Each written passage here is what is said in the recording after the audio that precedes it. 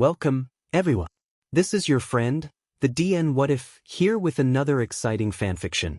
Today, we're diving into the story of what if Deku's mind was haunted by feral ghosts? If you enjoy this video, don't forget to hit that like button and subscribe for more fanfiction content just like this. Now, let's get started with the fanfic. You shouldn't be here.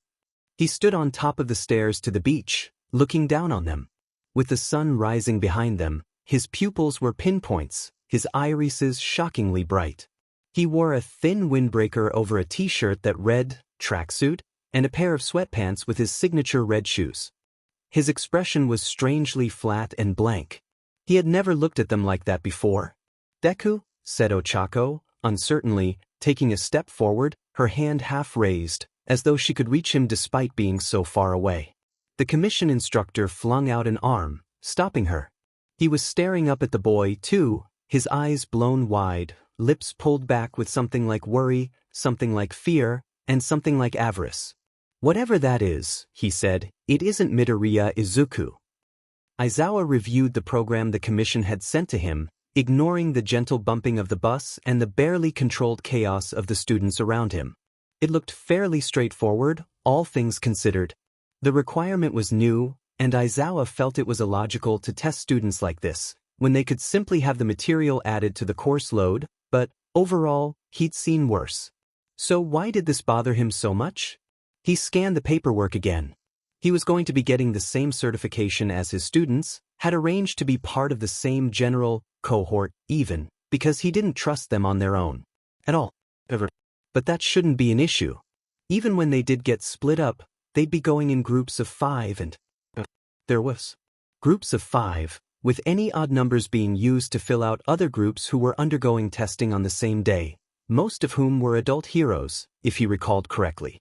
With the addition of Aizawa, there were 21 of them. Calling on years of experience, Aizawa didn't groan. The thing was, Aizawa knew, even before arriving and having numbers and groups assigned, who the odd one out would be. There was only one student who could be so problematic without trying or indeed having any control over the variables that went into causing the problem. Midoriya. Aizawa almost suspected that Midoriya had some secret trouble-attracting quirk on top of the lightning-spitting bone-breaking insanity and the randomly appearing eldritch abomination tentacle things. It would fit right in. Sadly, Midoriya's ability to find trouble didn't seem to go away when Aizawa stared at him, so he had to acknowledge that the kid was just that unlucky. If Aizawa let Midoriya go off to complete the course on his own, he would probably discover that, Pro Hero Wash was laundering money from an overseas smuggling operation disguised as an environmental cleanup charity. Or, somehow, locate a villain, despite being at a secure hero commission building. Like he had during the provisional license exam. Or break a bone. Or discover a previously unknown aspect of his quirk. Or get into a fight with Bakugo. No way. Not if Aizawa had anything to say about it. Izuku bounced in place, excited. He was attending a professional development course given by the Hero Standards and Practices Commission. It was like a dream come true. Literally. He dreamed about this. Of course, he'd had the dream when he was 7, and he'd just learned about the HSPC and what it did, and All Might had been the course teacher, which he wasn't going to be for this course, and which was also a little redundant, because All Might, Mr. Yagi, Toshinori, 8, was already his teacher, and the reason behind this course, and making everyone with any kind of hero license take it, was a bit disturbing, and he'd had to opt out of some of the course features because reasons, but regardless. "Midoriya," said Jiro, tapping on his shoulder, "they're calling for you." "Oh, thanks," said Izuku, nodding vigorously, and man, he really had to cut his hair soon. It was getting long enough to fall in his eyes when he did that, and that would be distracting in the field. Good thing it wouldn't matter for today. They weren't going to be doing anything physical after all. He walked up to the table, showed the person with the clipboard his provisional license. He could still hardly believe he had it. It was so cool, and received a card with a number on it. "Pin that to your shirt," said the man, hardly looking at him. At least, the man was trying to look like he was hardly looking at him. Maybe he recognized him from the sports festival and didn't want to make things awkward? But it had been a while since the sports festival. They tended to drain from common memory pretty quickly, and, oh no, he'd been holding up the line. He sketched a quick bow and ran over to where the rest of his classmates and teacher were waiting. "So," said Aizawa, looking as exhausted as ever. There was a spark of something in the man's eye. Vigilance.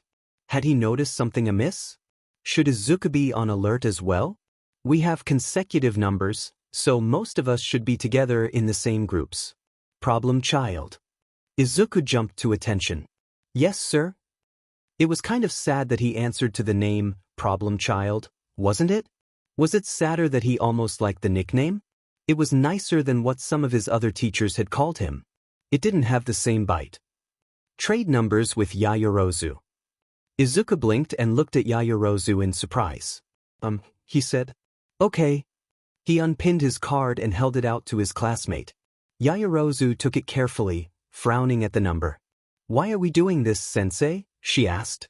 "Because knowing his luck, Midoriya is going to be the odd one out, and you're the only one I trust not to kill someone or get kidnapped if you're left on your own."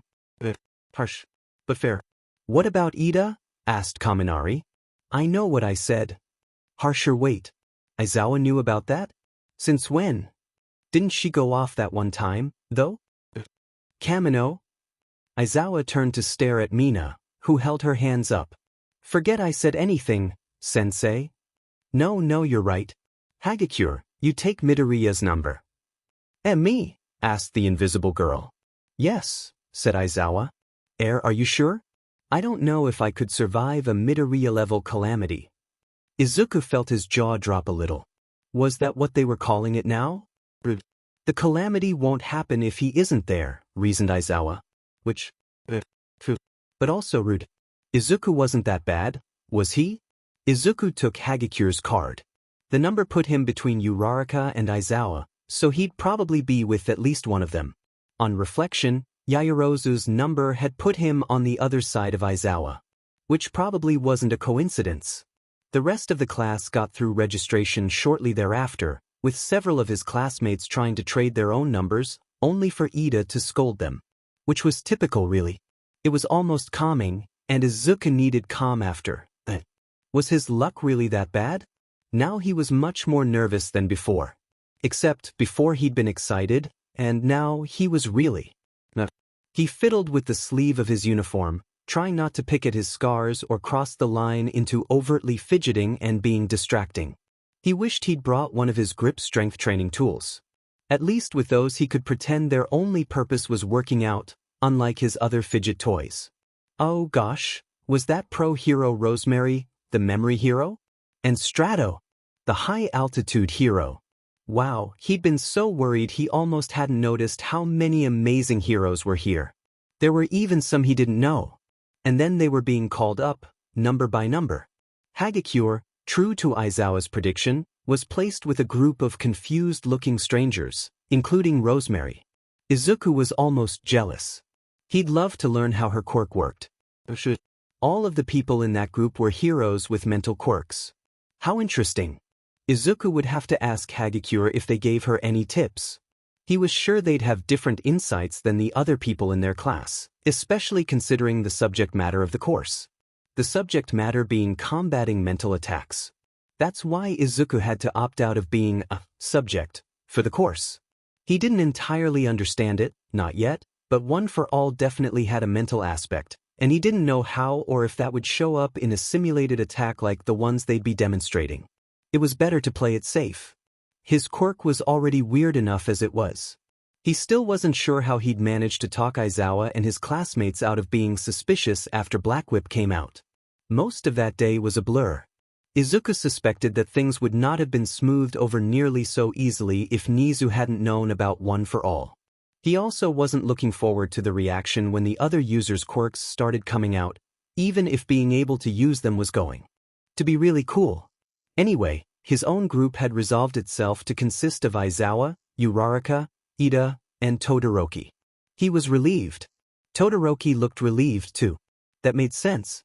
With what Todoroki had told Izuku about his history, he wouldn't want to be doing this with people he didn't know either. But Todoroki would have opted out anyway, right? Or did Endeavor not let him? Honestly, that would be par for the course for Endeavor. Todoroki said he was getting better, but Izuku had doubts. He liked to think that people could always be saved, even from themselves, that most villains could be reformed, even if the government didn't think so, that people like Endeavor and Kaken could see the error of their ways. But even though Kaken was better than he was before didn't mean that he didn't still do things that Izuku didn't like. And he couldn't imagine that Endeavor was changing faster than Kaken. Who will they have us do first, do you think? Asked Uraraka. I mean, I know they're going to go through all of us, but all of this is making me so nervous. I have a lot of embarrassing memories. I mean, I'm sure everyone does, but, that didn't come out right.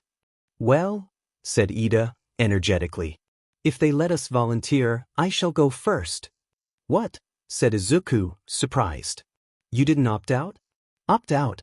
Asked Uraraka. That was an option? I mean, yes, said Izuku. I mean, I had to file a bunch of paperwork and get Mom, All Might, and Principal Niza to sign off on it, but, I mean, it's an option for people who know secrets that shouldn't be exposed. Like Ida. What was he thinking? I did not know that was an option, said Ida, who had evidently now realized he was in deep, deep trouble. Izuku resolved to protect his friend's secrets as best as he was able, even if it meant he didn't get a good score in the training. I didn't think there was an opt-out option either, said Todoroki, frowning. He reached towards his face but tugged on his hair instead of touching his scar. Am I the only one that asked? Alec, it wasn't easy, I had to get a bunch of signatures, but it was doable, he shrugged, helplessly.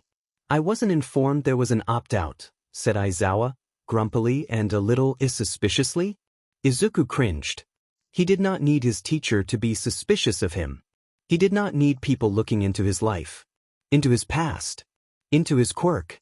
Maybe, if they couldn't keep Ida's and Todoroki's secrets quiet, he could play his reluctance off as pertaining to those. Even if the idea made him feel incredibly guilty and unworthy of his friends. He would just have to do his best to help them. Before any more conversations could be had, their group was called into one of the rooms. A set of 6 cheap futons laid on the floor. Monitoring equipment lined one of the walls. 2 commission personnel, a man and a woman, were waiting for them. When the woman saw Izuku, she frowned and pulled her phone out of her pocket. What was that about?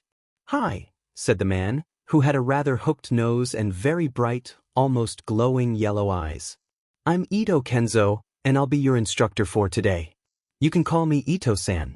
This is Saito Yum, will be using her quirk for today's demonstration. The woman smiled brightly, putting away her phone quickly. The way my quirk works is that I can put up to 5 people into a shared dream state modeled after a 6th person's mind. All 6 people lose consciousness when I use my quirk, and the perception of time in the dream state is usually altered, although by how much varies depending on the group. The dream state persists until either I release it, the people involved break free, or 8 hours pass. However, I'll be making the rounds once an hour to pull everyone out and let you move on to the next person in the group. I'll be joining the dream state with you, to help point out tactics, said Ito. Although the person the dreamscape is modeled on won't be completely aware of what's going on, the goal is to familiarize you with what it feels like to have your minds invaded in a safe, secure environment. Saito-san's quirk is similar enough to that of several known villains to be a good example of what to expect. Ito paused. Any questions? Uraraka raised her hand. Who's going first? She asked. Ah, that would be, he broke off as Saito tugged on his sleeve and showed him her phone. The man did a double take, then paled, slightly. He glanced at Izuku. He said, you're not supposed to be in this group. Yes, I am, said Izuku. This is my number? It matches? Ito glanced at Saito. Then his phone rang. Oops, he said, looking at his phone. It looks like I'm in the wrong group. You kids are supposed to have Suzuki-san. I was requested by another group, so sorry. He'll be here in a minute. Ito retreated through the back door at high speed. Izuku swallowed. Something was going on behind the scenes.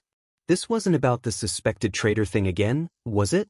Izuku had thought, after the training camp, that it was pretty obvious it had to be a teacher. And it couldn't be Aizawa-sensei. He'd almost been killed by the Numa. Also, he was the best teacher Izuku had ever had. A new, much taller man walked through the door. "Hello," he said.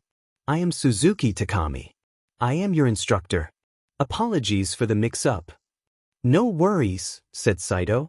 "Everyone, go ahead, lie down, get comfortable. Midoriya-san, you're first." "What?" said Izuku. "But I opted out? I filled in the paperwork and everything. I got a signature from Abe-san and Kondo-san, and he fumbled to pull out his paperwork. He kept copies just in case." Saito and Suzuki didn't so much as look at it. "This course doesn't have an opt-out," said Suzuki. "Excuse me," said Aizawa. "He clearly has paperwork for an opt-out. Maybe you were misinformed. Like you were about the room." Suzuki shook his head. "I don't know who you talked to," he said, "but they were either mistaken about what course you were referring to, or you misunderstood them." "But," said Izuku. "Midoriya," said Aizawa, "if you want to sit this out, it's fine. I can go with you, so you won't be alone. No one's going to make you subject yourself to a quirk you aren't comfortable with." "He can do that," said Suzuki, "but he'll lose his provisional license. He'd have to go through recertification entirely. When's the next licensing exam?" "Hold up," said Aizawa. "You're doing this course 2 more times, aren't you? I know I was given multiple options for getting this certification." "Sure," said Saito, "but it's still going to be my quirk." She wrapped a strand of her hair around her finger, stressed.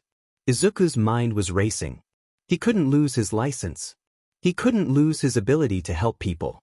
What would all might think? He couldn't. "It's fine, Sensei, it's fine. I'd have to do this anyway, right? Me might as well get it over with, huh?" He walked over to one of the futons and set down his backpack, trying to hide his trembling hands. "So, is there anything special or specific I have to do for your quirk to work?" "Nope," said Saito cheerfully. "Just lie down and close your eyes." "Come on, everyone lay down." Aizawa moved slowly, which was nothing short of shocking considering how eager he usually was to crawl into his sleeping bag. He put the bag down on one of the futons. "You're sure there's no way for Midoriya to opt out?" "Positive." "We're really sorry," said Saito. "Illogical," grumbled Aizawa. He got into his sleeping bag nonetheless. "You sure about this, problem child?" "I'm sure, Sensei. Plus ultra, right?" He laid down, trying to get comfortable, but the panic rising in his veins really didn't allow for that. He could distantly feel One for All, and all it contained, pressing up against the back of his mind with something like concern. He swallowed. "Don't think about it." His classmates were, hesitantly, picking out their own spots. Ida looked like he wanted to say something. Uraraka's brow was furrowed, her lips pursed. Todoroki was difficult to read as always. Suzuki was already lying down, staring at the ceiling. Izuku closed his eyes. "All right," said Saito. "Here we go."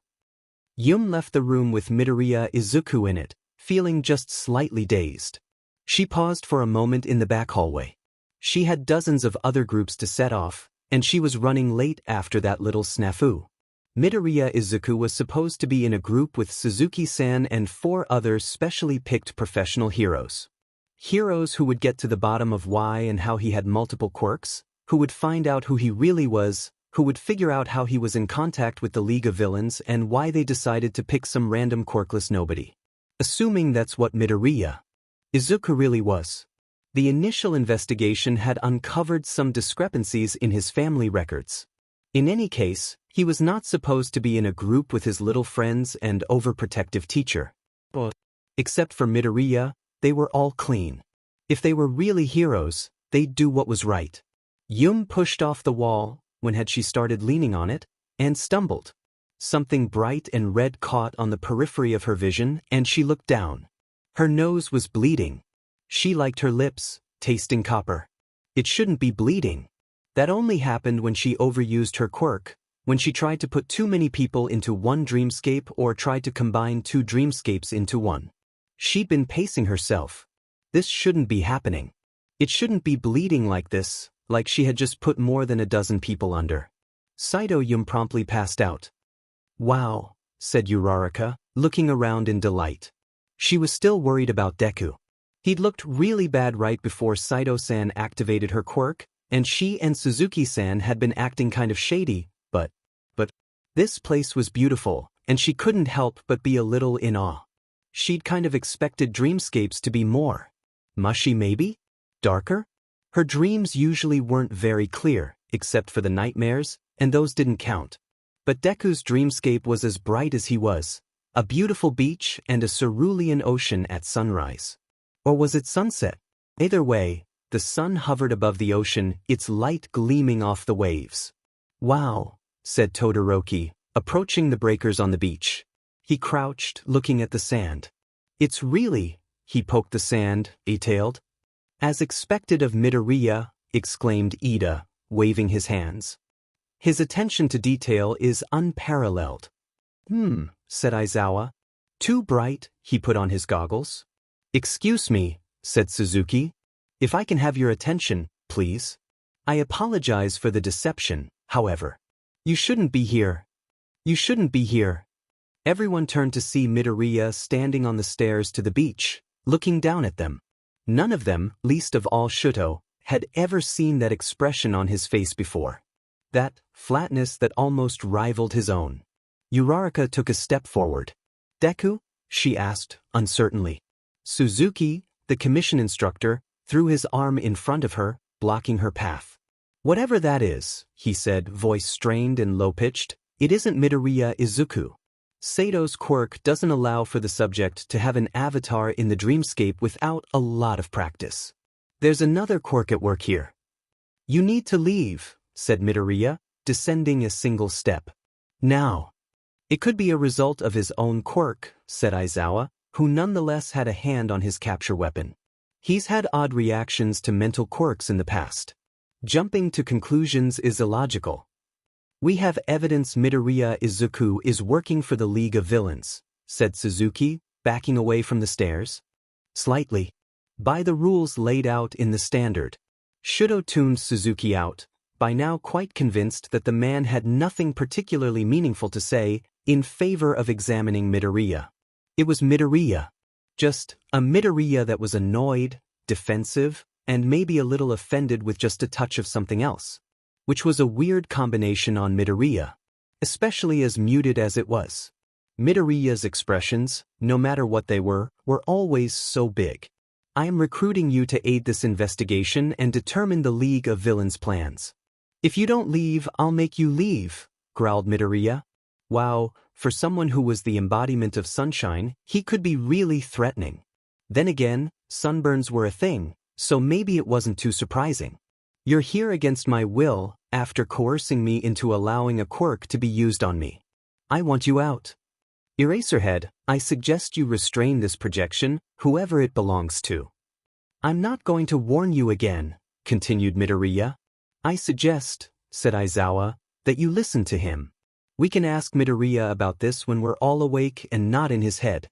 Like you should have done in the beginning." Midoriya tilted his head slightly to one side. "I agree. This is very unethical," said Ida, chopping at the air. "This is basically an interrogation, and Midoriya is a minor. You need parental permission. Which, before you start talking about him willingly participating in this course," said Aizawa, "he has explicitly withdrawn. Not to mention his mother signed those opt-out forms, so her permission is withdrawn as well." "You can't be serious." "I am," said Aizawa. "Take us out. This whole thing is illogical." "I can't," said Suzuki. "Saito is the only one who can shut down her quirk prematurely." "What?" said Uraraka. "There's no way for you to contact her in an emergency? That's really dangerous." "That's not what Saito Yum said either," said Midoriya, flatly. "The dream state persists until either I release it, the people involved break free, or 8 hours pass. Implying that there's another way to break free. One that you, by necessity, must know. So leave, or I'm going to start to defend myself." Suzuki took a deep breath.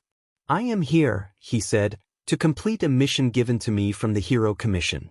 Your refusal to comply with the terms set out in your licensing agreements will be noted." Midoriya brought his head up straight again and squared his shoulders. His hands clenched. He was wearing gloves, Shudo noticed. Not the gloves that went with his hero costume, but work gloves. He'd seen the landscapers who worked at his family home wear something similar. Fine, said Izuku. Then I'm going to kick you out. That's impossible. I know this beach very well. Abruptly, the pristine white sand was covered in towers of trash, separating Shudo from the others. Suzuki's insistence that Midoriya was a spy had already had him on. This put him fully into battle mode. He dropped into battle stance and carefully froze one of the trash piles in front of him, making an icy stare to the top. His first priority was to find Aizawa and his classmates and regroup. To do that, he had to get a better vantage point. He jogged up the stairs, noting absently that he was now in his hero suit, not his school uniform. What had he been wearing before this turned into a fight? He hadn't particularly noticed. He reached the top just in time to see Midoriya bludgeon Suzuki with a piece of rusty rebar. Alright, maybe that wasn't Midoriya. Aizawa wasn't fast enough getting around the piles of trash. He would have tried to scale them, but there was no safe place for him to grab onto. The piles were simply too unstable, too untrustworthy, too poorly shaped. He arrived just in time to see Midoriya, or what looked like Midoriya, impale Suzuki with a pole. Before his mind could fully process the problem child attempting what looked a whole lot like murder, he had him wrapped in his capture weapon. Midoriya had the gall to look confused, if only slightly. Todoroki, Aizawa barked, spotting his other student on top of one of the horribly dangerous trash mounds. First aid stat. Yes, sir, said Todoroki, making an ice ramp to glide down. Midoriya, he said. What was that? Perhaps it was illogical to ask, but he still couldn't quite believe his eyes. I was testing to see if he'd wake up and go away if he got knocked out, said Midoriya. He made a tiny, not quite shrugging motion. This is just a dream after all. All right, that was true, but it was still incredibly disconcerting to see Midoriya act so callously towards the life of another human being. Although he was unsure how many times Midoriya had hit Suzuki, and certain places of impact were less lethal than others, blunt force trauma, especially to the back of the head, could still be deadly. There was the sharp report of a gun, and Midoriya jerked forward, blood leaking from some invisible wound to drip down his face. Then he vanished. He turned towards that utter busy Suzuki, eyes blazing, only to find him entirely encased in a glacier except for his head. While Aizawa had been trying to train Todoroki out of reflexively encasing human beings in ice, due to frostbite, hypothermia, and other potential health issues, he was willing to let it slide. Just this once. I told you, said Suzuki, teeth chattering. That isn't your student. And even if it was, he's a traitor. Sensei, said Todoroki, what are we going to do? First, said Aizawa. He didn't get beyond that, because Uraraka was abruptly launched from behind a wall of trash, trailing a makeshift tether of salvaged bungee cords. Found them, exclaimed Uraraka. I don't see Deku though. First, said Aizawa, feeling exhausted despite technically being asleep, we regroup. Toshinori was supposed to be teaching a third-year heroics course. Wanted to be with Izuku at the Hero Commission training, even if he was retired, with only a retiree license to his name. He was in the nurse's office, getting his brain checked by Recovery Girl, because sudden debilitating headaches weren't on the long list of symptoms he'd come to expect from his injuries and medications. Chio was worried he might be having a slide, an aneurysm, or some other sudden, lethal, brain condition. She'd used her quirk on him at once, and the pain hadn't stopped. She'd said that, at least, it should stop an aneurysm from getting worse. Toshinori hoped it wasn't brain cancer. As far as personal abilities went, all he had going for him right now was brain power and a stupidly high pain tolerance. He closed his eyes against the bright lights of the room. Everything seemed too bright and blurry. Sounds warped oddly in his ears. The fabric of the bed underneath him felt gritty against his fingertips. It was like he wasn't entirely here. Oh, the joys of hallucinations. Something like urgency pushed against the back of his mind. Whispered 8 and help and 9. Something was going more wrong than usual. He waited for Chio to step out of the room before he snuck out. Izuku emerged from sleep with a choked gasp, heart racing, head spinning. It took him several fraught minutes to get his breathing under control and recognize where he was. The room for the Hero Commission course. His classmates and teacher were sleeping next to him, as well as the commission instructor. What had his name been? Something with an S? Thinking was hard. It was like his brain was occupied with something else, and he kept having to nudge it back on track. It was like he shook his head, which pounded with the movement, distracting him further. What? An odd sensation overtook him, and he found himself slowly, cautiously standing up. It wasn't like Shinsu's quirk, where his body was out of his control, but more like he was almost sharing control, somehow. Like he could, at any point, take control back. And he did, just to test the theory, stopping for a moment, his hand halfway to his backpack. But that was hard, and he really wasn't up for much in the way of decision-making, and the others were quite adamant that he had to get out now. They'd know. He trusted them. They picked up the backpack. 8 was coming. They could trust 8. The door slammed open. Izuku froze.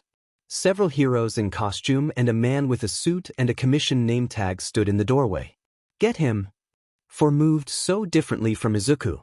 Precisely like he knew exactly how his opponents were going to act, where they were going to be. It reminded Izuku of how Sir Night Eye moved. In seconds, they were in the main hall, sprinting past crowds with the help of One for All. Izuku felt bad about leaving Aizawa and his friends, but they knew they weren't targets. Izuku was. Izuku didn't know how they knew that, how he knew that. Parking lot. Streets. Alleyway. Rooftops. His UA uniform was too attention-grabbing. They dropped his blazer behind one of the rooftop ventilations and tugged off his tie. The button down by itself was less attention-grabbing. There was nothing they could do about his pants. Alley again. The people chasing him could track his phone. They needed to get rid of it, preferably in a way that wouldn't immediately tip their pursuers off to the fact they had gotten rid of it. Sending them the wrong way would be a good distraction, would buy them time. They slipped onto a bus and dropped Izuku's phone into a woman's purse.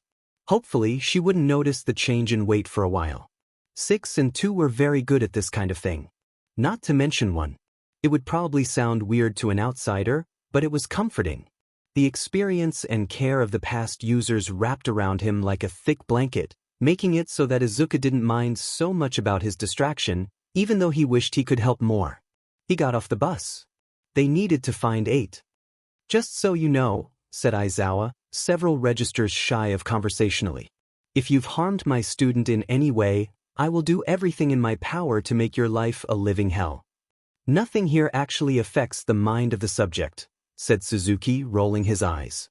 Otherwise, we wouldn't use Sato's quirk. Your information hasn't exactly been accurate so far, said Tenya, pushing his glasses up and frowning. Suzuki had, in fact, been fundamentally unhelpful. In fact, I believe you have outright lied to us on several occasions. He glanced at his classmates for support and did a double take. Standing behind Uraraka, half hidden behind a beaten-up old refrigerator, was Midoriya, a smaller, slimmer, younger Midoriya, who was wearing an all-M t-shirt, thick gloves, and an awfully large amount of rope. He was also crying, silently, and staring at Suzuki. You shouldn't have done that, he said. He pulled on the rope. The refrigerator came free, destabilizing the pile of trash it had been supporting. It all came tumbling down.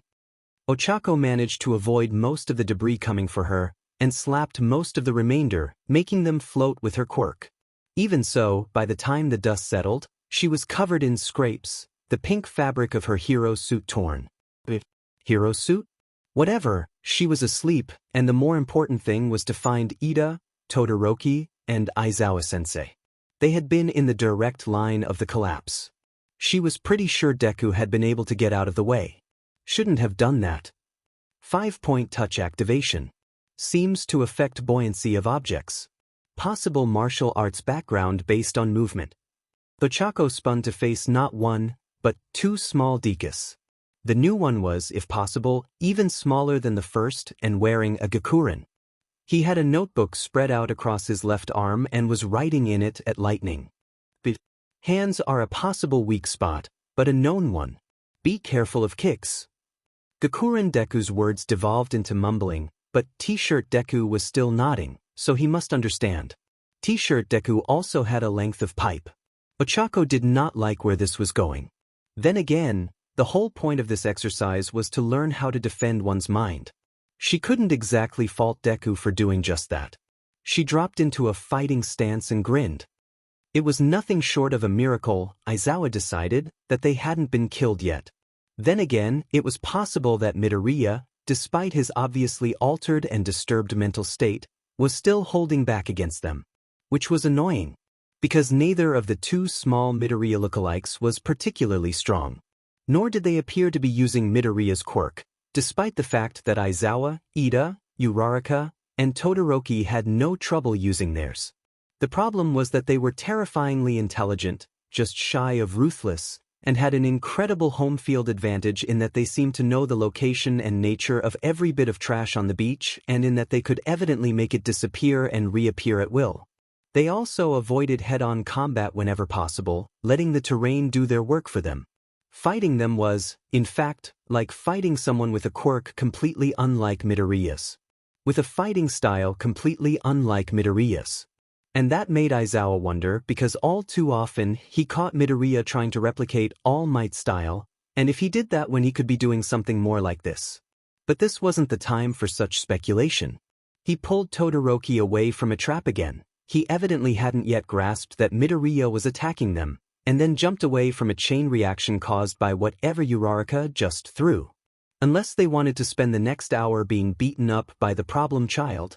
We need to get somewhere he has less control over the environment. Off the beach, suggested Uraraka, panting. He said he knew the beach well, so... Aizawa nodded. That was good thinking. Where were the stairs? You need to leave. We're trying, problem child, snapped Aizawa, and, miraculously, that made Midoriya hesitate. Aizawa pulled Todoroki towards the stairs. The others were able to follow on their own. They made their way up, and as soon as they hit the top step the previously clear sky opened up and it began to pour. Aizawa was soaked through in seconds. Wonderful. However, the attacks which had been relentless up until this point stopped. We left Suzuki, observed Ida. Aizawa held back a groan. Who cares? Asked Todoroki. We do, said Aizawa. We can't let him run around unsupervised in Midoriya's head. I think he might have gotten crushed, said Uraraka. He was still in your ice, wasn't he, Todoroki? Yeah, said Todoroki.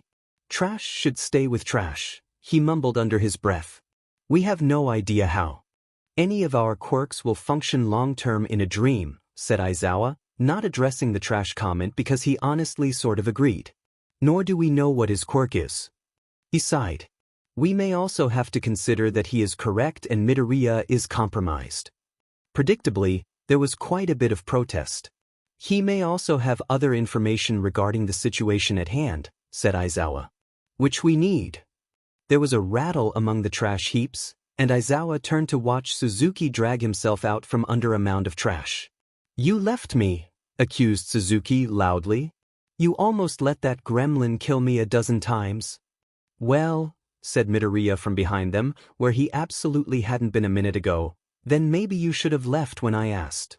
A mind-affecting quirk? Asked the secretary. Are you sure? Positive, said Recovery Girl, grimly. If I had realized, I would never have left him alone while I reviewed the scans. I thought it was something physical. By the time we locked the campus down, he was already gone. The secretary found herself shaking, slightly. Even retired, even barely able to use his quirk, the idea of All Might under mind control, under a villain's control, was terrifying. I'm going to put you through to the chairman, she said, trying to keep the tremor out of her voice. I'm sure he'll mobilize every available resource. She pressed the button and sagged in her chair, glad she didn't have to make real decisions. Then the calls from the people in charge of the Muzutafu mental invasion training activity started rolling in. As she answered the phone, she couldn't help but think that All Might probably would have benefited from the training. Of all the things Tsuyu had expected to see while waiting to be directed to her room for testing, Midoriya fleeing from a group of heroes was not one of them. True, Midoriya had yet to come out of a class trip or event without some kind of trauma, but she'd been expecting villains to be the cause. Not whatever this was. Kaminari and Aoyama started forward, only to be held back by Shuji, who just barely managed to catch his phone. He'd been playing a Pokemon game with Kuda. "Hey," said Kaminari. "What gives, man? Midoriya is in trouble." "Yes," said Shuji quietly, the lips on his extra arm barely moving, "and look at who he's in trouble with." "We can't just go barreling in," agreed Tsuyu. "We need to find the rest of the class and get out of here." After all, if one member of 1A was in trouble, they all were. Aoyama placed his pointer finger and his thumb over his chin. "I have a better idea," he said. "What do you say to a sparkling distraction to help our friend and us escape?" Tsuyu followed his gaze and swallowed a sigh. People should really stop leaving electrical boxes out in the open like that. It was basically a signed invitation. Izuku did not notice the power outage that occurred a mere fraction of a second after he burst out of the center's doors, but if he did, he would have been grateful for the chaos it caused and the precious time it bought him. "That's the room they were in," said Fumikage, dark shadow screening him and the rest of his group from view. "I believe that Hagakure was." He hesitated. "There," he said finally. "Are you sure we should go after them?" asked Mineta. "I mean, it's Aizawa-sensei and the top of the class." "Since Midoriya is the only one who came out," Yaoyorozu coolly, "it's probable that they're either asleep or heavily outnumbered. Especially considering how out of character it is for Midoriya to leave them behind. Unless he was targeted and was trying to draw them away," said Satu. They considered that silently for a moment. "Bakuga's group was in that room," said Jairu, pointing with earjack. "They'll definitely be asleep by now. Not to back away from a fight, but if we really think our class is in danger, we should get them out first, of only because they're probably not at the center of this." Said Tokoyami. "The fate of Bakugo, much like Midoriya, is often shrouded in darkness." "I hate that you have a point," groaned Jairu. "Yamamo? You're kind of in charge here. I think it's your call." Yaoyorozu made a rather pained-looking face. "We need to find everyone who hasn't gone into a room yet, and we need to gather information," she said. "Maybe this is just a misunderstanding." Fumikage, for one, rather doubted it. This Deku was different again. Older than the ones they had seen so far.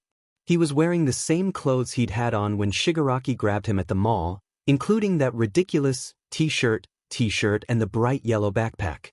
Ochako swallowed uneasily and looked back at Suzuki.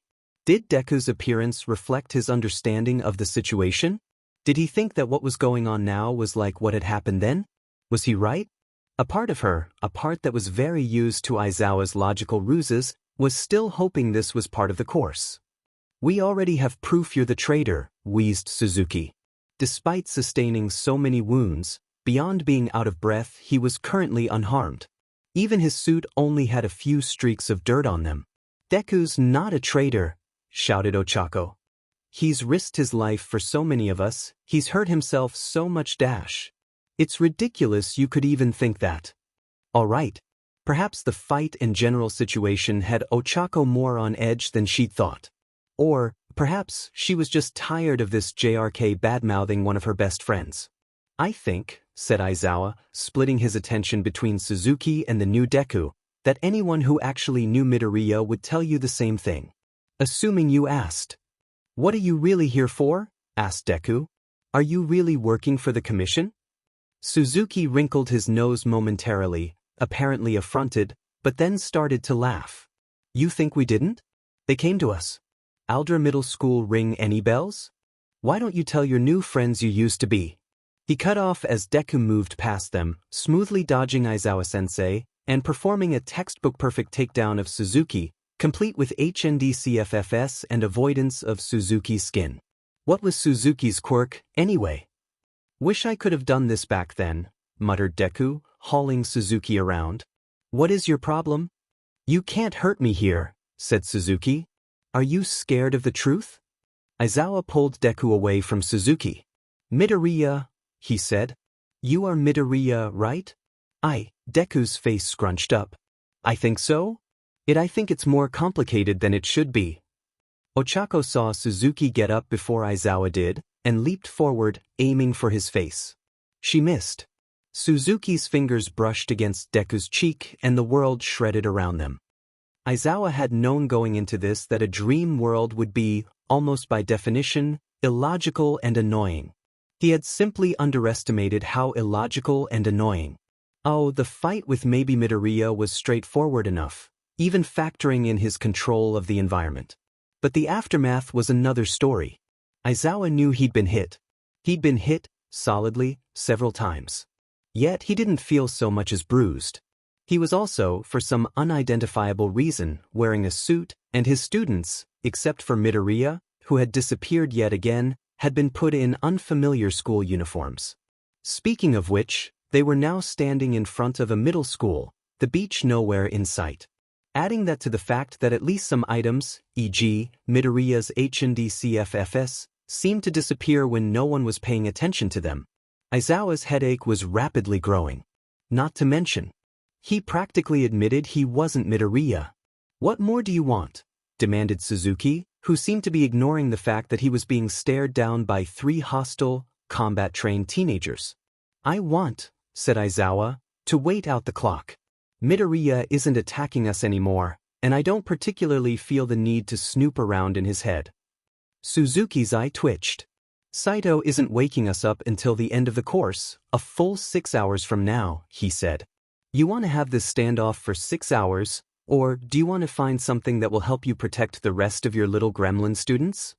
What do you mean, until the end of the course? Demanded Ida, adjusting his glasses. She's supposed to let us out in an hour. Aizawa sighed, but kept his gaze fixed on Suzuki. Ida could be a little too fixated on rules sometimes. So? No one will miss you until the lunch break, and that can be easily covered up. We should call the school too, decided Momo. I think Principal Nizu likes Midoriya. Really? asked Seru, surprised. Momo nodded. Whenever Midoriya is brought up at student council meetings, he sort of chuckles. He does that with Aizawa-sensei, too, come to think of it. And All Might. That's terrifying, said Mineta. No one said anything because they didn't really want to agree with Mineta, even about something so mundane. Sirens from an ambulance called for Saito Yum were just audible in the distance. Somewhat farther away, the principal of UA realized that calling the Hero Commission about Yagi's disappearance might have been a tactical error. In the Hero Commission headquarters, the chairman determined that, no, this was not going to be covered up easily, and started making alternate plans. Then we'll wait for the whole 6 hours, said Aizawa. Consider it endurance training, he told his students, for stakeouts and whatever. And whatever? asked Todoroki. If you have to deal with this nonsense now, said Aizawa, as students, it's only going to get worse when you're pros. Ah, said Todoroki, nodding sagely. I see. Look, if you're all so sure he has nothing to hide, what's the harm in looking? Kids, said Aizawa, cutting off whatever responses the 3 of them were about to snap out, don't engage him. This was going to be a very long 6 hours. Or 5 hours. It had to have been at least 1 hour since they went under, right? It had to be if the universe was fair. Oh, who is he kidding? Suzuki sighed, closed his eyes, and straightened his tie. I apologize, he said. The appearance of that projection unsettled me, and I have not fully explained why the Hero Commission has decided to act as it has in the case of Midoriya Izuku. Who cares? asked Todoroki. The commission seeks. Undeterred, Suzuki continued. I'm sure you have all noticed that Midoriya Izuku displays 2 quirks. So do I and Aizawa-sensei, said Todoroki. I what? asked Aizawa. Your floaty hair thing. That's just an emitter effect, said Aizawa. But it works on your capture weapon, said Todoroki. Midoriya showed me a diagram once. It was very convincing. He said not to bring it up though because you were probably hiding it from villains. Oh, he trailed off as he looked back at Suzuki. This was not, Aizawa reminded himself sternly, the time to have an existential crisis. He was having a talk with Midoriya when he got out of this. A secondary quirk that he only discovered in high school? You must see how far-fetched this is. Not to mention his first quirk only. The ground rumbled. Abruptly, they were surrounded by bright, approximately human-shaped blurs of color. Because why not? Among those blurs of color ran tiny middle school Midoriya, because, again, why not? Using the distraction, and something that had to be related to either a quirk or Suzuki's greater experience with Sato's quirk, Suzuki escaped their little circle and ran after Midoriya. Aizawa's students and thus Aizawa followed. "Come again?" asked Vlad King, rubbing the inside of his ear. "I think I must have misheard you." "Yagi stole your car," repeated Power Loader, sounding completely done with the world. Vlad, still uncomprehending, blinked up at his coworker.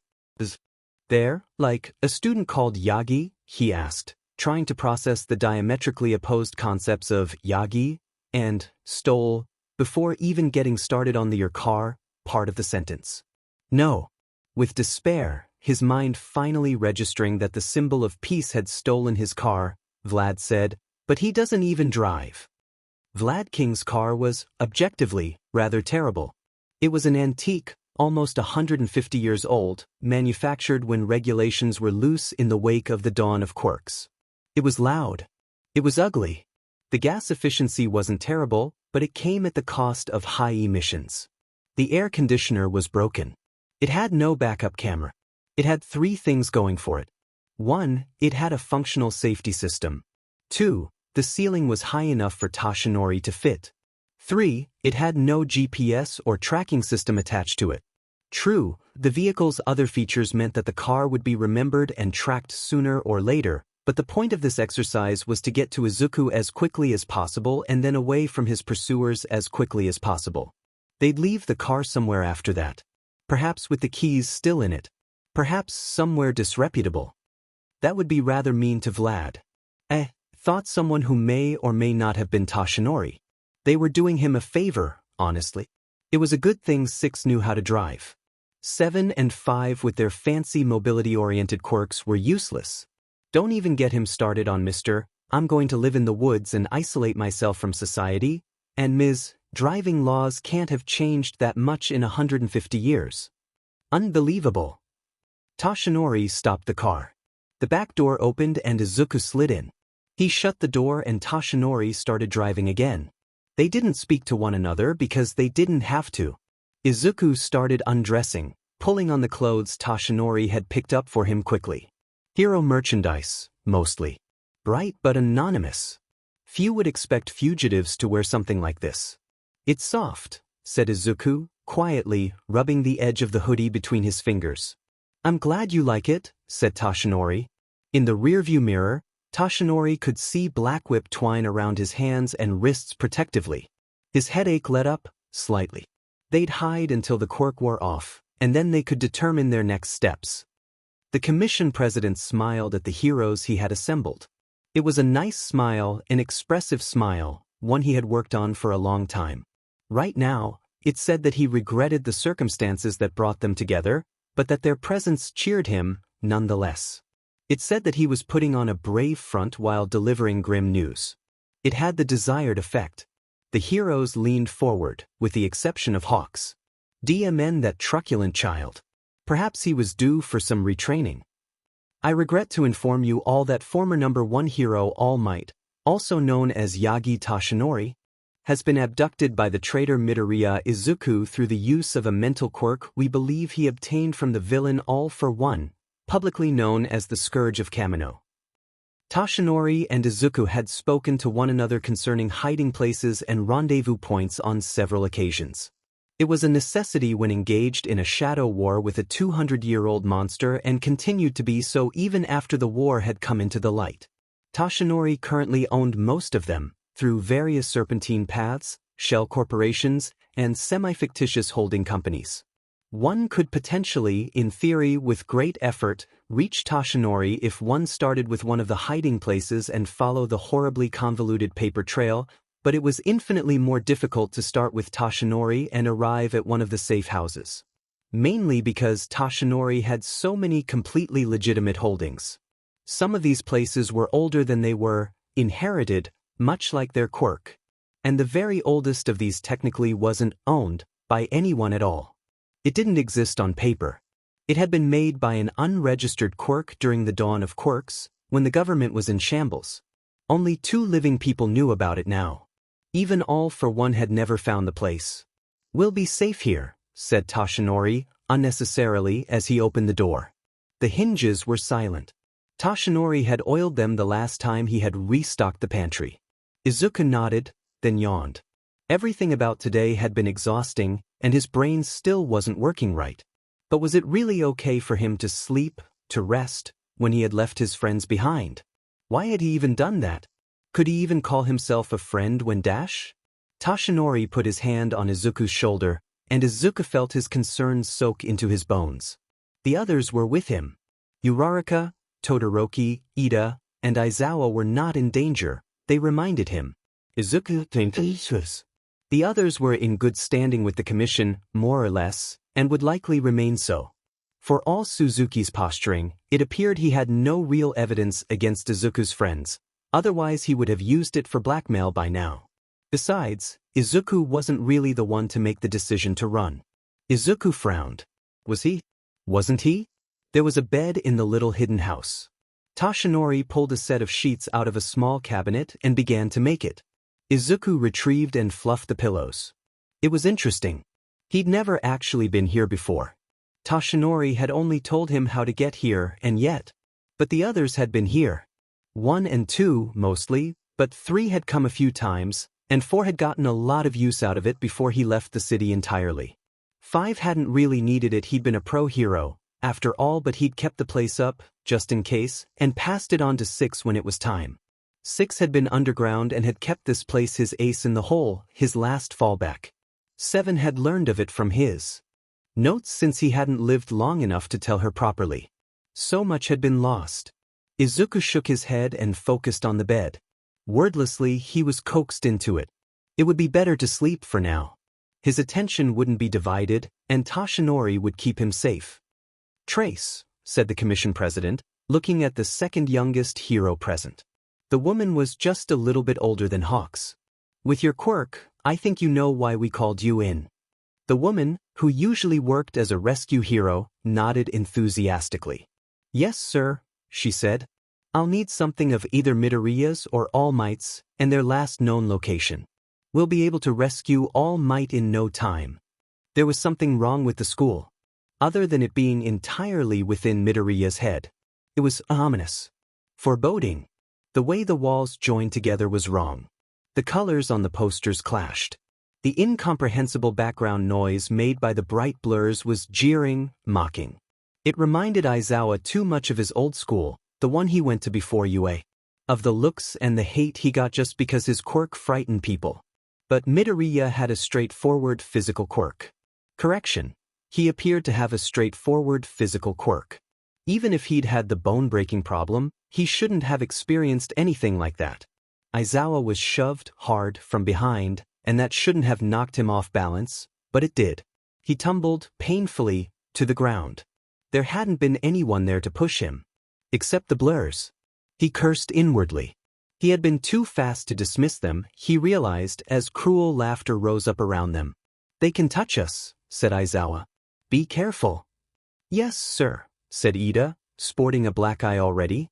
"I apologize for my inattention." More laughter. An older, but still indistinct voice rose above the sound, along with a taller blur. "A teacher." The condescension in the tone made Aizawa's teeth hurt. He caught sight of Suzuki ahead. "Come on," he said. "Let me try something, sensei," said Todoroki. He raised his arm, and ice filled the hallway, pushing out to either side. The blurs ignored it. The jeering increased in volume. Aizawa could make out individual words, now, like useless and freak. "Good thought, Todoroki," said Aizawa. He tried not to let his trepidation show.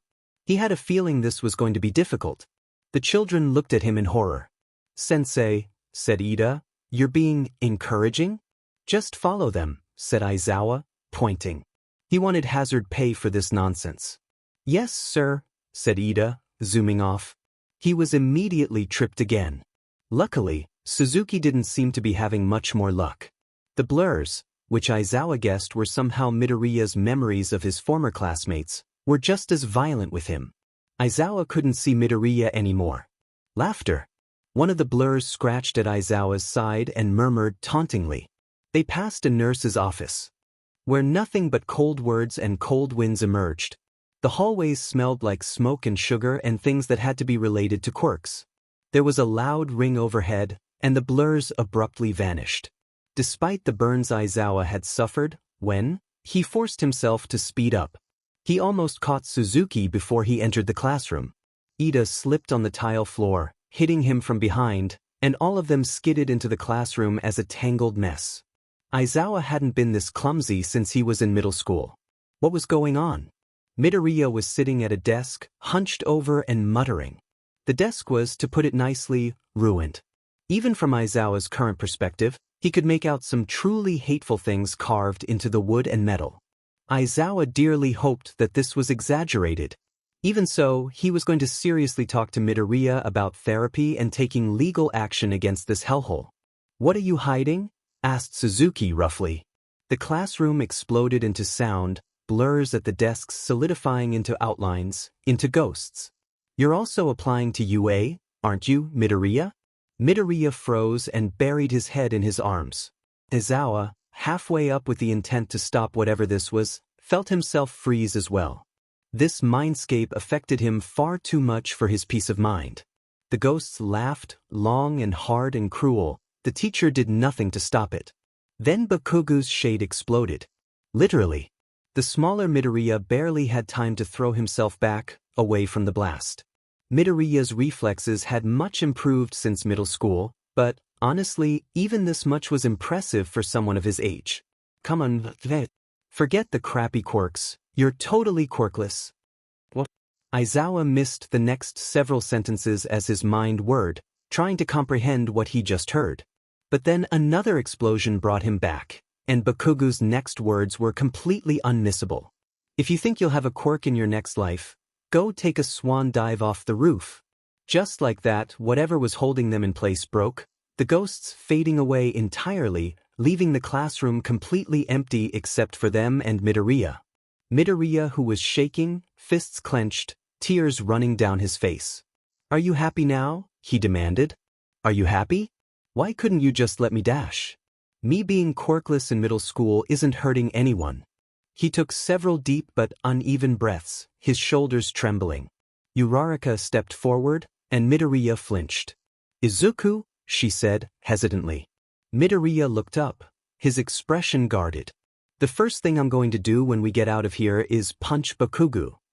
She said it cheerfully, one hand in a fist. Midoriya gaped, but some of the oppressive, terrified atmosphere dissipated. Aizawa sighed to himself. Now that the immediate danger seemed to be over, he moved closer to Midoriya.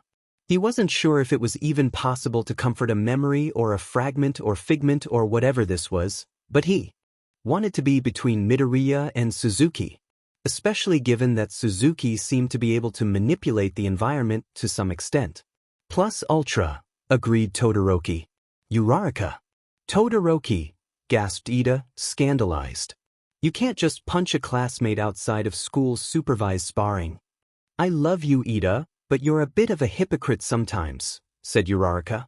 "Especially considering, she gestured vaguely at Ida's hands and then Midoriya's face. Ida turned a very funny color, then looked down at his hands. "Oh my God, you're right," he whispered, horrified. "What have I become?" "Besides," said Todoroki, "Aizawa is like right here." He gestured at Aizawa. "We can ask him if we can." "No," interrupted Suzuki, "that can't be it. Show me what you're hiding." He started forward only to be jumped by 3 extremely annoyed hero students. Just to be safe, Aizawa activated his quirk and kept it trained on the man. "Mind the gun," reminded Ida. "Yes, the gun," which the man may or may not have recovered at any point due to the impermanent nature of everything here. "Lovely." "Midoriya," said Aizawa, "he's after you. Get out of here." "Yes," said Midoriya. "Sorry, sensei." He bobbed in an incomplete bow and turned to the door. And there was that stupid gun. Aizawa wished he had his capture weapon back. "What are you keeping secret?" demanded Suzuki, his voice echoing somewhat. Midoriya clutched his head and screamed, falling to his knees. His body vanished entirely, but the sound remained, somehow. The classroom fell apart. Very briefly, Tenya recognized Hosu. The smoke, the alley, the distant, indistinct cries of Manuel. It wasn't the alley where he'd found Staines standing over Native, however. This was Midoriya's perspective. The scene shifted again, rapidly. They were now in the entrance tunnel to the sports festival arena. The air smelled of smoke. Todoroki startled, but it fell away. A hallway in UA, the smell of coffee. Then, one of the soundproofed conference rooms. Papers on a table, the writing all blacked out. Suzuki lunged for them. Aizawa punched him in the face. Another shift, a dilapidated apartment with footprints on the walls and ceilings. A microwave hummed in the background. As soon as it dinged, they were elsewhere again. Back on the beach. The light was different. A single car still remained and they were on a rooftop. The wind blew mournfully. Midoriya was standing at the edge, uniform in disarray, a burnt notebook clutched in one hand. "Stop it," he shouted, almost doubled over. "Stop it, stop it, stop it." Tenya took a step forward before he could fully assess the situation. If he tried to grab Midoriya now, there was a good chance he'd go right over the edge. There it is. That smile of his is just a mask. "Of course, it's a mask, you idiot," exclaimed Midoriya, angrily. Angrily. Midoriya rarely got angry. "I am clinically depressed, and I have anxiety. That doesn't make me a villain. Are you stupid? Are you on drags? Is the whole commission on drags?" All Might's smile was a mask 90% of the time. And don't you dare try to tell me that Hawk's smile isn't a mask. Do you do this to him too, you sicko? Suzuki had gone very stiff. "How do you know about that?" "Because I have functioning eyes, unlike virtually everyone else, apparently." "What is wrong with you?" "You," said Suzuki, "are in no position to ask questions. What are you hiding here? You really want to know? Do you? Huh. Midoriya. Shut up, shut up, shut up, I can't take this anymore, this is so stupid." This Midoriya was also not quite right, it seemed. Beyond age. "You want to know why this place is a secret? Fine. He threw his hands on the air. "This is the first and last place I seriously considered suicide. Happy." The last was said with such an incredible amount of venom that everyone took a step away from Midoriya. "Suicide," said Tenya out loud, unable to stop himself. "I didn't want a hero courses filter stuff like that out. If they think you're going to be a liability." He was breathing heavily. "Are you happy now? You have my deep, dark secrets.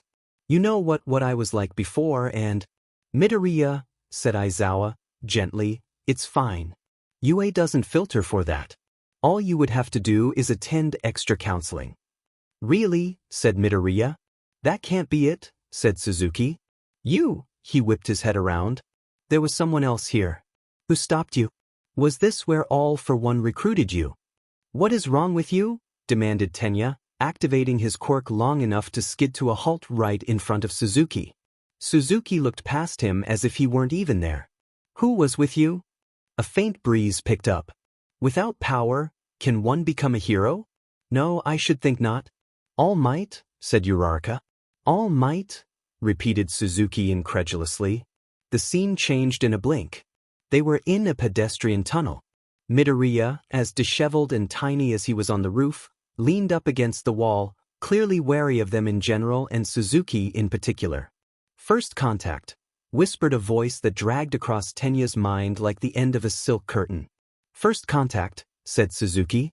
"What is that supposed to dash?" "Hey!" They turned to see a figure standing beyond the tunnel's mouth, in the sunlight. They were tall and slender, perhaps as tall as Tenya, and wearing a hoodie and disposable medical mask. The voice sounded oddly familiar, but Tenya couldn't place it. It sounded like the owner was about their age. "Huh," said Suzuki. "This guy definitely isn't Midoriya. You have to admit dash." Are these guys bothering you? Asked the boy in the hoodie. Yes, said Midoriya. Well, don't worry now. Because I am here. Are you a vigilante? Guessed Tenya as the unknown boy stepped into the tunnel. Many of them had an appreciation for All Might. Sure, said the boy cheerfully. Mutation-based. Speed enhancement, muttered Izuku, sliding across the wall towards the boy. Fire and ice user. 5-point activation mass alteration. Quirk negation with secondary minor telekinesis. Some kind of thought or memory manipulation, possibly a form of telepathy that allows him to alter the local environment as a side effect. May have a truth detection component. A thread of ice wound down Tenya's back. Even if he didn't believe that Midoriya was a traitor, that he was giving information about them so freely to this stranger, as if they were enemies, was chilling. Even if it did evolve that this was just a figment of his imagination. It'll take more than that to get rid of me, said the vigilante, pointing a thumb at his chest. If Tenya wasn't mistaken, however, there was a bit of a wobble in his voice. Mass alteration can act like freefall. No conscious control of how much mass is altered, can only reduce mass, continued Midoriya, now hiding behind the taller boy. Ceiling of absolute temperature alteration from average is lower for fire than for ice. Speed enhancement can be used to power kicks. Mind the capture weapon. Scarf. Gotcha! The vigilante lunged for Suzuki and threw him bodily into Aizawa. While the adults were recovering, the students moved to flank the stranger. He attempted to throw Uraraka in the same way, but she got him with her quirk and he floated towards the ceiling, which he kicked off, enough power in the movement to clock Todoroki in the jaw. Tenya attempted to apply a kick at the vigilante's exposed but still floating back, but was nearly stabbed in the eye with a pencil by Midoriya. Sorry, said Midoriya breathlessly. Sorry. I didn't do this for real. I thought about it, but I didn't. Sorry. You thought about stabbing me in the eye? No. Muscular. The sludge villain. I thought maybe I should have. His muttering rapidly became unintelligible. Tenya was distracted enough by the muttering that he took a second longer than he should have to react to Midoriya going after his bad shoulder. The tip of the pencil dug right into it. Sorry, this is a dream, I know it hurts, I'm sorry. Disengage, shouted Aizawa. There's no point in fighting these guys. The hell there isn't, said Suzuki. Dissension among the ranks, villains? Asked the vigilante. Hey, complained Uraraka. Don't lump us in with him. The vigilante, somehow, got a hold of Aizawa again. Despite his young appearance, he had a lot more skill than Ida, or even Midoriya. Aizawa managed to get a blow across the boy's face, knuckles knocking his hood and mask askew, and he would recognize that smile anywhere. Even if it wasn't paired with the floppy bangs they had all come to know. All Might. Toshinori tried to ignore his growing headache as he laid out supplies. Izuku was sleeping, and they were safe for now, but it would be foolish of them to assume that the Hero Commission would just let Izuku disappear. The infinite variety of quirks in the world all but guaranteed someone with a tracking quirk would be after them, and soon. Thus, it behooved them to disguise themselves. In this day and age, the easiest way to do that was to make it look like you had a quirk other than your own. The bulky coat he had selected included a high collar and an apparatus that covered everything below the eyes, suggesting a disturbing or difficult-to-control mutation. Of course, he'd also have to wear sunglasses. His eyes were unfortunately distinctive. The hair would have to go too. For Izuku, though, he couldn't stand the thought of completely cutting his hair off. It would look strange in someone so young. Anyway, so instead he had retrieved the hair bleach. White hair, combined with a suit and properly worn tie, would make him appear older. Lifts in his shoes would add to that impression. The computer pinged. Toshinori went to it and made a face. He wasn't technologically inclined at all, but 6 was and had been a different story. The computer was old, but 6 was very good, and large organizations only rarely changed their protocols.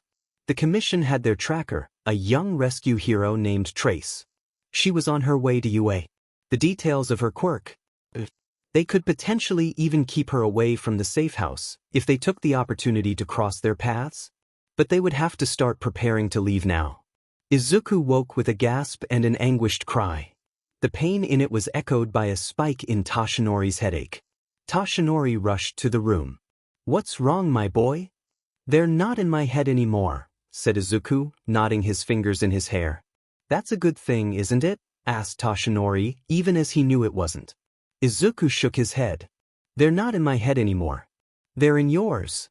Toshinori found himself thinking about his brief and extremely ill-advised time as a quirkless vigilante. He had a sinking suspicion that it because of his uninvited mental guests, but he couldn't exactly do anything about that. Between the two of them, Izuku had always been better at the mental portion of their quirk. He finished washing the bleach out of Izuku's hair and couldn't help but wonder if Izuku had ever contemplated going down that path. It had been cruel, and knowing what he did now, he would never repeat it, but his speech to Izuku on that rooftop had been intended to keep him from making the same mistakes Toshinori had in his youth. If Nana hadn't picked him up, he shuddered to think what would have become of him. He'd certainly been in over his head, hitting far above his weight class. Although, to be honest, they weren't in a good position right now either. "I'm sorry," said Izuku softly. "It isn't your fault," said Toshinori. "But I couldn't make him leave. And now he's going after your secrets. My boy, they sent a highly skilled infiltrator into your mind." Toshinori was not entirely sure how he knew this, but it felt correct. "You don't have the training to combat that. What you have done is remarkable." He toweled off Izuku's hair. The damp and the product had conspired to make it less fluffy than usual. "The last you told me, you couldn't even manifest fully in that place." "I tried to distract them," said Izuku miserably. "It didn't work. He's still there." It's all right," said Toshinori. "Other than one for all, I don't have any secrets worth all these tears. It might be annoying if they found out about all the illegal stuff he'd done over the years, but most of it would be nigh impossible to prove. Let's get you into that suit." "Right?" said Izuku, peeling out of his clothes. "Why a suit, though?" "It's something you'd never choose to wear and relatively anonymous," said Toshinori. He started to put on his own coat, checking that all the hidden pouches were filled. To stay true to his disguise, Izuku was only carrying a messenger bag, and they would need the supplies. "How do I look?" asked Izuku. The first thing Toshinori noticed was that he hadn't bothered with the tie, but Toshinori had planned to take care of that from the beginning. The second thing, Toshinori did not blanch. "Of course, that's what he looks like," whispered 7 or so voices. "Knew from the beginning. Have to read the DNA to rewrite it. Can't give this to just anyone." "Of course." "You look wonderful," said Toshinori, reaching for the tie. "And also unrecognizable." "Well, that's the point, right?" asked Izuku, running a hand through his hair. "So, how are we going to do this?" Toshinori made a face. He wasn't terribly good at this part. There was a reason he'd relied so heavily on Sir Night-Eye once upon a time. "I could come up with a plan," proposed Izuku. "Tell me how Trace's quirk works." The fight reached the other side of the tunnel and spilled out into bright, yellow sunlight. Midoriya had been fighting Ida up until a moment ago, but upon exiting the tunnel he had run off, after stabbing Suzuki in the eye with a pencil. Meanwhile, All Might, Teenage Menace Special Edition, was holding his own against them. One thing Aizawa didn't understand, though, was why All Might wasn't using his quirk. Thankfully, after leaving the tunnel, the boy began to falter, and then ran off after Midoriya. Aizawa wasn't interested in pursuing either of them. Were there questions he wanted answered? Did he want them answered at the cost of invading his student's privacy and breaking his trust? In the meantime, he did have to see if the idiot needed medical care. That was, unfortunately, part of his job. "Want help with that?" he asked. "No," said Suzuki, pulling the pencil out. In less than a second his eye was fine. "That hurt," he complained. A small part of Aizawa mourned the fact that breaking Suzuki's legs would not be enough to stop him. A small but very present part. He pushed it away. Thinking on might have beens was illogical. "Sensei," called Uraraka, "I think we're in America. All the signs are in English." She pointed. The signs were, in fact, in English. Considering how much time All Might had spent in America, it wasn't terribly surprising that Midoriya would construct such a place for him in his mind. Although, he had to wonder why Midoriya's mind had a teenage vigilante All Might running around in it. Because if he were Midoriya in this situation and he could pick any All Might, he'd pick top of his game Natural Disaster All Might. So, this had to be an All Might that Midoriya just picked. For some reason. This proves it, said Todoroki. Proves what? Asked Aizawa. That Midoriya is All Might's secret love child. Ida sighed, heavily, leaving off prodding his formerly impaled shoulder.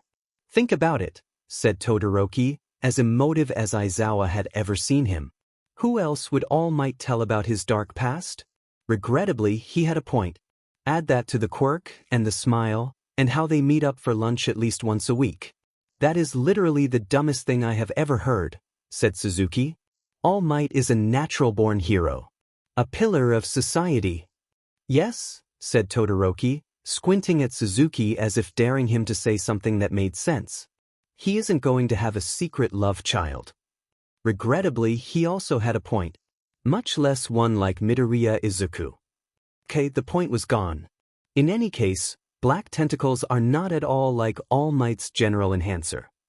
It is like his mother's though, said Todoroki, and even though I keep saying secret love child, my current theory is that Midoriya-san and All Might are, in fact, married, but they had to do it secretly so that All Might's enemies wouldn't find them. Todoroki, please, you can't just spread baseless rumors like that about your classmates, said Ida, chopping at the air. Much less your classmates' families. Todoroki looked hurt. But I have evidence. Aizawa should probably put a stop to this, but he kind of wanted to see where it was going, and there was no way this was true. At all. If Midoriya was All Might's kid, he would never shut up about it. All Might that was. Midoriya was, evidently, capable of keeping secrets. On the other hand, Aizawa didn't have a better theory for their obvious close bond. What evidence? Asked Ida, clearly intrigued despite himself. Midoriya-san is amazing. Todoroki's eyes sparkled like he was in a manga. Aizawa sighed. He should have known the evidence. Where's Uraraka? Uraraka really should have been paying more attention. Especially after all the situational awareness classes Aizawa-sensei had given them. Izuku didn't blame her.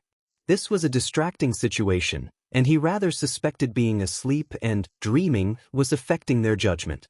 So, it was almost too easy to pull her to the side and through a door into another part of the dreamscape. But after that, she shook off his grip and readied a fighting stance. I don't want to fight, he whispered, making a quelling motion.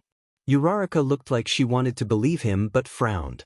Sorry, but I kind of find that hard to believe after you stabbed Ida. I mean, I know you're under the effects of a quirk and all, but you're still under the effects of a quirk. Despite her words, she matched his volume. I know, said Izuku. It looks bad, but... He wrung his fingers together and adjusted the sleeves of his uniform. There's something you guys need to know about what's going on, and you were easiest to grab. Can I explain? I'm not going to fight you guys anymore. Not like I was. Uraraka sighed and relaxed her shoulders, just slightly. Aradai, she faltered. Midoriya.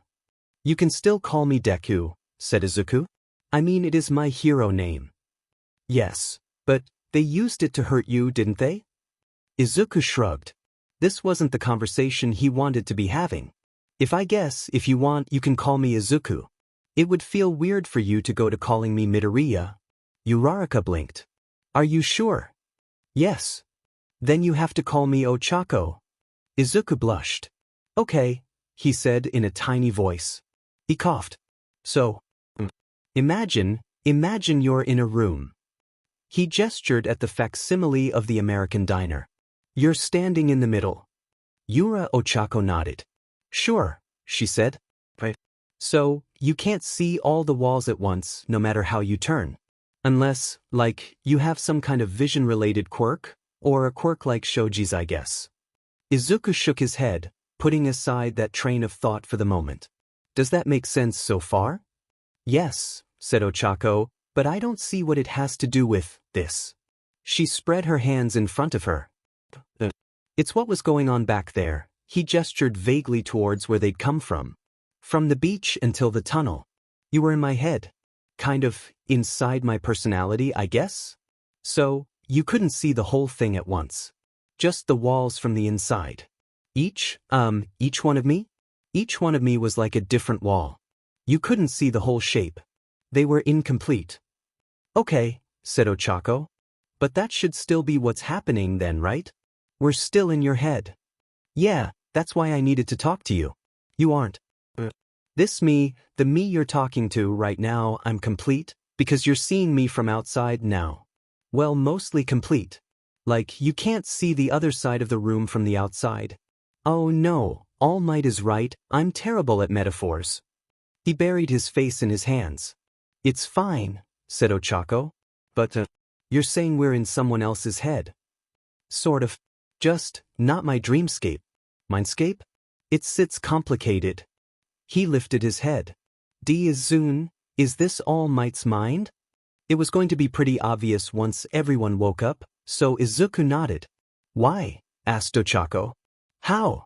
I can't explain everything right now.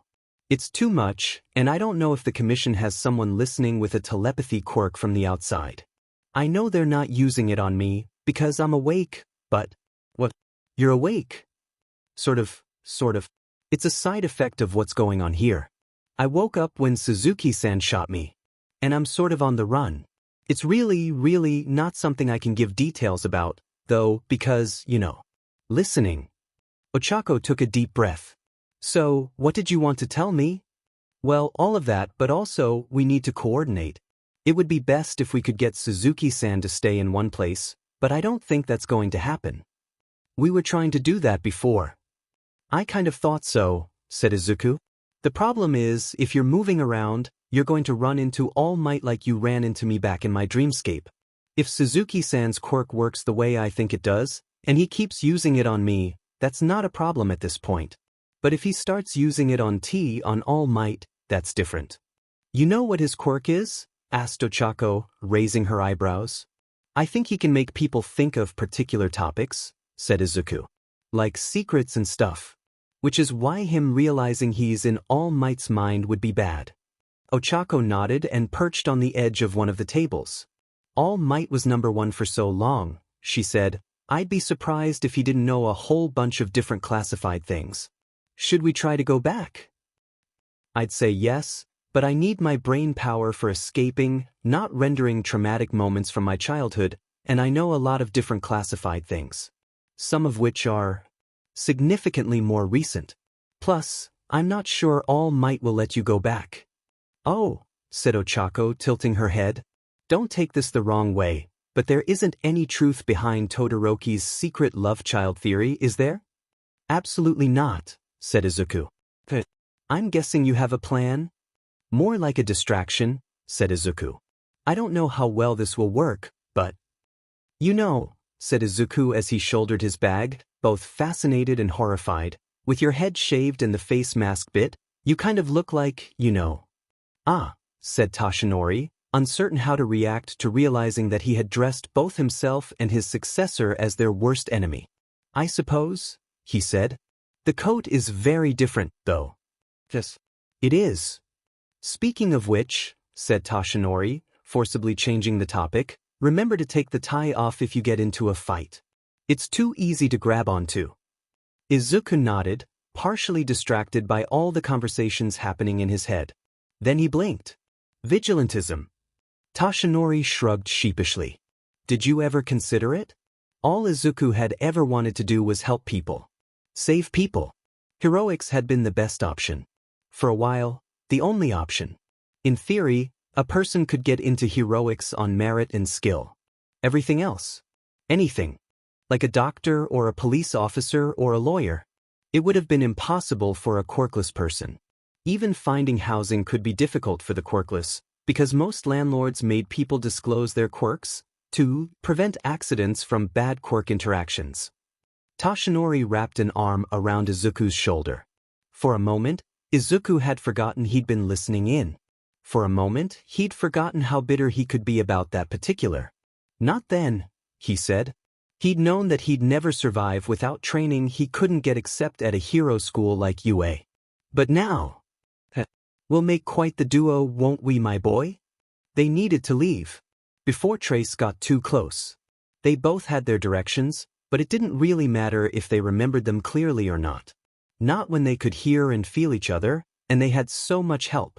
They exited the hideout, climbed up through the storm drains, navigated through the building above them, walked a block together, and split up without another word. Trace's quirk could tell where a person had been. She wasn't as good at determining when they had been there. Any trails left within 2 hours of each other looked more or less the same, according to her registration with the Hero Commission. According to an interview Izuku had seen her give once, in the aftermath of a kidnapping after 10, the trail disappeared entirely, and she needed to have the trail to follow it.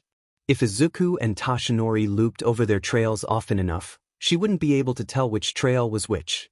With luck and planning, they could lead her in maze-like loops, break their trail up with buses and jumps between buildings, and get a head start on her. A head start that they could use to outdistance her, because her tracking quirk took time to work. At least, that was what Izuku hoped would happen. In reality, the commission records tended to be out of date. Heroes rarely gave completely correct information about their quirks to the public, and even Izuku's encyclopedic knowledge had limits. After all, encyclopedias gave only short overviews of their subjects. But there had to be some relation between reality and record. And if it didn't work, Izuku's self-preservation skills was trash, but 8 minds' word behind his, more than ready to put theirs to work for him. The consensus was to fight, and in this state, they would operate by the consensus. 9 of them together. 9 here, keeping them physically away from the commission. 9 inside, keeping their secrets safe. 9 keeping the doors strong and the vault cielo. He stumbled at the unexpected direction of his thoughts. His head throbbed. It would be much easier if they weren't in his head anymore. He hurried forward. Miles away, in the most secure prison in the country, the guards of the most dangerous villain in the world scrambled for answers.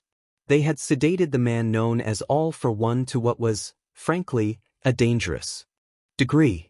He hadn't so much as twitched in hours, nor had he spoken even before that. His brain activity was elevated. Highly elevated. It had been for hours, and they had no idea why. All for One smiled at the vault door in front of him. It had been a long time since he'd seen it, but, nevertheless, his memory of it was pristine. It was, after all, a place he revisited often in his thoughts. Wondering. But this wasn't then. This wasn't a result of him being lost in thought. No. This was something infinitely more interesting. Infinitely more valuable. He ran his hand through his curly hair and hummed contemplatively. Interesting indeed. He walked to the door and ran his fingers down the cold interior, the little scrapes and nicks catching at his fingertips. Now this was more detail than he had retained, but not, perhaps, more detail than, say, someone who had been imprisoned here for a long time would recall. A smile stretched out over his face, wide and sparkling and full of glee. This, he thought, would be quite amusing. He pulled back his hand and made a fist. Knock knock, little brother. Izuku slowed to a stop in the middle of the sidewalk. If he blinked hard, that would be a problem. He started walking again, faster. Tashinori leaned against a grimy city wall, out of breath. The mask was thick and made it hard to breathe, especially with his singular lung. Of course, what had him gasping wasn't anything physical, but the massive weight of dread that had just settled on his chest. Was Izuku in trouble? Did the commission get him? Slowly, unerringly, he rotated until he faced Tartarus. Not again. Izuku broke off mid-sentence and grabbed Ochako by the wrist as the restaurant vibrated.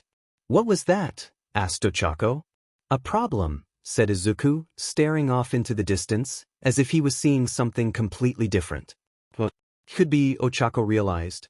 Something in the real world? Wherever you are. No, said Izuku. Change of plans. You guys really need to get out of here. He pulled her out the door onto the street. The sky was rapidly darkening. He seemed to realize he was still holding on to her, and blushed, dropping her wrist. Sorry. We don't know how though.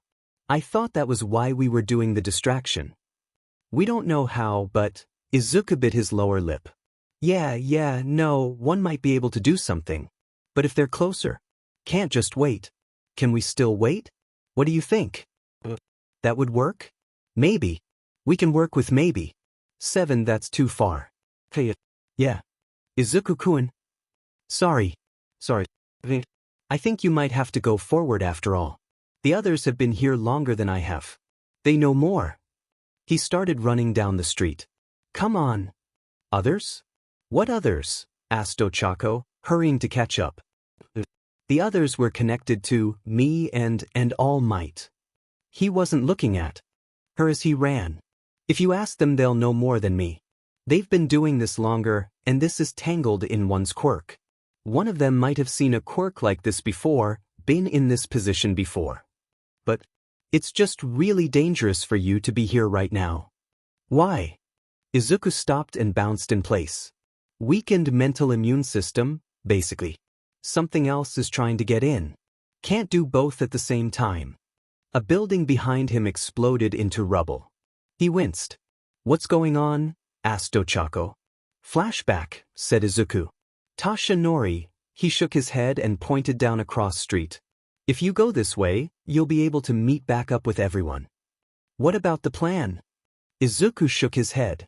Just try to stay alive for now. This isn't going to be fun. I'm sorry, I have to go. Before Ochako could protest further, he was gone. Plans were made. And discarded. Different plans were made. These were also discarded. The problem, besides the fact that their best planners, except Yaoyorozu, were out of commission, was that no one knew what needed to be done. If anything. Yes, Midoriya had run out of the testing center. Yes, the whole situation where Midoriya was initially placed in a group apart from all the rest of them was shady. Yes, the fact that Aizawa and the other half of class was still missing was distressing. But they didn't know what was actually happening. They didn't know if the others needed help, or what help they would need. They didn't know why Midoriya was running, chased by heroes of all things. Jiraiya had wondered out loud if Midoriya had been mind-controlled by a villain with a quirk like Shinsu's.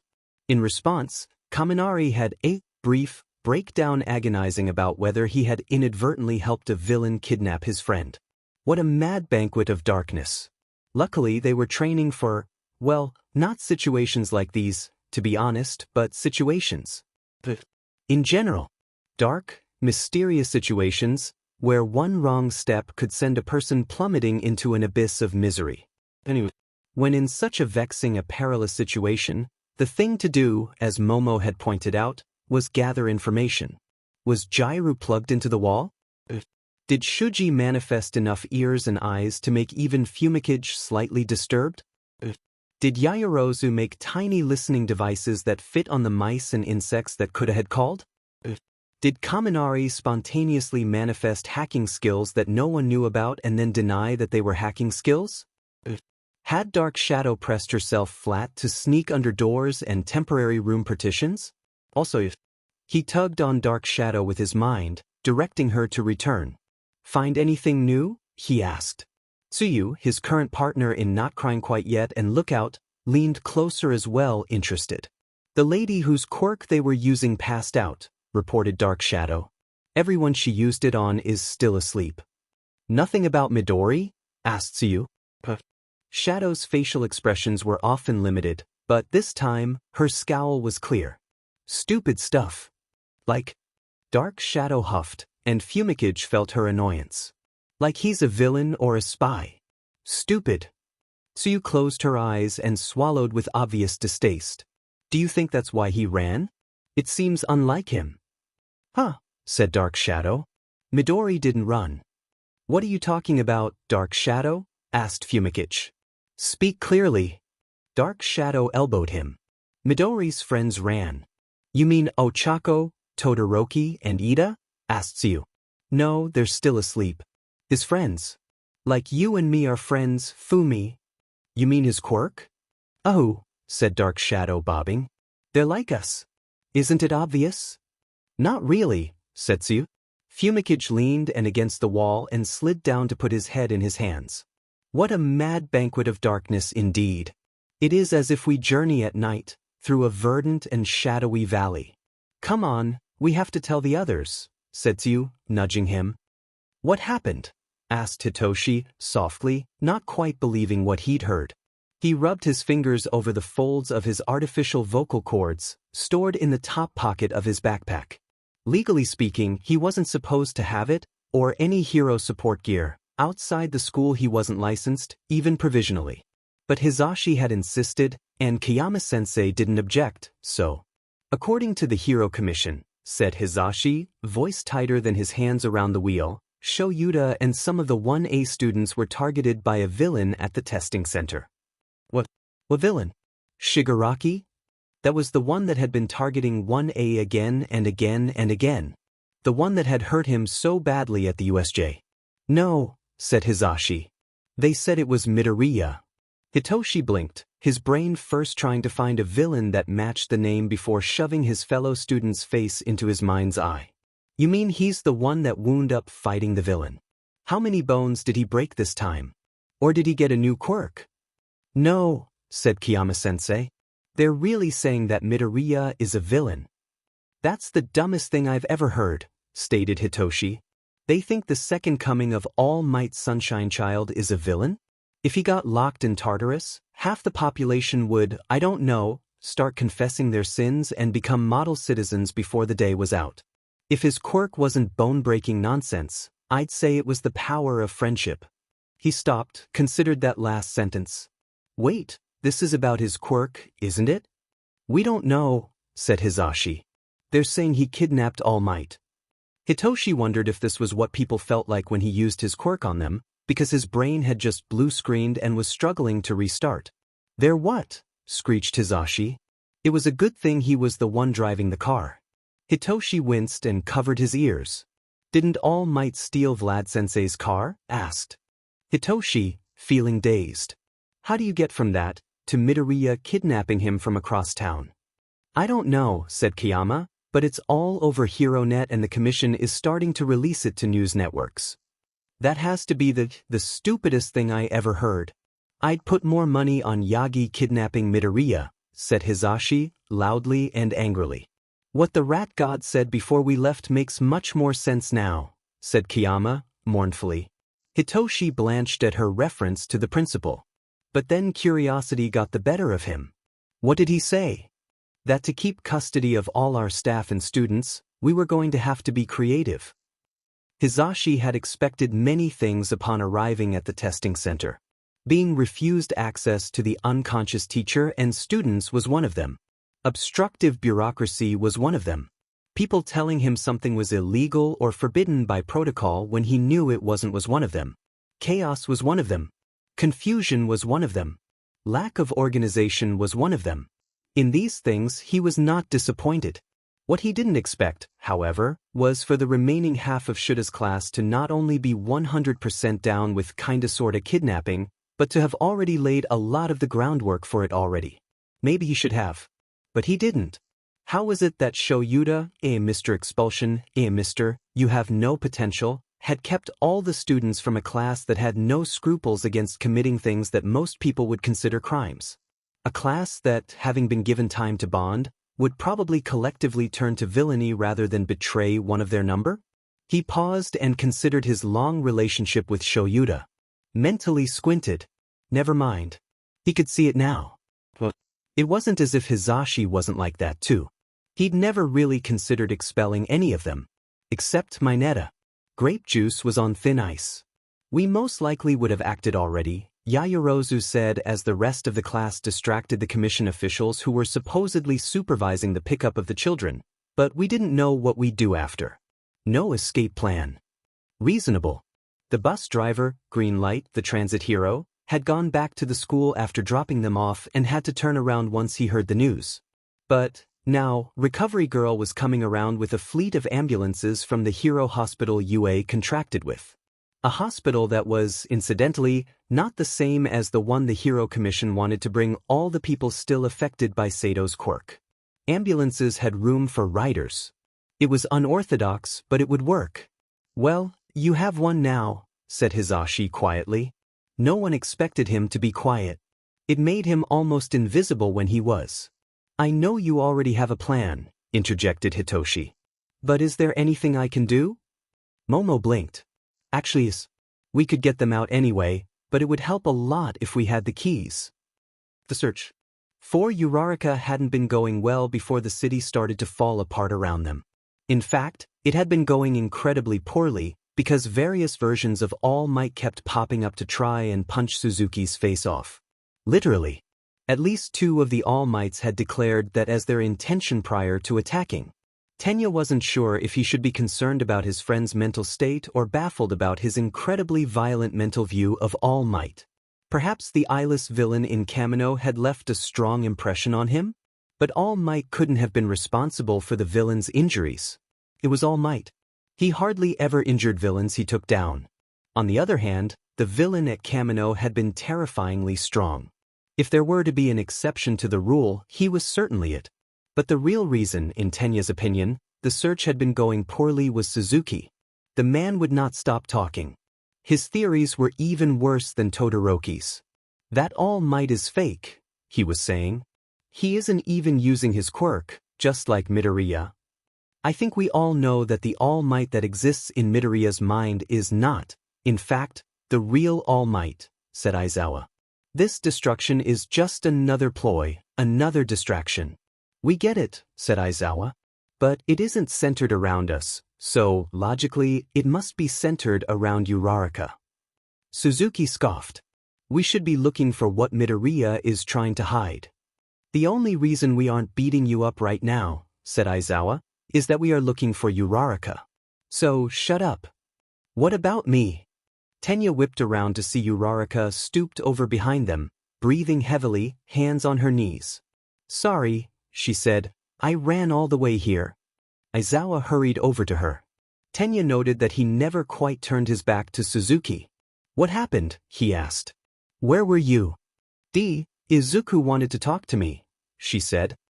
He said something dangerous was about to happen, but if we went farther in, we could maybe get out? Under normal circumstances, the overly vague report would have been cause for scolding, but Tenya could see how her eyes flicked to Suzuki. There were details she didn't want him to hear. Did he say how to go further in? Asked Aizawa. No. That happened and he ran off.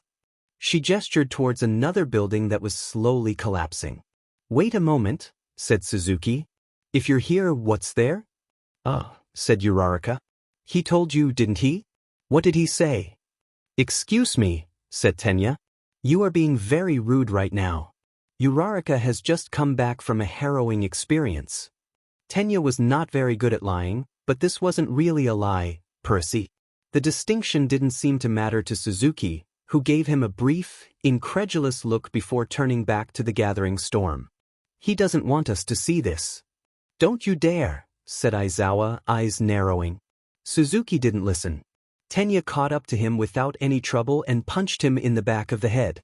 Ow, said Tenya, who had forgotten he wasn't wearing his hero costume. Did you break your fingers? Asked Aizawa as he dragged Suzuki back by the foot. I'm going to have you all arrested and stripped of you licenses unless. Because we didn't help you with an illegal interrogation? No, you're not, said Aizawa. Nana. The voice bounced off the buildings and was swept away by the wind. Nana. Master, where are you? It was the voice of the younger, vigilante All Might. Is he calling the name or the number? Asked Uraraka. Master. Please. Answer me. With a shuddering heave, the building right next to them tipped over, falling into rubble before it even hit the ground.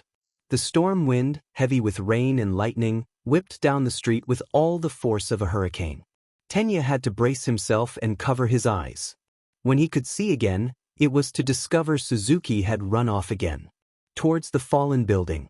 Tenya was honestly torn between letting him get beaten up by whatever had flattened the building, whether it be Midoriya's subconscious, the illusory All Might, or something worse. Although, arguably, all those were the same thing. But Tenya was training to be a hero.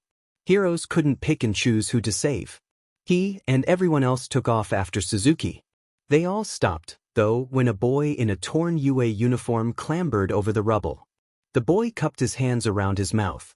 Nana! That hair was recognizable from a mile away, not to mention the height. All Might. Yet a different version. Tenya had known UA was All Might's alma mater, but seeing him in a uniform like this, seeing him vulnerable, not in the way of a man at the end of his career, but as someone just starting out, someone like them, was oddly humbling and completely terrifying. What pushed him to this? What put that distraught tone in his voice? What put that bloody slash in his uniform and bruised his face? Tenya had a sinking suspicion he knew what. He didn't even want to come into contact with the memory of that monster from Kamino. All Might was scanning the ground looking for something. Someone? His eyes fell on them, and even from this distance, Tenya could see them widen. All Might began to scramble down the hill. "You," he shouted as he came closer.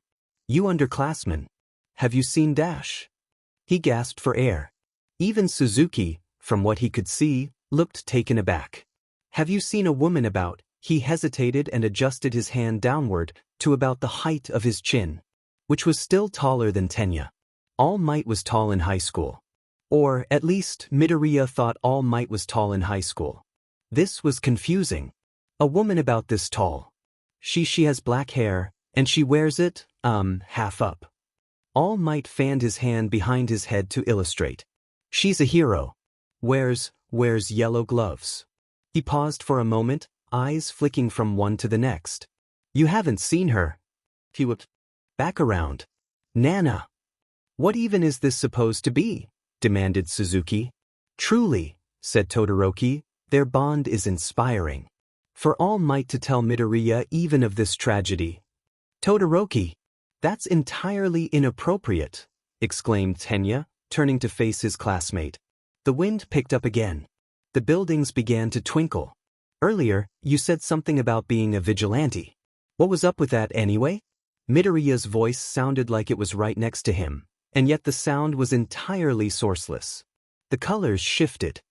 Izuku wasn't sure if he wanted to curse the bystander culture encouraged by the hero system or bless it for its unintentional effects. Even though Toshinori was clearly suffering, slumped against a wall and shoulders heaving, no one stopped to help him. In fact, most people were averting their eyes, barely looking at him. Generally speaking, Izuku decided he'd curse it. In this particular instance, however, it benefited them. He looked back and forth before dashing across the street, not caring about jaywalking at the moment. He jogged up to Toshinori, swallowing the name before it left his lips.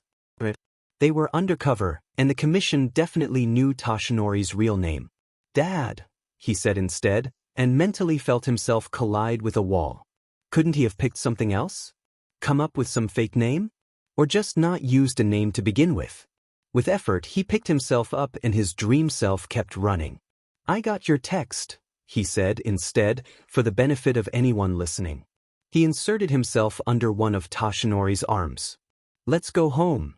He smiled at a couple of people who were staring and hoped they wouldn't report this. I can walk," said Toshinori, heaving himself off the wall with a shudder. "I'm fine." This was a lie. Izuku could still see the flashback playing out in his mind's eye. Even so, he nodded and tried to give Toshinori space, even as Toshinori put one hand on his shoulder and leaned on it heavily. This mental invasion was wearing both of them out. All of them out. This was not, they reminded him, at all normal. 5 gently pressed ways of dealing with flashbacks into his awareness. Thank goodness for 5 and his comparative normalcy. "We're okay," he said. "We're just on a street in Mizudafu. You can feel me, right? And the sidewalk under your feet. And you can hear the traffic and smell the cars." He kept going. Toshinori gave a hum of assent after each item Izuku listed, but he could tell it wasn't enough. He might be able to see and hear, to touch and taste, but he could do the same things to that mental battleground. "What if," said Izuku desperately, "you tell me a story?" "A story?" rasped Toshinori. "Why, earlier, you said something about being a vigilante. What was up with that anyway?" "It isn't well known," said Yagi's voice as the world came back into focus in an entirely different city with entirely different weather and signage, but I didn't grow up in a terribly pleasant area. In fact, there was quite a lot of crime. Aizawa caught sight of a familiar head of yellow hair positioned above a plain Gakuren. The younger version of Yagi was staring down an alleyway. Suddenly, Aizawa felt himself pulled to stand right behind Yagi. A man with a mutation quirk was being mugged by two young men with fire quirks. He blinked. The scene didn't change, even behind his eyelids. He couldn't see his students, or Suzuki. What was this, a cutscene? I rather disliked that. Obviously, my thoughts about become a symbol of peace for the world were, well, just thoughts. But even then, from my own little corner of the world, I wanted to make a difference. Yagi, showcasing the fact that he'd always been a bit of an idiot, pulled on a medical mask and threw his book bag at one of the muggers and punched the other one in the face. At least he wasn't using his quirk to do it. The villain would have been pasted on the side of the building. On the other hand, this was presumably some imagining of Midoriya's, possibly based on a story he heard from All Might, if the voiceover was anything to go by. Oh, said Midoriya, I did that a couple of times. Stop a mugging, I thought you said you weren't involved in any vigilantism. It wasn't vigilantism. They were just things I happened to run into, and I couldn't just not help. Sometimes, I wonder if your quirk really isn't something like a villain magnet. The scene shifted again, making Aizawa feel dizzy, even though he wasn't moving. Except, maybe that was why he felt dizzy. Motion sickness. I never knew my parents. I grew up in a foster home. Aizawa blinked, and the scene became clear. A small apartment building with a tiny, tattered lawn. Someone's shoe had been left on the sidewalk in front, and Yagi was climbing the stairs to the door. Then, Aizawa was inside, and internally wincing at the noise level.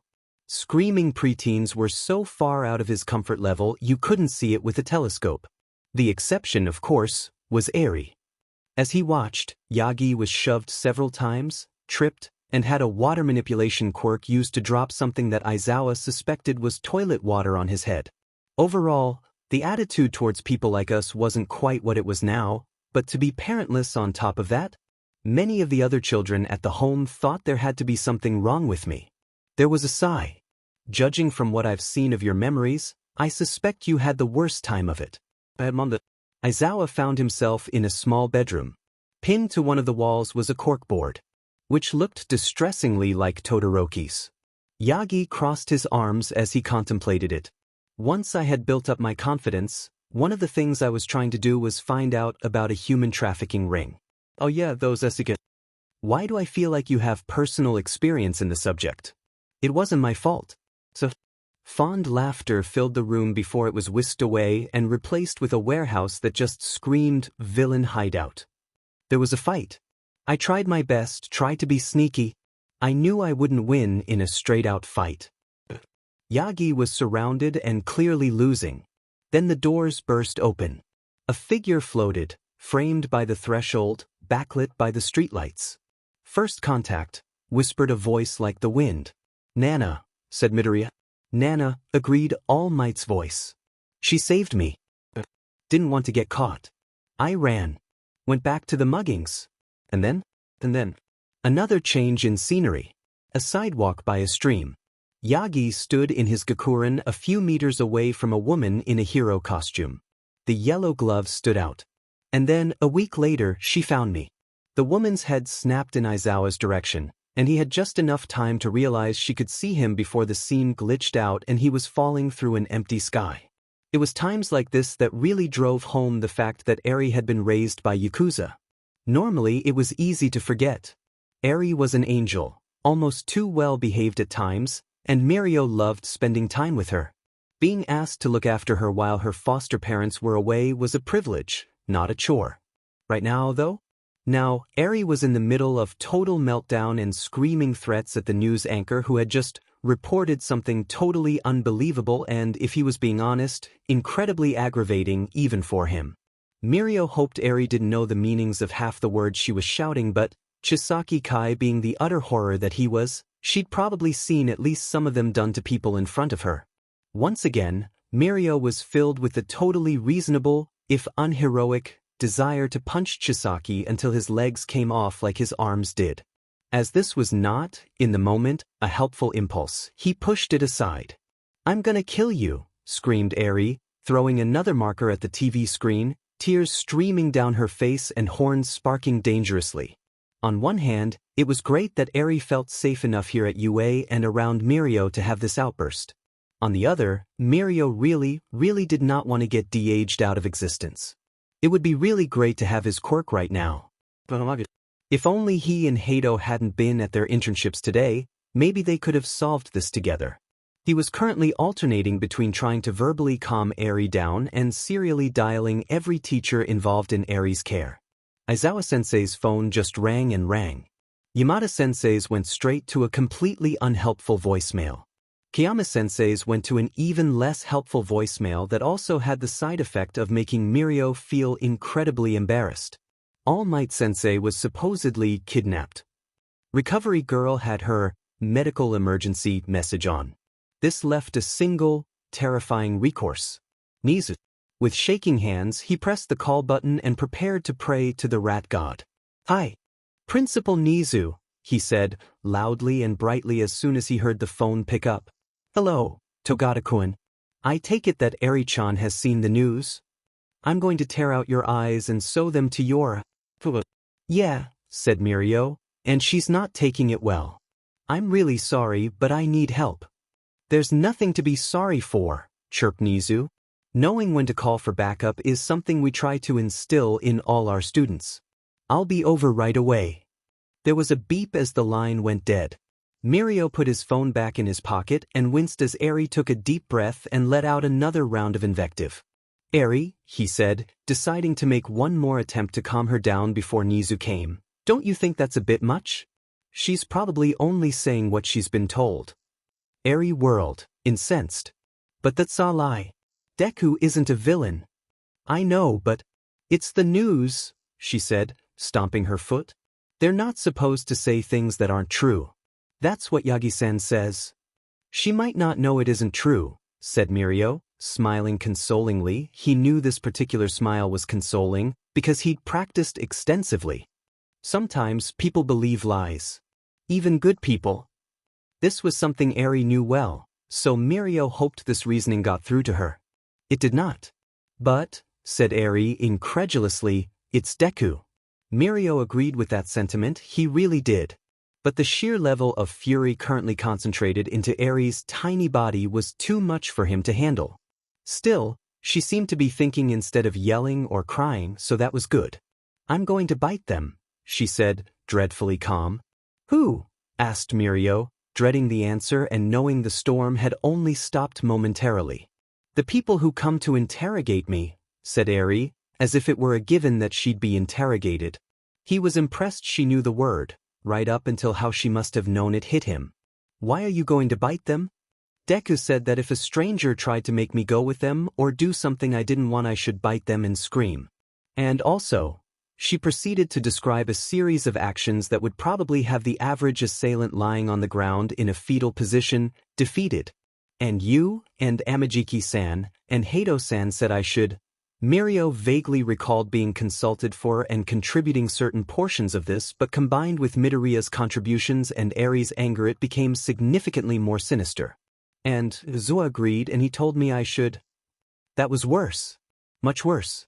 And knowing Aizawa, he'd probably taught her how to do at least some of it. Mirio abruptly realized that, out of all the people Eri knew, he was most likely the second sanest.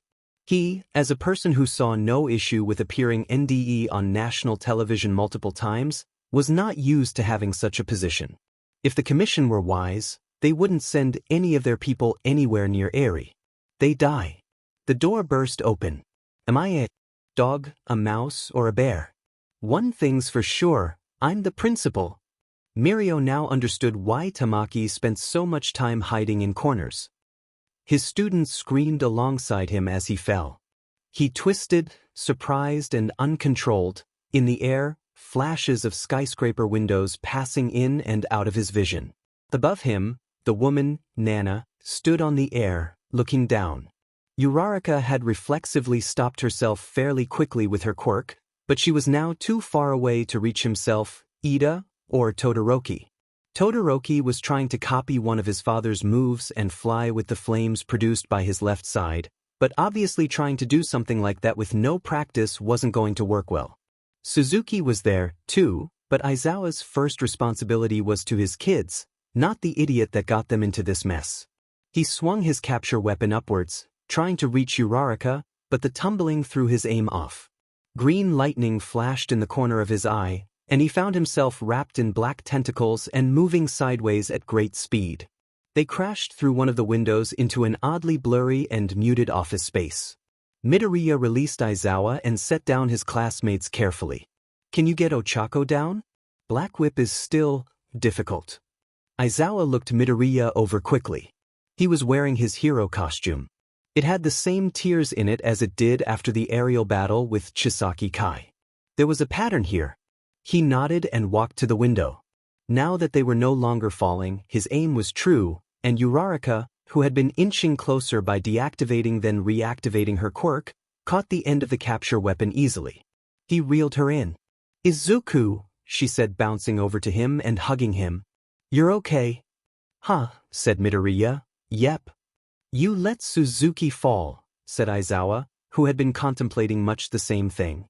"I would have done something different," said Midoriya, "but it wasn't entirely up to me. Nana would just drop him again. It's a dream, besides. Worst that will happen is that he'll wake up and then we can use that to wake you guys up." He turned away. "Come on, 6 is this way." "6, not 7? Nana's taking care of." He waved his hand in the direction of the broken window. "That." Uraraka glanced that way. "I wasn't sure before, but that's Sky Runner, isn't it? I didn't think she was still alive." "She isn't," said Midoriya, shortly, before beginning to stride across the room. "We really don't have time to stand around. 6 will explain things better than me." "Who's Sky Runner?" asked Todoroki. Aizawa kept his eyes on Midoriya. He seemed distracted, his movements were lower energy than usual, as if his mind was miles away. "She was a hero ages ago. She'd be in her 80s, I think, but that was her.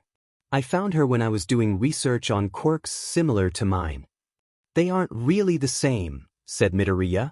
"Float is an at-will telekinetic type quirk with a personal range. Yours is a 5-point touch physical property alteration quirk." "Application-wise," said Uraraka. "But how can we be in her head if she's dead? You said before, we were in All Might's head, so—" "Wait, what? How the heck were they supposed to have gotten into Yagi's head? Was this something Midoriya's dreaming subconscious came up with?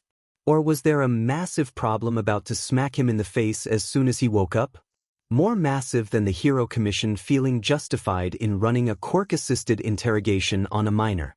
A minor who was unconscious and may have been moved to another facility, away from any adults who might be on their side.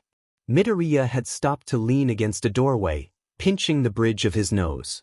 "I'm sorry," he said. "I'm not completely here. I'm busy, it's hard to process." "Busy doing what?" asked Todoroki. "Being awake," said Midoriya. "You're awake?" repeated Aizawa. "Halfway. It's just unexpected quirk interaction. When I was shot," he broke off and shuddered. 6 will be able to explain it better. "I'm on the run, Sensei, I'm sorry." "You're awake and on the run from the Hero Commission," said Midoriya. 6 will explain. "Probably. I haven't directly met 6 yet."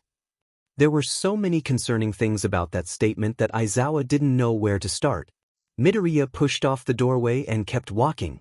"We need a contact point," he said, "so we can cross over to 6. I don't know where they'd be for Nana and 6, though." As they walked, the building slowly changed from a generic office space to something that, at least to Aizawa, resembled a hero agency. An old, dated hero agency. Does this have something to do with first contact? "It doesn't need to be first contact," said Midoriya, waving over his shoulder. "Just contact. The rules are weird, apparently. I think they're different, normally. I'm not sure where to go. I'll show you." Aizawa was incredibly tired of people showing up out of nowhere. And Nana really had shown up out of nowhere, suddenly materializing in the hallway, not even having the courtesy to step out of a doorway or from around a corner and pretend this world operated on anything approaching hard and fast rules. Hey, said Nana, "you guys are all really tense, aren't you?" You did drop us from 50 stories up. Yeah, I did, said Nana, grinning and ruffling Midoriya's hair. I'm still dropping that jerk face back there. Hopefully, he'll decide to nope out before too long and we can get the rest of you out of here without the whole journey to the West reenactment. Midoriya squinted up at her, listing slightly to one side. Every time you use slang it's so weird. Come on, kid, I'm not that old. She sighed. I'd give you float now, but given present circumstances, you'll probably want 6 or 2s. Midoriya straightened, and was it just Aizawa or did his outline become clearer? You can do that? He asked. He brought his hand up to his chin, index finger resting beneath his lower lip. It could be possible, depending on the mechanism, he mumbled. But then would getting out be? No, it can't be something like that, or it wouldn't even be mentioned, and it didn't work with Suzuki. But it's worth testing. Aizawa-sensei, can you use your quirk on Todoroki? Todoroki, think really hard about waking up while you do it. They tried this. Nothing happened, other than Todoroki not being able to use his quirk. Aizawa had the sinking suspicion that this conversation was about Midoriya's quirk gaining yet another bizarre manifestation. Did his quirk have something to do with split personalities? Loading other people's personalities and quirks into his head? It isn't that then, said Midoriya. Sato's quirk could still have a mechanism like that. Or it could be the interaction between your quirk and hers, said Nana. Midoriya was silent for a moment. I guess, he said finally. But we have to test. We don't want to overload you. Like I said, I think you'll want 6 or 2s more than mine. Or even 4s. Midoriya shook his head. No, considering what we're up against, float would be very useful. Can we try? Nana nodded, put her hands on his shoulders, and bent at the waist to whisper something in Midoriya's ear. The room briefly flickered into sky, a sunset or sunrise throwing brilliant color from horizon to horizon. The sound of wings presaged a flock of birds. Aizawa braced for a fall. Nana stood back up. The room returned. Did you get it? Aizawa checked to make sure all of his shaken students were still there. I think so, said Midoriya. He took a deep breath. Yes. I have it. He looked back at Aizawa. I'm sorry, I really have to go now. Aizawa was also getting really tired of people disappearing, he decided. Nana sighed. Anyway, come on, we have to get going. They all looked to Aizawa before following.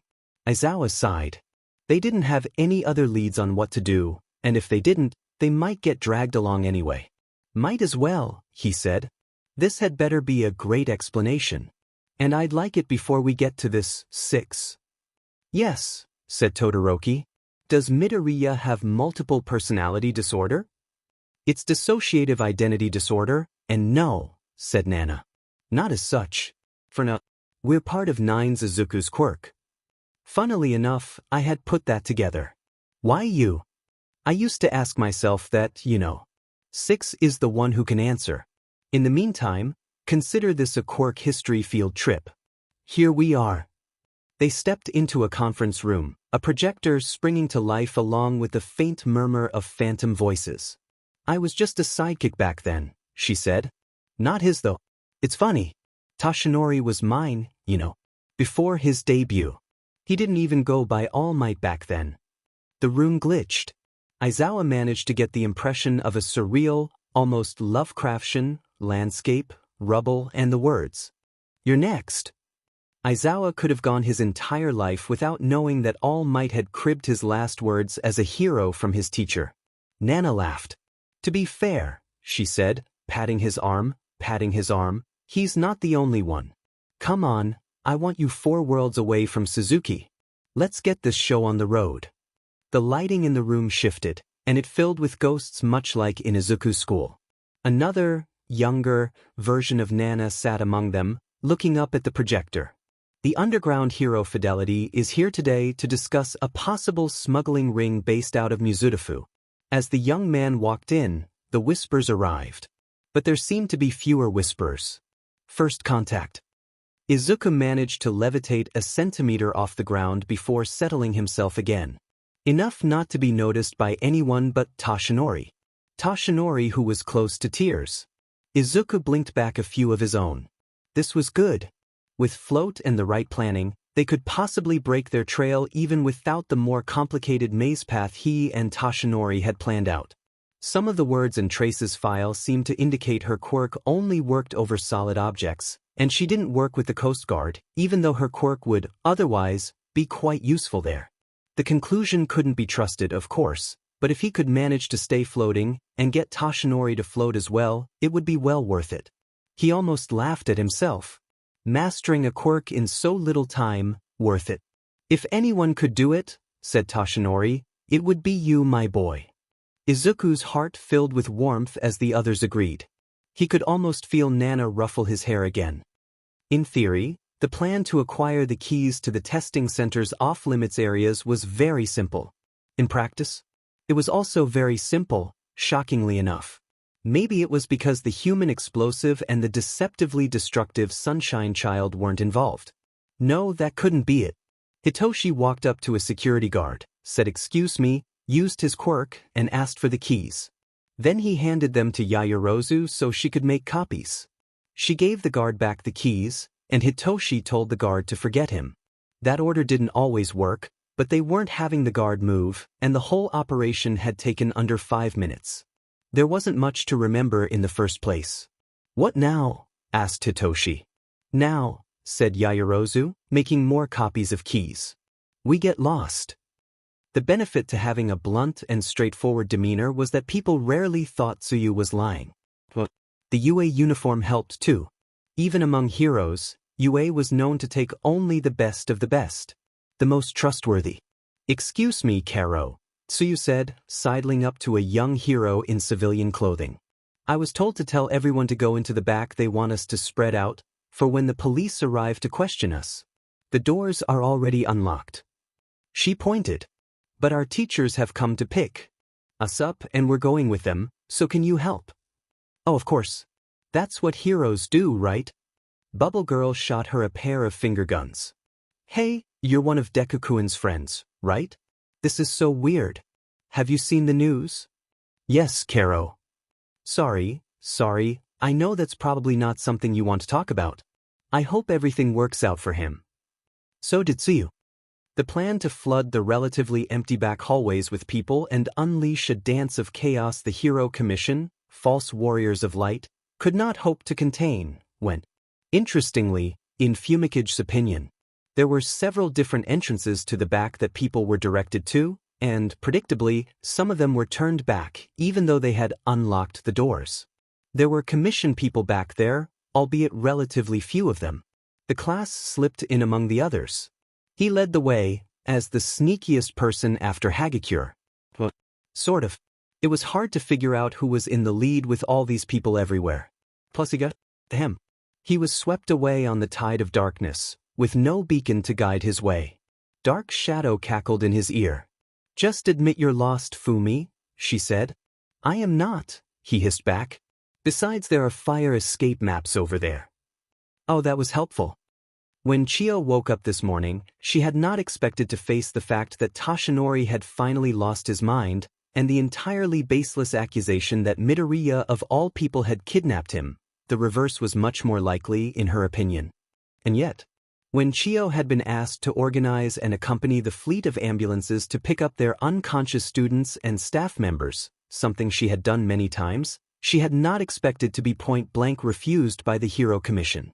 And yet, when Hizashi and Namuri had asked the fleet to pull around to the back of the testing center, near a loading dock, to make room for other traffic, she had not expected her co-workers and 11 students to slam up the rolling overhead door of the loading dock and run out at full tilt while carrying 10 unconscious bodies.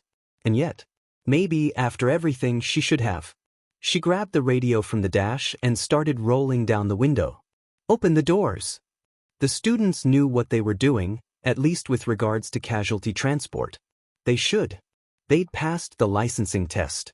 Hizashi and Namuri had better hope this nonsense didn't get any of those licenses stripped, or, oh, she'd have words with them. Hey! Shouted a hero with a prominent commission badge pinned to his costume. He extended his arm and delicate rays of light shot forth. He was aiming mostly at Hizashi and Namuri. Typical. One of the rays of light hit Hisashi's heel, and his shoe turned to stone, causing him to stumble. Chio calmly stuck the end of her syringe-shaped cane out the window and depressed the well-hidden trigger. A small sedative-filled dart hit the hero in the neck, where he was not protected by his costume. He dropped. One or two of the students did a double take. Chio rolled her eyes. Really? She was a licensed pro hero. Pros had to be able to act, regardless of how many of their expectations were being subverted. The students could stand to learn that. Large public TV screen at the intersection caught Izuku's attention. Despite how he was keeping his gaze on his feet, the better to monitor his use of float. But then, Izuku had practically trained himself to notice any screen with All Might on it. That this one also had his picture on it was just frosting on the cake. They're moving fast. Of course they are. We're a threat. We weren't. We've always been. Do you remember? They aren't putting quirk users into concentration camps. No, just training camps. Not the time. We'll have to deal with the Hawks problem later. We were hoping for more time. The Hawks problem? Asked Toshinori. I have no idea, said Izuku. Come on, we have to keep going. Trace was very good at what she did, and Hawks was genuinely hoping that she would be the one to find Midoriya and All Might, not him. He didn't want to be responsible for what was going to happen to the kid, spy or no. He didn't want to get on All Might's bad side, either retired or not. Really, the commission should have taken the hint when All Might left of his own accord. Hawks didn't know how he'd found out about the commission's plan to psychically interrogate Midoriya, but obviously he did. And he objected. Strenuously. It might have been better for him to go public, though, rather than spirit the kid away. On the other hand, it had only been a couple hours at this point. Maybe he hadn't had the chance. Getting the kid out of commission hands might have been his priority, depending on how much he heard. What Hawks had heard? Not great. One guy in particular had seemed overly enthusiastic about Midoriya's possible rehabilitation. He sighed and took off his goggles, so he had a better view of the city below him. Hawks had lucked out in the color receptor department. Like most birds, he had 4, as opposed to the baseline human 3. If anyone could pick out Midoriya's green mop and All Might's eye-watering blonde in these crowds, it would be him. And if they had changed their appearances? Their heights were distinctive enough on their own, especially when paired. Hawks genuinely hoped Trace would find them first. But he wasn't counting on it. This was far from the worst thing the commission had asked him to do. Samson and Delilah were a relatively new duo. Samson had a gorilla mutation. Delilah had a conditional status ailment quirk that doubled as a boost to herself. Kind of annoying to activate, though, honestly. Who else had a quirk that made them eat hair? Anyway, this was their first assignment from the commission. All they had to do was pick up a potential witness.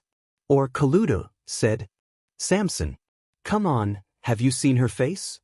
Delilah gestured with the photo in her hand. She's his mother. Mothers know everything. Your mom maybe, said Delilah. I think this is it. She checked the door number. You knock. Samson's knock was loud and intimidating. It got no response. Again, suggested Delilah. But no matter how many times Samson knocked, he would get no answer. Midoriya Inko was not home. Inko checked the piece of paper with Dr. Tsubasa's current address on it again. Hisashi had always told her that if anything happened and he couldn't be there, she should go to Dr. Tsubasa. She never had. The wound he had given her son when he was 5 had never completely faded, and she couldn't help but hate him for that. But Hisashi wasn't picking up his phone, and this was bigger than she could hope to deal with. Dr. Tsubasa had better be able to. Or else.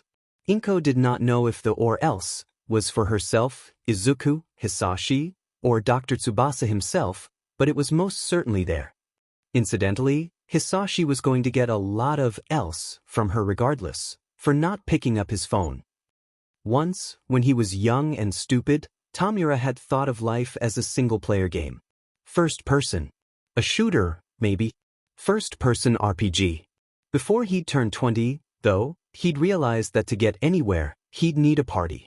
Obviously, he was still the only player other than Sensei, and Sensei didn't count. Sensei was different. Everyone else was NPCs. Interesting ones, maybe. But just look at Twice. He could turn everyone into infinitely respawning mobs. As things were meant to be. But the USJ, Hosu, and everything that happened that summer had taught him better. This was a co-op, and when someone got a permanent game over when they were logged off forever. It made something burn inside him because those were his party members. He'd found Magna annoying. But when she declared herself everyone's big sis. Even so, he'd hung on to the notion that they were fighting the CPU. No intelligence on the other side. Just violence, power, and an assortment of unfair, programmed-in cheat codes. This, too, was a false impression of the world. This revelation hadn't come as quickly as the last. In fact, if he were to be honest with himself, a despicable practice, he'd have to admit the realization had been building, percolating, since the USJ. It was something he'd acknowledged even, although he hadn't realized it at the time.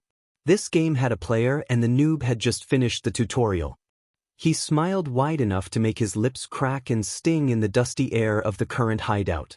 The pinging news alerts on his phone faded into the background as he made his plans. Tamura was supposed to be following the main questline, gathering party members and powering up, but what was multiplayer without griefing? What was an open sandbox without distractions? "Hey guys," said Tamura, lazily, not even looking over his shoulder. "You up for a side quest?" A young man walked in. His hair was dark, the style conservative. The only thing that stood out about him was his high-collared jacket. Aizawa knows who this man is, for much the same reasons that Uraraka knew Skyrunner. Fidelity had literally written the book on underground heroism.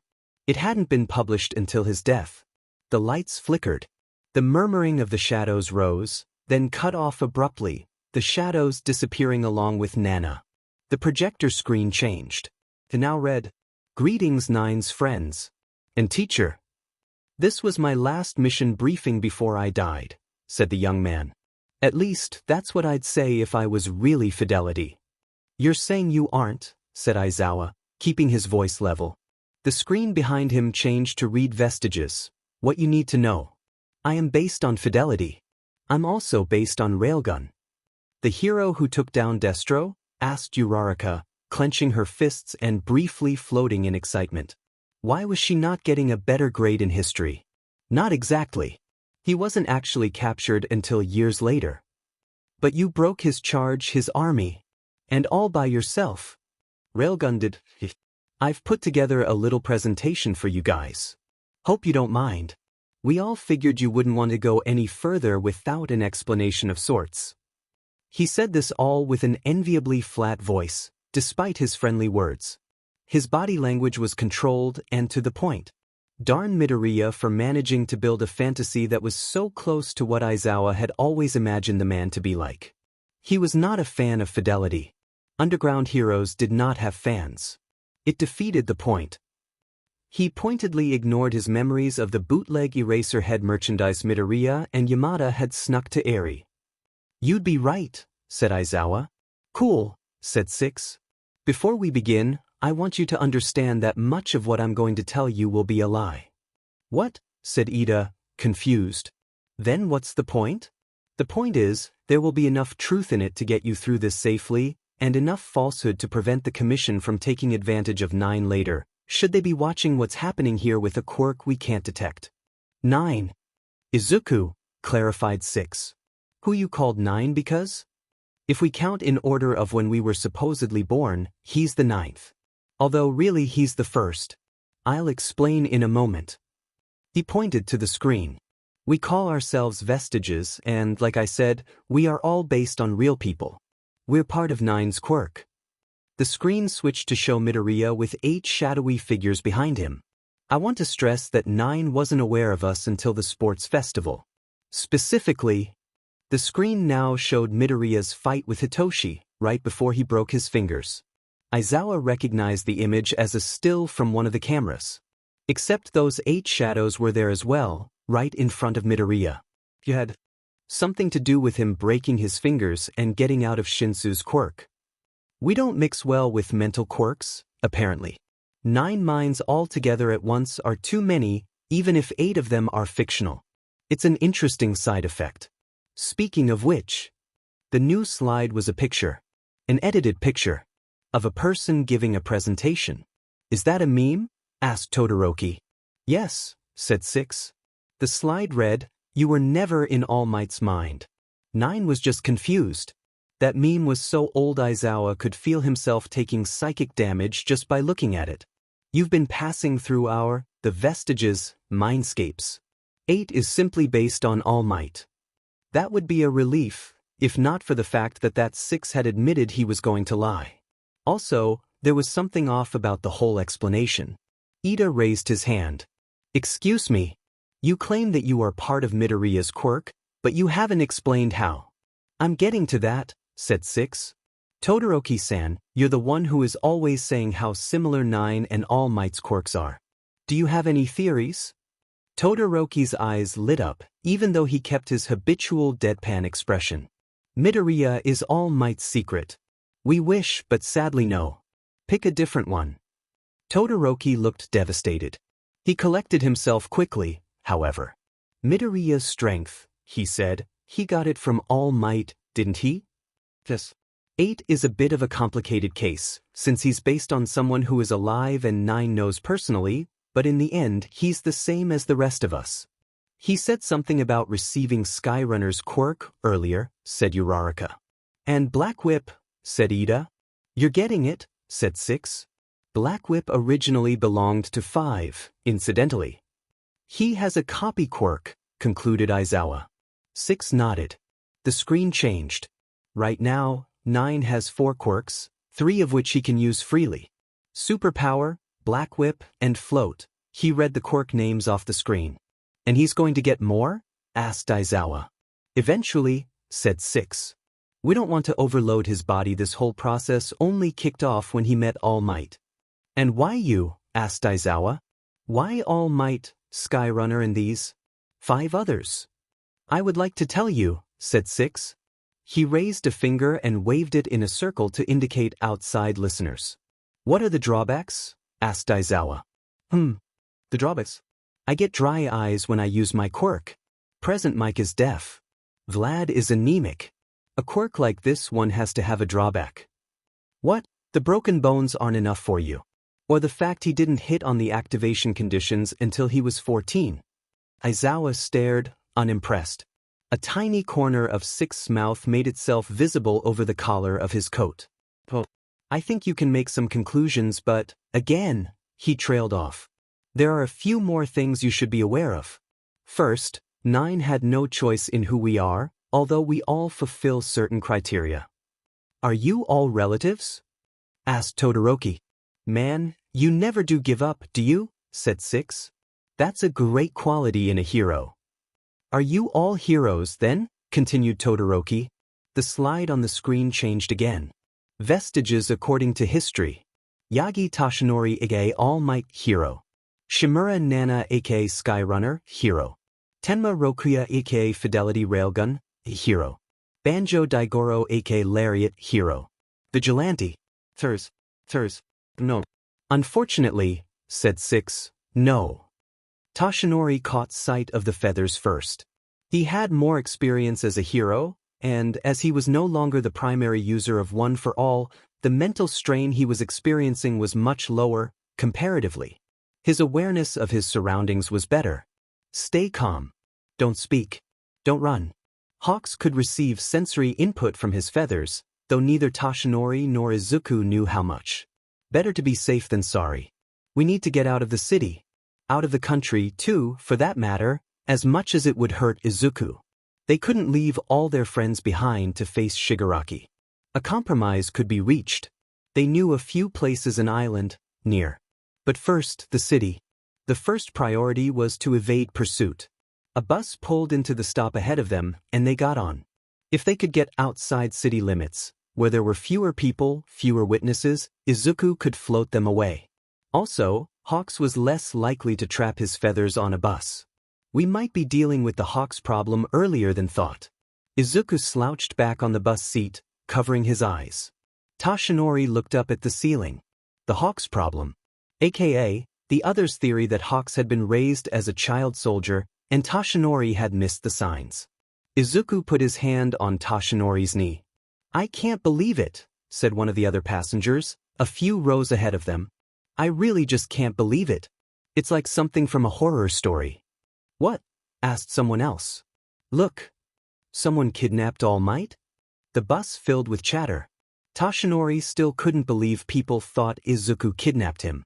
The reality was closer to the opposite, honestly. He'd have to apologize to Izuku's mother. There was a tiny incensed gasp from Izuku, and Toshinori saw Izuku glaring up at him. Izuku made a series of gestures that could probably have been interpreted as, "You can't kidnap anyone, you're All Might," even without the psychic link they were currently enjoying, then went into an enthusiastic tangent about how the commission was probably playing up the crazy stalker fan angle.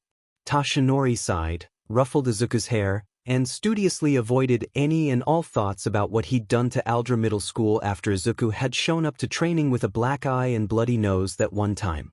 "What?" squeaked Izuku, his eyes gone very wide. Out of the corner of his eye, Toshinori saw 3 passengers near the front of the bus stand up and felt his heart drop. One of them had an obvious eagle mutation, the second had a bulging, almost spherical, neck, and the third had broad, flat-ended fingers. Decades of hero experience told Toshinori exactly what was going to happen next, even before the guns came out. "Well," said the eagle-headed man, "with all the heroes looking for this symbol of peace, I guess this is our lucky day." "Nobody move," demanded the man with the round neck. "This is a hijacking." Izuku let out an incredulous grunt next to him, but Toshinori could literally feel his mind whirring at 1,000 miles a minute, analyzing the quirks of the hijackers and possible motives. Really, there was no way they weren't going to help. By the way, not all of 9 is awake, so, out in the real world his body is operating according to consensus.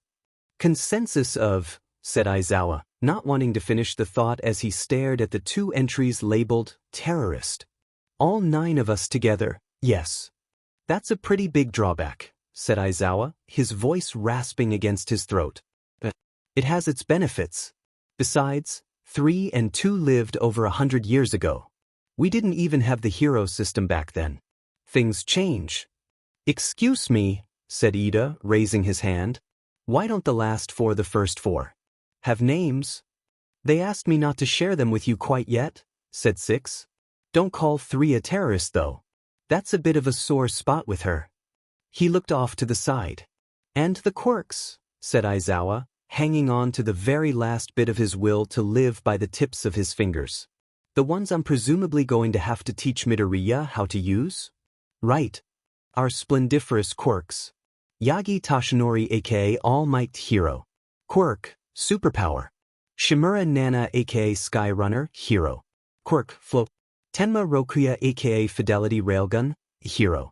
Quirk, Internet Perception. Banjo Daigoro aka Lariat, Hero. Quirk, Black Whip. Vigilante. Quirk, Danger Sense. No. Aizawa was not surprised to see the last 4 entries, once again, had little information attached. "You know," said Uraraka, "if you ignore the terrorists, this actually makes sense." "If you ignore the terrorists?" asked Ida, incredulous. "I mean, think about who we've seen so far." "It is like Midoriya to have a split personality based on All Might," agreed Todoroki. Because split personalities were going to be his go-to theory, now that figments of Midoriya's quirk's imagination had shot down his "Dad Might" conspiracy. "If you want to think of us as split personalities, sure," said 6. "We really don't interact that much with the outside, though." "And Skyrunner is basically Supermom," said Uraraka. "Like, if she was All Might's mentor, it makes sense that that's what he'd envision her as." "Ah," said Ida, "so she reminds you of Midoriya-san as well?" Aizawa noticed 6 shift uncomfortably and look away but decided he honestly did not want to know. "Oh, and you," said Uraraka, spreading her hands to indicate 6, "are kind of like Aizawa-sensei. Except with more memes," said Todoroki. "Yeah, except with more memes," agreed Uraraka. 6 faked a cough into his fist. "Anyway, I think that's everything." "Oh wait, Hawks." "Hawks, repeated Aizawa. Yeah. We're pretty sure he was raised and conditioned to be a SLV for the commission from a very young age. Another pause. 6 turned to face Todoroki. Also, Dabi is probably your dead older brother, Todoroki Tuya. Oh, said Todoroki. What? Said Aizawa. We just like someone in a position to do things with this information to have it. Even if we were sure 9 would retain all this, the commission is doing a very good job of trashing his reputation. Is this revenge? Whispered Todoroki. Did I push Midoriya too far? Kid, you could beat 9 up on a weekly basis for 10 years, and he'd still barely think of revenge. Come on, I need to take you guys to 5. Barely is it. Meaning, he did think about revenge. They had to get out of here fast, but Bakugo's life was in danger. There were lives in danger. A simple robbery wouldn't require this kind of setup. These 3 needed hostages for some reason. Izuku traced the direction the 3 villains kept looking to the college student in the corner. The young woman's clothing was high quality, and she looked vaguely familiar. He couldn't help but be exasperated. Shigaraki Tamura was running around out there somewhere, and these guys were doing whatever this was. Causing problems. He and Toshinori would have to try and evade Hawks after this. But exasperation wasn't going to keep these people safe. Eaglehead looked like the leader at first glance, but on closer inspection he was taking cues from the man with the squared-off fingers. The man with the round neck seemed to have a body expansion quirk of some type, possibly similar to Kendo's, considering how his joints pulsed and how his clothing was designed with extra folds. He'd shown Toshinori a catalog with similar clothing once. But Toshinori had said that the ill-fitting look added to his disguise. In the tight confines of the bus, that would be dangerous. The best thing to do to him would be to throw him out when the bus came to a stop. The quirk of the man with the square finger was a problem. It was probably an emitter type, rather than a transformation type. Something to do with his hands, perhaps? Honestly, the best thing to do for all of them, at least with regards to the people on the bus, would be to toss them off and then get the driver to gun it. But then what about people on the street? These guys didn't have any scruple against taking hostages, obviously. Hey, you, hand over the briefcase, said the man with the round neck. Izuku glanced at Toshinori, who nodded. Coils of black whip ran up and down his arms under the sleeves of his suit, much more controlled and complex than Izuku had managed to date. Thanks for the help, 5.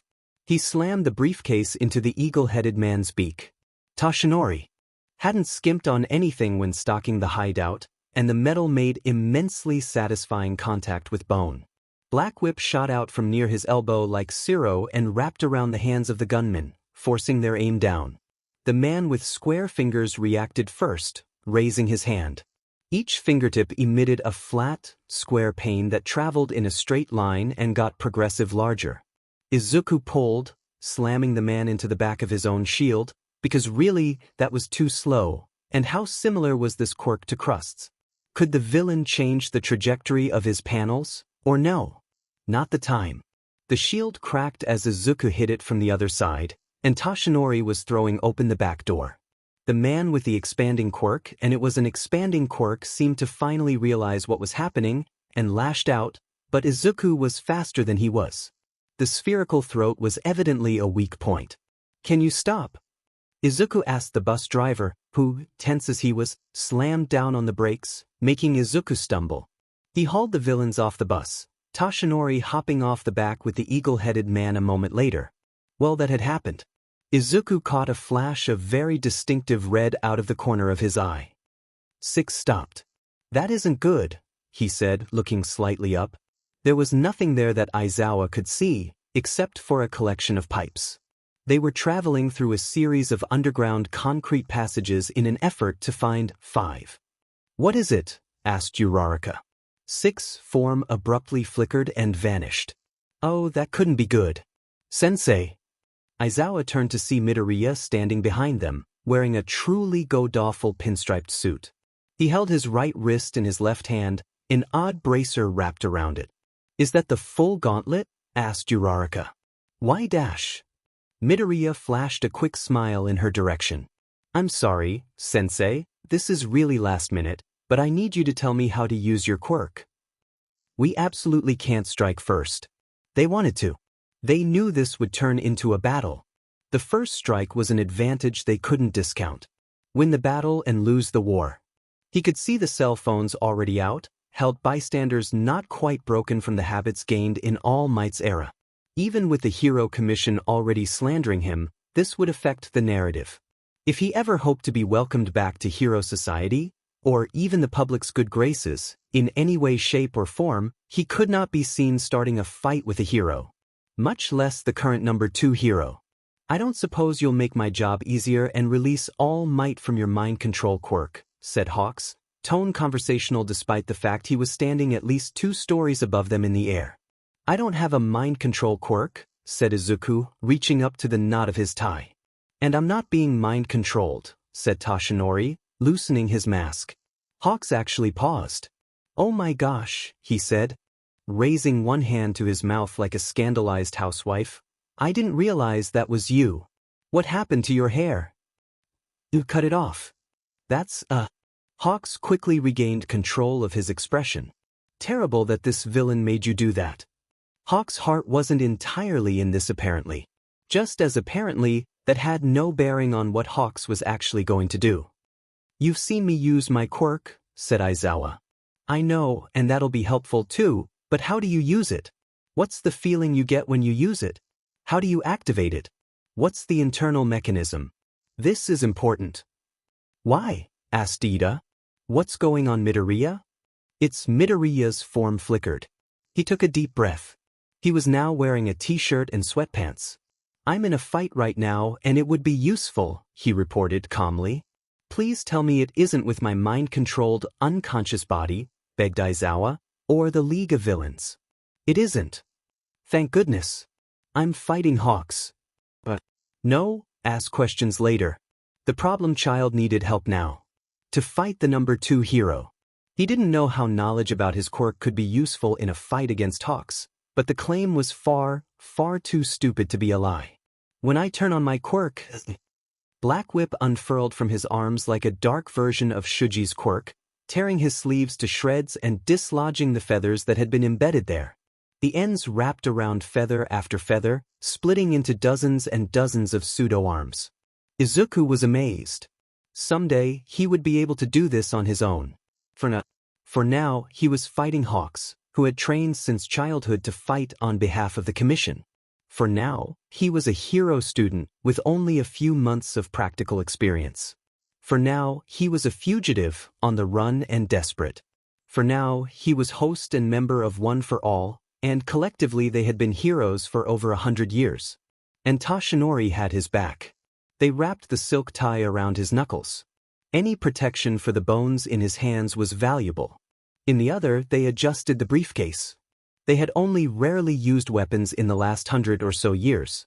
Usually, their quirks made weapons overkill. But before that, things were different. For a while, 1 and 2 had used swords, of all things. This battle was much more even than it looked. Their victory condition: escape with Toshinori. Their failure conditions: civilian injury, serious injury to Izuku or Toshinori, or capture of either Izuku or Toshinori. To avoid the first point of failure, it was best for them to get away from the vulnerable civilians. They didn't want to give away floats so soon in the game, so they grabbed the edge of a building with Black Whip and launched Izuku upwards, flinging feathers away from him. Toshinori would follow and provide the group with a second perspective. Hawks did not expect to be joined in the air. An incredulous smile graced his lips. Izuku smiled back and catapulted himself directly into Hawks. You know, he said, I think that's the first time I've seen you smile for real. What? Asked Hawks, startled. He wasn't one to have meaningful conversations with people he was supposed to bring in, but a statement like that had to be responded to. Even if most of his attention was on the quirk that Midoriya controlled with much more proficiency than indicated by his school records.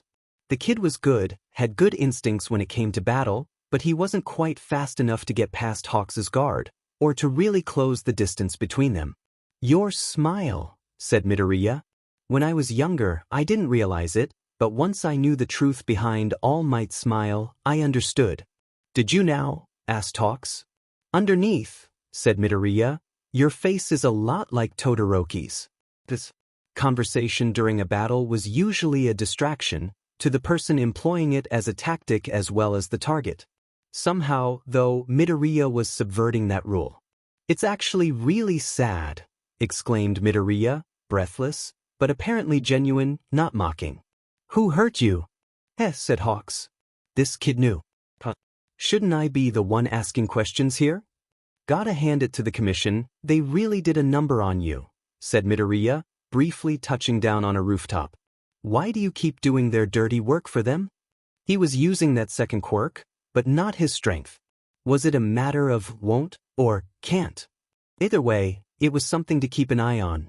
Why don't you? Hawks briefly managed to pin Midoriya by the edge of his jacket, but the boy tore free easily. Fly free? You're one to talk, said Hawks. What did you trade to All for One for those quirks? He didn't actually believe Midoriya was in league with All for One. Even tangentially, through proxies, they'd been at odds too many times, not to mention the videos he'd been shown by the commission of Midoriya and All Might interacting. The connection there couldn't be faked. He tried so many times. Was trying now with the League of Villains. Midoriya wasn't one of them. But he had a job to do. Besides, even he had to admit the commission had a point. The quirks had to come from somewhere. Just because Midoriya didn't willingly associate with All for One didn't mean he hadn't been forced. Didn't mean he hadn't gotten out. All Might was protecting him. How did they know each other? Wouldn't you take any hand offered to you if the person behind it offered to make you what you always wanted to be? Midoriya tilted his head to one side. Nope, he responded cheerfully. On the street below, Toshinori coughed, blood splattering his sleeve. What had Izuku been doing when he was younger to get involved with so many dangerous and disturbing people? It wasn't my fault. Kid really is a trouble magnet. Oh heck, I think I recognized that one. Really, with that sharp mind and Izuku's propensity for both curiosity, helpfulness, and, well, finding trouble, it was a miracle he'd stayed alive for so long. Wouldn't call it a miracle, Sonny. I can't believe he thought that was a dream. In his defense, a dream makes more sense than. Guys, focus please? This was not the time to discuss.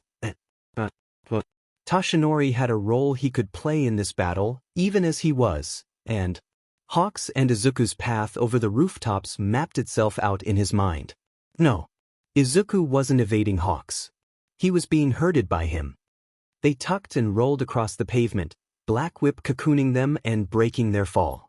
This was significantly more than what Daigoro, could use back when he was alive. It took everyone's efforts to keep everything going.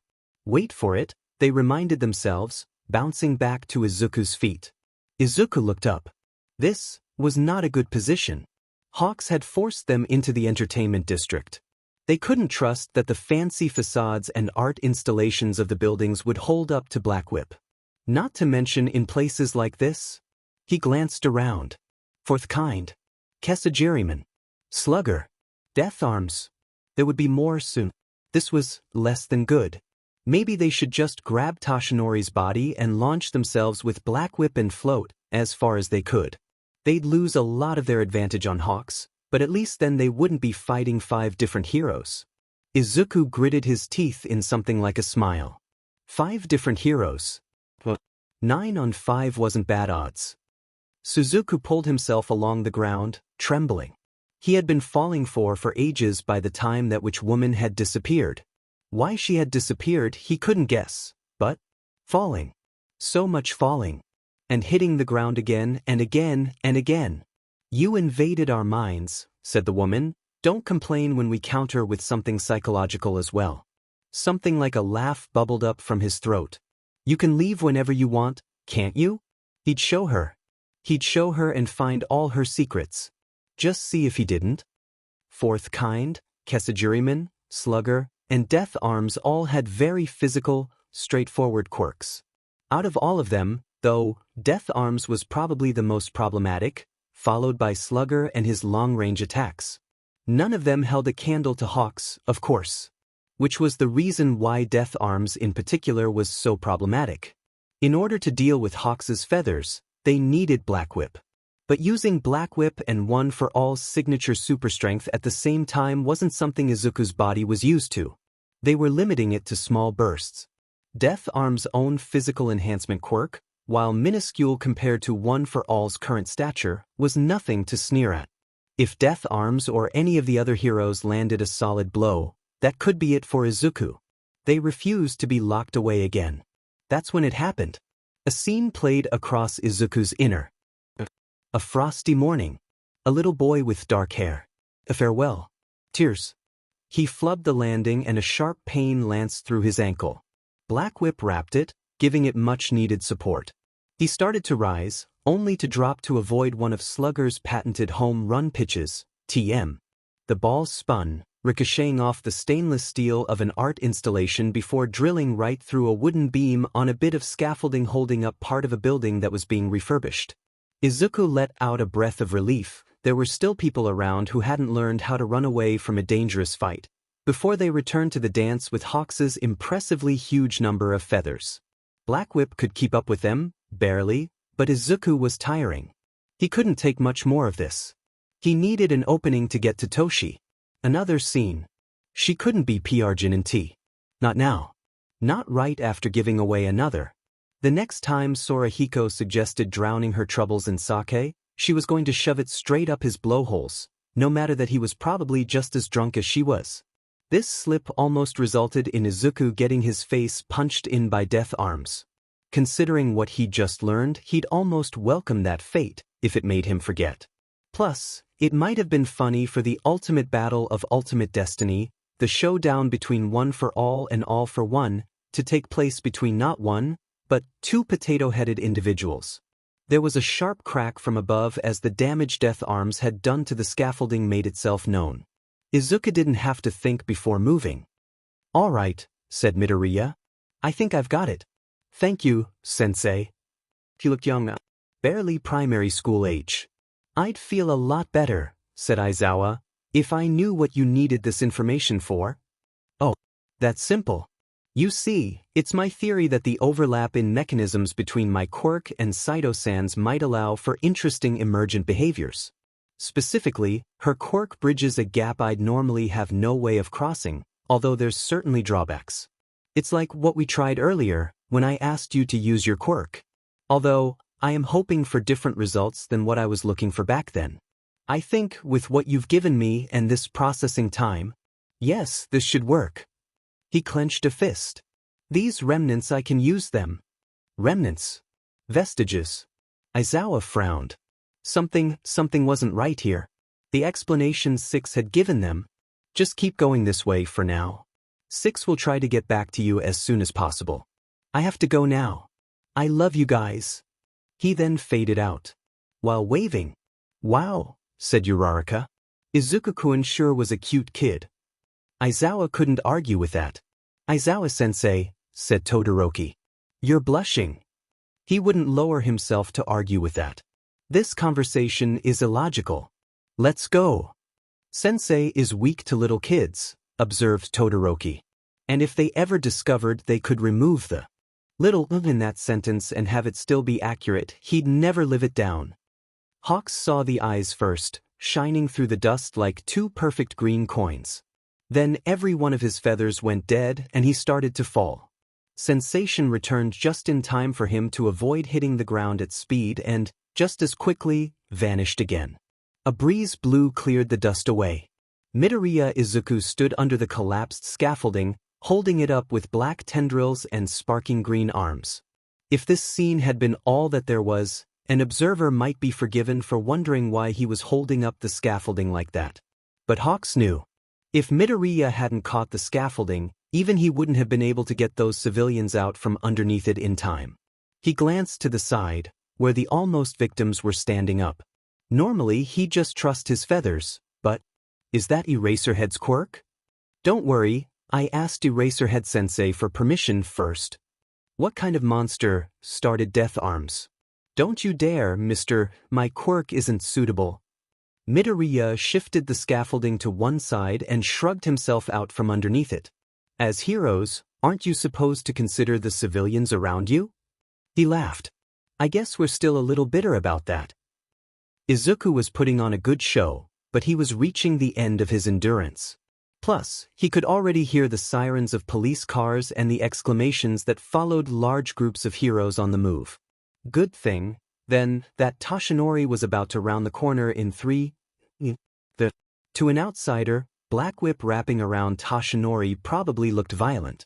In reality, everyone operating the quirk was intimately aware of everything wrong with Toshinori's body and did not want to add to his problems. They could have probably grabbed an egg like this. Grabbing the newly exposed concrete and rebar of the building behind Izuku, they launched themselves up. At the top of their arc, they activated float. Black Whip reeled Toshinori in, and they held onto each other as Izuku prepared to use air pressure to launch themselves forward. He hadn't blinked yet. His eyes really hurt. And so did everything else.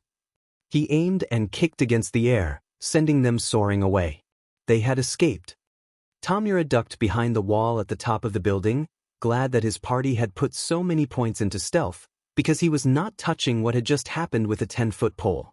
He'd rather be shot again. He'd rather fight Makia for a week straight with no rest breaks. He'd rather listen to Sensei try to give him the birds and the bees talk. What was that? What kind of a broken character build allowed for that kind of combat ability? The mods had to be asleep. If he were in charge, he'd nerf it pronto. That was a lie. He'd take it for himself. So, Shigaraki? Boss man? You okay there? Asked Spinner. No, decided Shigaraki. Suddenly, making all of them jump, Toga squealed. Did you see him? Did you see Izuku-kun? He was so cute with his nose bleeding like that. Hey, said Dabi, are we going after the green kid or what? No, decided Shigaraki, for the second time in as many minutes. And then, gimme the phone. We need to call the doctor to get us out of here. They did, but that was pretty much secondary to his primary objective, which was to cuss out the doctor concerning the cursed knowledge that was currently trying to escape his skull with a pickaxe. Said Inko. Aren't you going to get that? She pointed at the phone that had been buzzing on the table for the past several minutes. No, said Garaki, pretending to sip at his tea. You were saying? But what if it's the hospital? Inko asked, still staring at the phone, cheek cupped in one hand. What if it's an emergency with one of your patients? It could be important. It wasn't. Mostly because nothing could possibly be as important as dealing with Midoriya Inko. Without a doubt, the woman was the most difficult to deal with person in the entire world. It was no reflection on her personality, of course, but rather on her unique position. Garaki could cope with rabid villains. He had handled heroes cursing him. He could even converse normally with All for One. But then, compared to this woman, All for One was easy. As long as she wasn't part of the picture, all Garaki had to do was follow orders.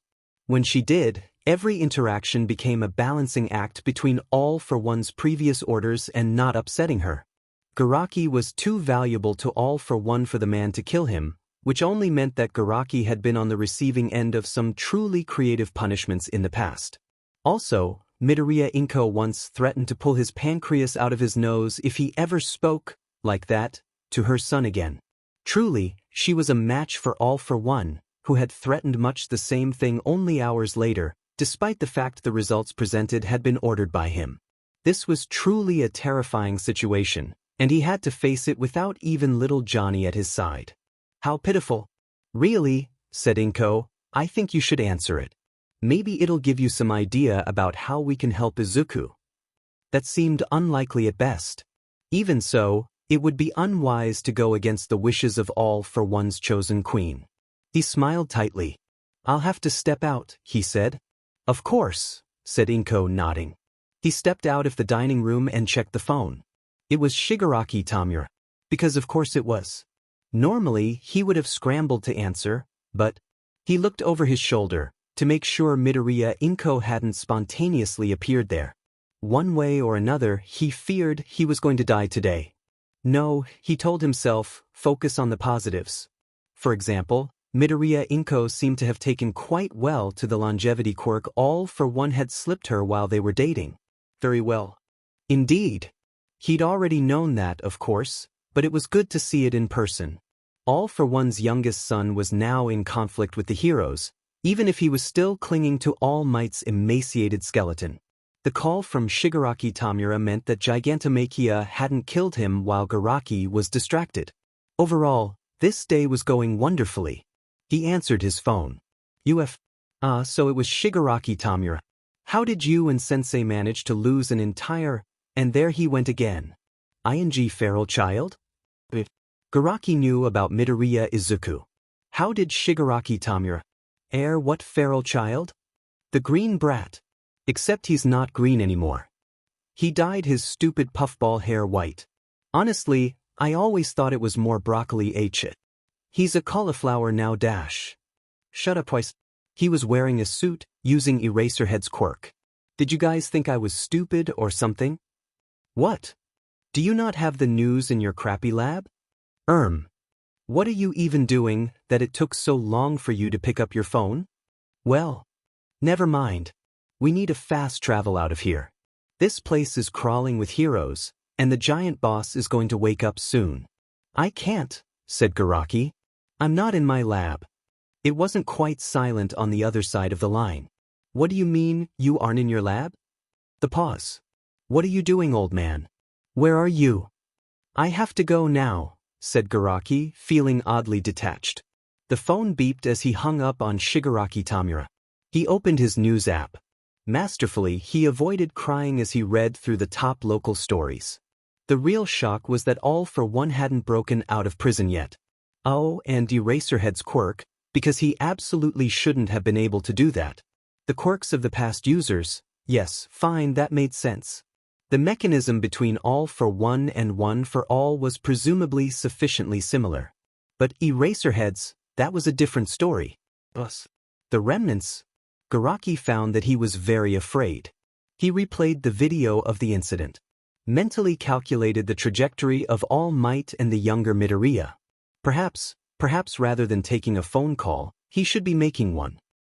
Like ragdoll, explained Izuku, as the pair of One for All members limped through the forest. Shiratoko-san, I mean. Said Toshinori, lifting Izuku over a spot that would give his sprained and swollen ankle some difficulty. Even though she can't use search anymore, there's still remnants. She can keep track of a lot more objects at once. Her organizational skills, visual acuity. Some things have actually improved, now that she's not using that part of her head. The point is, not all of the support structures disappear when the quirk does. And I think not all of the quirk itself goes away either. I'm not sure I follow you on that part. All for One, I think, physically, obviously, there has to be psionic component as well. The way it works is by destructively copying the quirk and the quirk factor of the target individual. It's like if there was a copier in a shredder? I guess? Can't copy without destroying the original. But yeah, there has to be a mental component. What I HMNNG. My boy. My head hurts. He swiped ineffectively at his sluggishly bleeding nose. Toshinori pressed his lips together, concerned. Izuku rarely admitted to feeling pain, no matter how beaten up he was. This must be serious. We have some painkillers, said Toshinori. No, said Izuku. I'm okay. What was I was saying, quirks. My quirk when there's still remnants, and the emergent behavior. He took a deep, shuddering breath.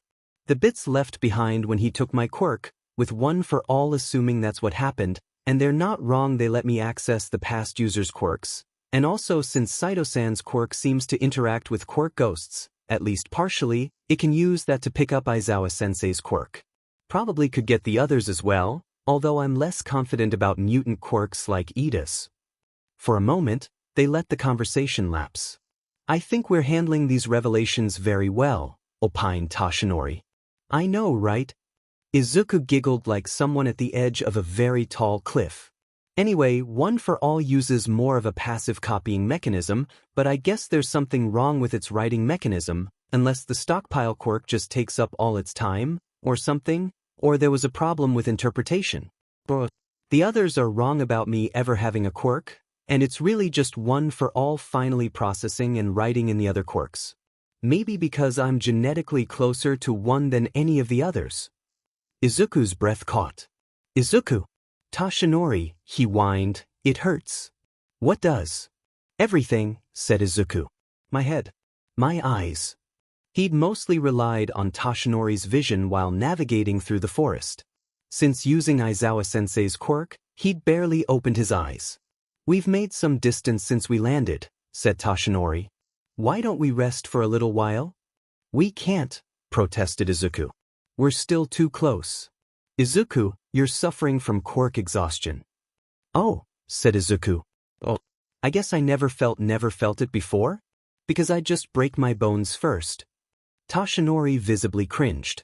If I understand what you just said correctly, he said, taking Izuku by the shoulders and guiding him gently towards a fallen tree, what you did back there with young Aizawa's quirk was akin to running a race with a broken leg. I mean only if they're right about it being my quirk. And not just something one for all can do. Said Tashinori, dubiously. Even then, it isn't something quite natural for you, is it? And this right after receiving float. It, said Izuku, frowning, and letting himself be directed. Actually, I felt good. Before it started hurting. Like, satisfying almost? Like when I used one for all for the first time? Well, before I realized all my bones were broken. It wasn't quite all of them, was it? Izuku shrugged. He blinked slowly as he sat down on the log. It's cold. It is December, said Tashinori, unzipping his coat. Let me see here, I had some winter clothing for you in here somewhere, and we should take a better look at your ankle. He sat down next to Izuku, who immediately leaned towards him, not quite touching. On impulse, Tashinori wrapped the open edge of the coat around Izuku, pulling him close. Izuku rested his head against Tashinori's chest and brought up his knees to hug them. This warm, he mumbled. How about, said Tashinori, you just rest for a few minutes. Then we can sort everything else out. Okay. Well, said Recovery Girl, entering the conference room the hospital had lent them, no one is in any danger of dying. But, said Hitoshi, bracing himself for bad news. No, but they're all fine, beyond not waking up, but you all already knew that. So, she hopped into a seat at the table they'd all squeezed around. What have you found out? She directed the question to Hizashi, who had his head in his hands, his elaborately styled hair almost hitting Jairu and Kaminari, who were seated across from him. Midoriya has a sentient quirk and no one bothered to mention it. I'm not sure Midori knew, Setsuyu. It does seem like something he'd mention. I don't know, said Kaminari. He's, like, weirdly cagey about his quirk. Tokoyami crossed his arms. He may have been hiding it. Possession of a sentient quirk casts one into the shadow of the Commission's regard. People with sentient quirks are monitored by the Hero Commission, said Hitoshi. Just like people with villainous quirks. He was not hiding as Amos, said Aoyama. That's absurd. He was simply a late bloomer, like myself. Does it really matter if he knew or not? Asked Jairu. Everyone has stuff they'd rather not tell other people. She's right, said Kiyama-sensei. Well, said Yaozu, we're going to try to help him, aren't we? There was a murmur of agreement. But how? Overthrow the government? Suggested Jairu. Start a social media campaign? Said Kaminari, at the same time. They looked at each other. And you call yourself an anarchist? Scoffed Jairu. In my defense, I have never once called myself an anarchist. As much as I like the idea of overthrowing the government, the social media idea is probably more doable, said Hitoshi. I mean, there's only 14 of us here. What are we going to do against the government? As much as I hate to say it, said Kiyama-sensei, we do have more resources than just the people in this room. Like the person who sent us to extract you in the first place. You mean, said Shuji, voice hushed, the rat god. Kiyama-sensei blanched. Where did you hear that? All the students, including Hitoshi, pointed at Hizashi, because, really, she should have known that. Actually, wait, one of them hadn't and had instead buried his face in his hands. That was... coulda. Yeah. Coulda. What's up with him? Asked Hitoshi. Mineta snickered. A baleful collective glare was turned on him. What? He whined. Aoyama sighed. Midoriya once asked him if he could control our fantabulous Principal Nizu, since Principal Nizu is technically an animal. Ever since then, continued Yaoyorozu, he has a crisis whenever the principal is brought up. Man, said Kaminari, nodding in Hitoshi's direction, I bet that if Midoriya was here, he'd be asking you if you could control Principal Nizu, since he's not human. That was a good question. Speaking of Midoriya, said Satu, as if they hadn't been doing exactly that all along, I don't think we can overthrow the government without him. He's our plan guy, usually. Even with Nizu? Asked Hizashi. The members of Class 1A seemed thoughtful. Maybe. Yeah, maybe. Wait, said Mineta. We're serious about that? I thought it was a joke. Okay, said Yaoyorozu. Perhaps we should discuss our other options first. Oh, said Aoyama. We could become vigilantes. What would be the point of that? Asked Hitoshi. Aoyama did not have an answer. Hizashi's phone started ringing. Oh no, he said, it's him. Does he know I've been calling him the rat god behind his back? Probably, said Kiyama-sensei, but I don't think that's what this is about. Hizashi answered his phone. Yai, Principal Nizu, what dash? Oh yeah, we were planning on that, but we weren't sure. Yeah, I'll tell them. And he went pale. You already knew about that, huh? Yeah. See you soon. He cringed as he hung up. He wants us all back at school before the commission decides to interrogate us. Also, he said to check the news. It's just going to be more slander of Midoriya, said Jairu, looking at her own phone. Why both? Still can't believe they think Midoriya kidnapped All Might, mumbled one of Shuji's free-mouth hands as Hitoshi unlocked his own phone. I know. Do you remember when he came into the cafeteria to ask Midoriya to eat lunch with him? Asked Kaminari. Which time? Asked Dark Shadow, cackling. It was cute, Karo, said Azui. I have pictures. We can use those for the social media campaign. Hitoshi's news app loaded. He looked up and met Jairu's eyes. Judging by her pale face, what he'd seen wasn't a hallucination. Am I a dog, a mouse, or a bear? Chirped Nizu as he answered his phone. One thing's for sure, I'm Principal Nizu. How can I help you, Mr. Hero Commission President? I'm sure you're following the news, said the president. Of course, said Nizu, patting Eri's head. She'd been staring at his phone like a predator faced with prey since he answered. They had, indeed, been watching. The news. We need Midoriya Izuku's medical records and the blood sample you have from him. You should have it ready by the time our investigators arrive. Oh, investigators? To search Midoriya Izuku's personal effects for clues. You should also prepare Chisaki Eri, Togata Mirio, and the teachers involved in Midoriya Izuku's education for questioning. Thank you for giving me a heads up, Mr. President. There was a suspicious silence on the other end of the line. What are you planning? Nothing at all. You aren't going to win this fight. What fight, Mr. President? Aren't we both on the side of heroes? If you get in our way, I will make sure your precious school goes down with Midoriya. Oh, is that a threat, Mr. President? A promise. Public opinion isn't something you can think your way out of, and UA has been on thin ice since the attack on the USJ. I see, said Nizu, fighting against the urge to bare his teeth and snarl. In any case, I will not stand in the way of the law. Good. The line went dead. Oh dear, said Nizu. He really doesn't understand me at all. What are Rhea going to do? Asked Eri. Follow the law, said Nizu. Eri scowled. Bothering by the book, sir? Asked Togata, who had been hiding in Aizawa's kitchen, baking. Oh yes. The good heroes who were here earlier had the authority to request a piece of Midoriya-kun's clothing, but what Mr. Hero Commission President is asking for is quite different. How? Asked Eri. They need certain forms and paperwork in order to force me to do so much as let them in the front gate, which cannot, of course, be open to outsiders by teachers without my express permission. And if I am involved in an emergency involving one of my wards at the time. That's me, said Eri, bouncing on the couch. Indeed it is. So, she said, I've got to be an Imagensai? She asked, carefully sounding out the word. You don't need to do anything, said Nizu, except say that I was occupied with you when the commission representatives arrived.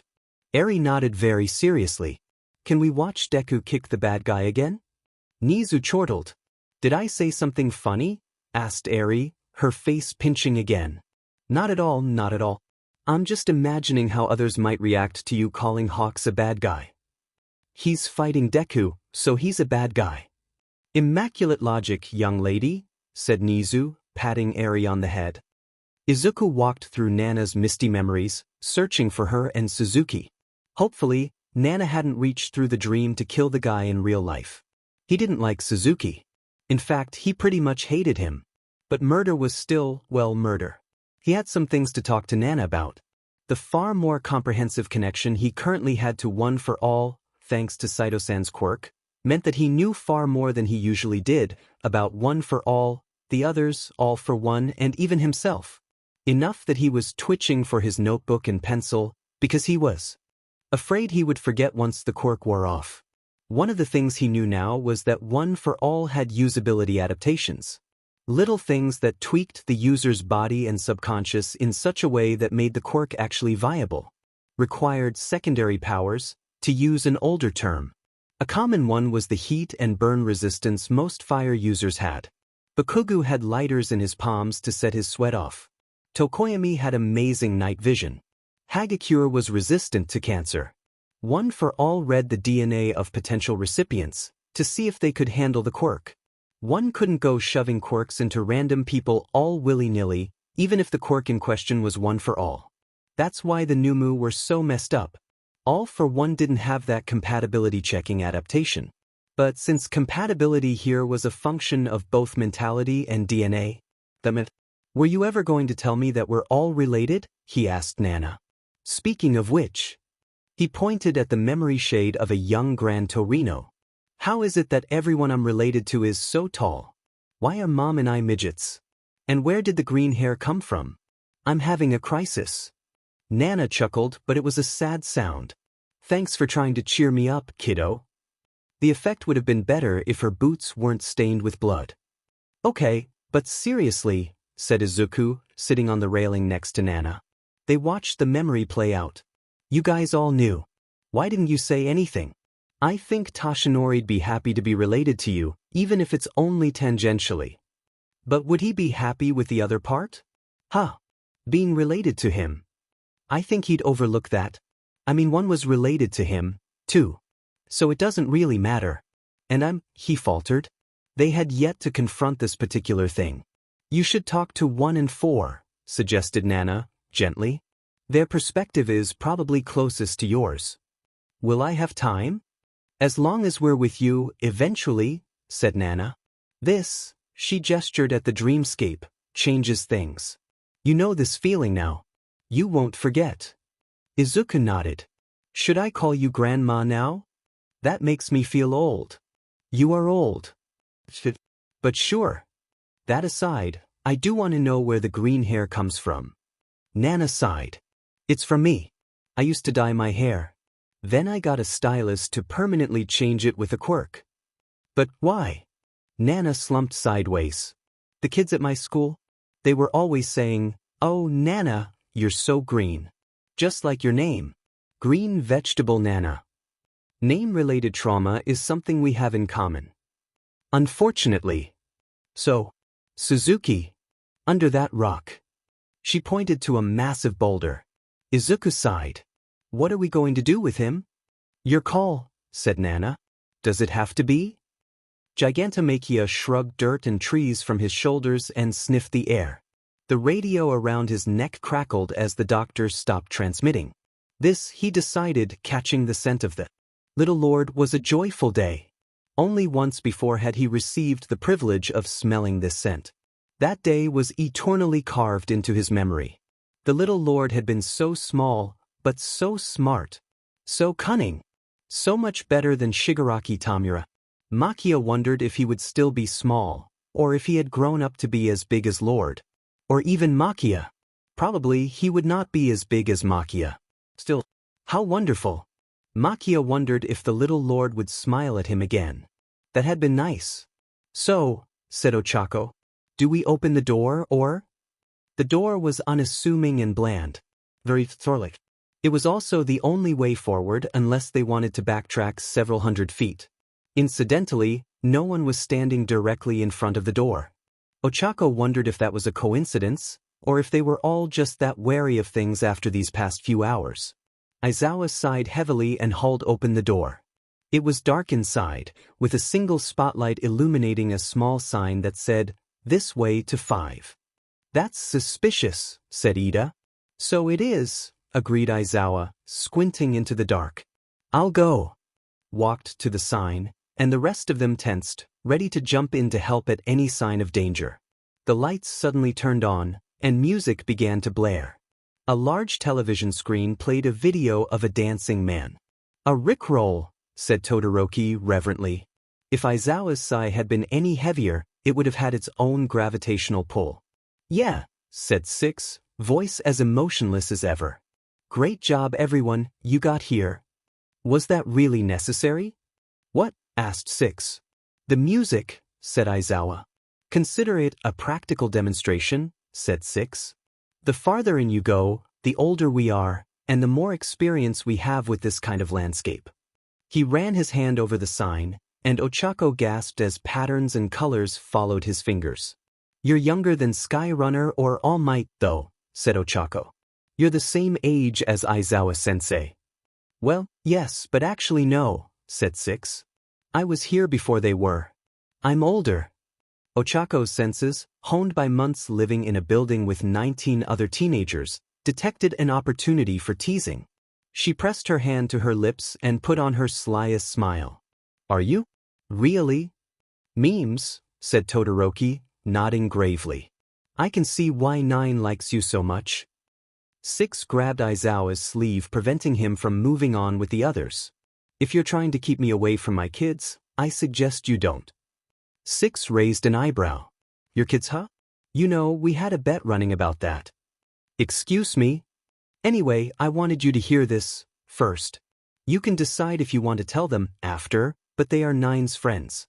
I don't want to be responsible for them running off on their own without your knowledge. I suppose you're going to tell me something that could help Midoriya but will be incredibly dangerous. Are you sure your secondary quirk isn't precognition?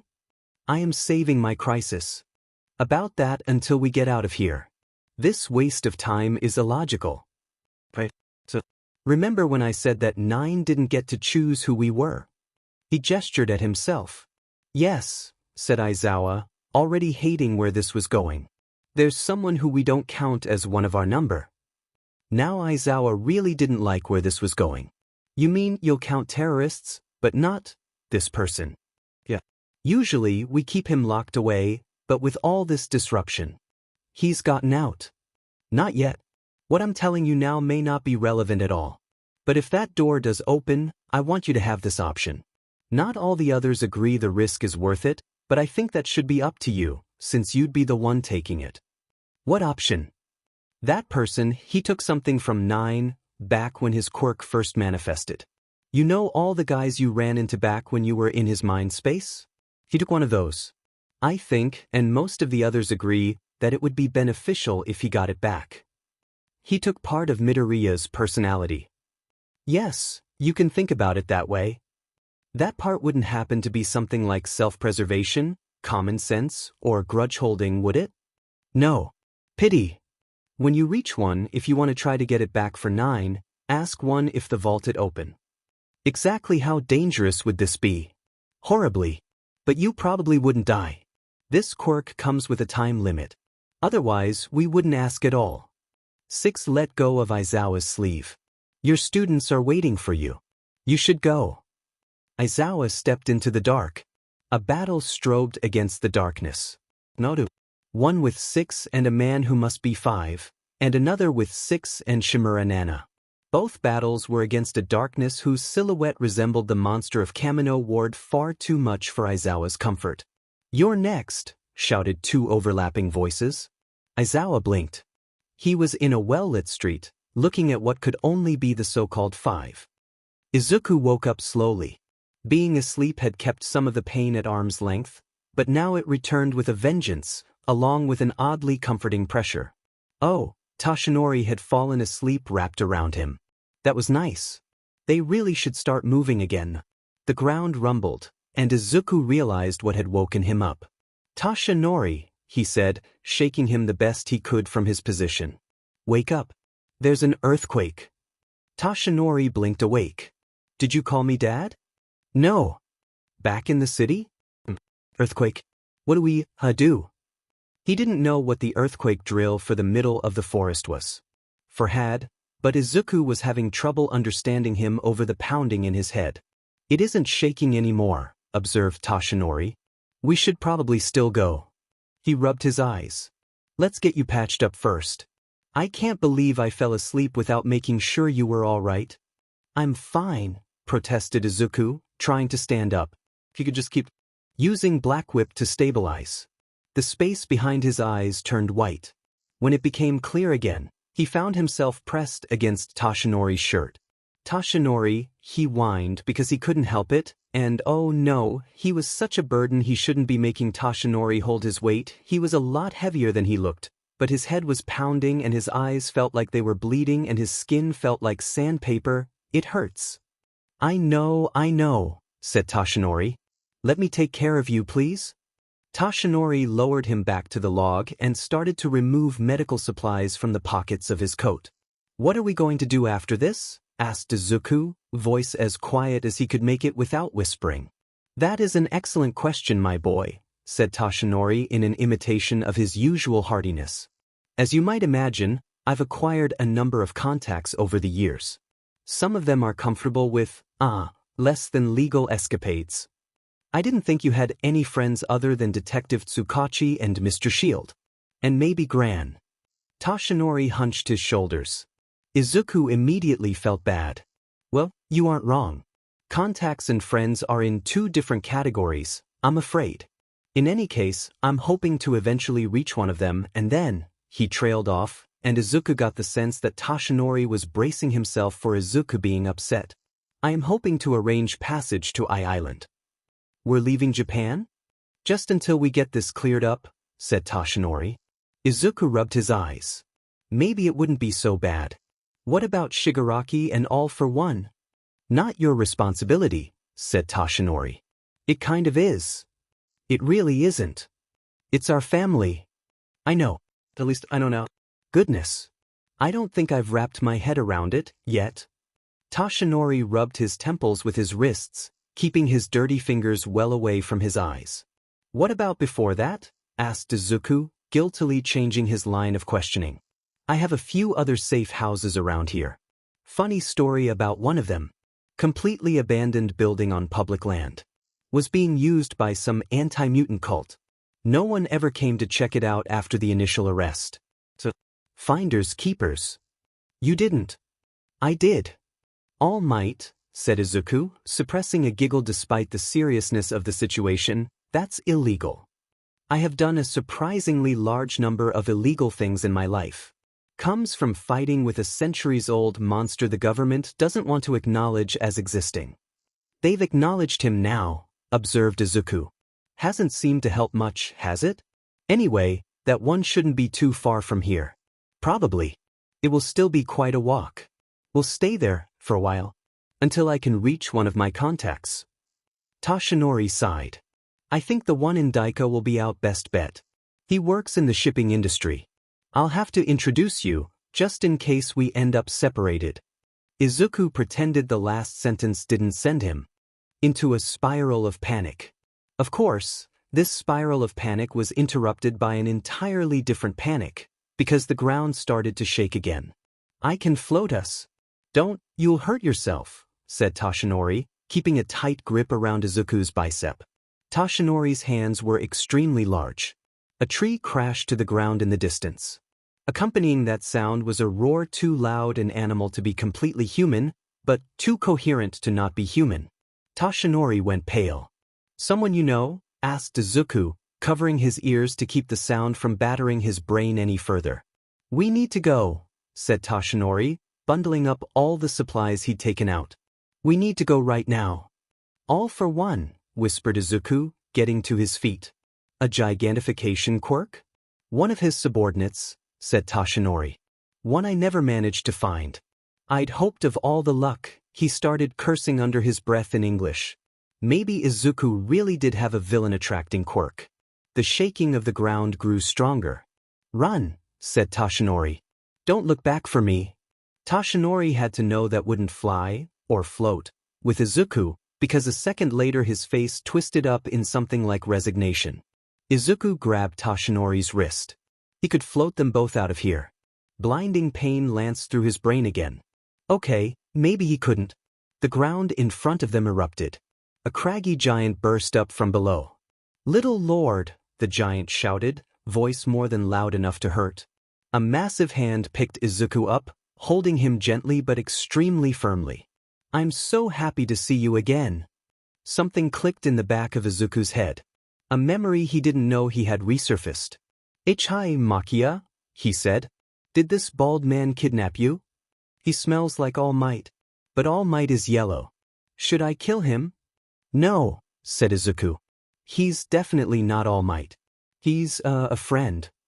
Hello, Little Lord's friend. Hello, said Toshinori, waving a little, clearly in shock. Makia shifted to wave at Toshinori and Izuku hissed as the movement jostled his injuries. His minor injuries.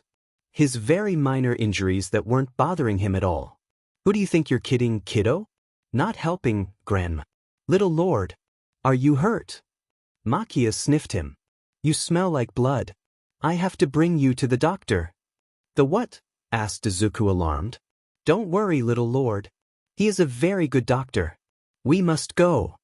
Wait, said Izuku, before Makia could get more than 3 humongous steps away from Toshinori. It isn't my blood, it's the blood of my enemies. Lord tried that one too, Little Lord. But, oh, I forgot your friend. Makia turned around. Sorry, Little Lord's friend. He picked up an increasingly distressed Toshinori and continued stomping through the forest. Izuku realized that Makia was headed back towards town. Wait, he shouted, despite not having a plan for what to do next. Wait, repeated Makia, balancing on one. Thankfully, Izuku's brain churned out a plan. My friend here, said Izuku, gesturing at Toshinori, has a house nearby. It would be better if we went there, and then the doctor can come to us. Makia grinned, which was honestly an unsettling sight. You're just like Lord, Little Lord, always making plans. He brought Izuku up to his face, close enough that Izuku could feel his, oddly minty fresh, breath and bonked the top of his head with his nose. Do you brush your teeth, or do you have a quirk for that? Asked Izuku before he could think better of it. Lord gave me a toothbrushing quirk. He said he was tired of smelling my morning breath. I do not know why he said that because it was night. But he gave this quirk to me. It was very generous of Lord, said Makia, delighted. How did you know? Izuku decided not to go down the rabbit hole of his reasoning and shrugged. Lucky guess. Makia laughed.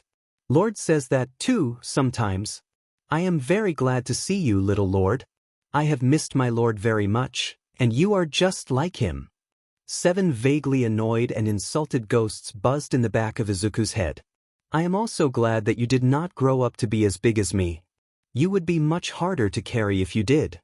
Apparently Izuku was not the only one with a propensity for rabbit hole thoughts, because he could not imagine a scenario where it would be reasonable to expect him to grow to be as big as Makia.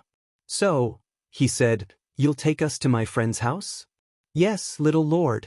And then we can call the doctor, and he will take care of you. Izuku didn't think Makia meant to be ominous, and yet. So, said Aizawa, surveying the man up and down.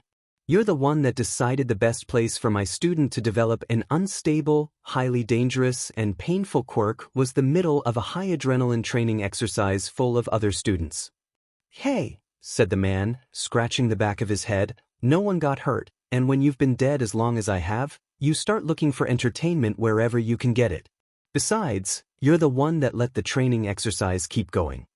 According to your compatriot back there, Aizawa said, hooking a finger over his shoulder, you haven't been dead at all. 5 jolted and ran his knuckles over his bandolier. Yeah, it's easy to forget. It was great to know that 5 was trash at lying. True, he'd been told up front that 6's explanation would be at least partially false, but still. Aizawa sighed. 5, who'd also introduced himself as Lariat and Banjo Daigoro, appeared to be a fairly typical hero for his era. Minimal hero costume repurposed from military gear, worn with just a bit of flair, indicating that the celebrity status of heroes probably hadn't fully set in yet.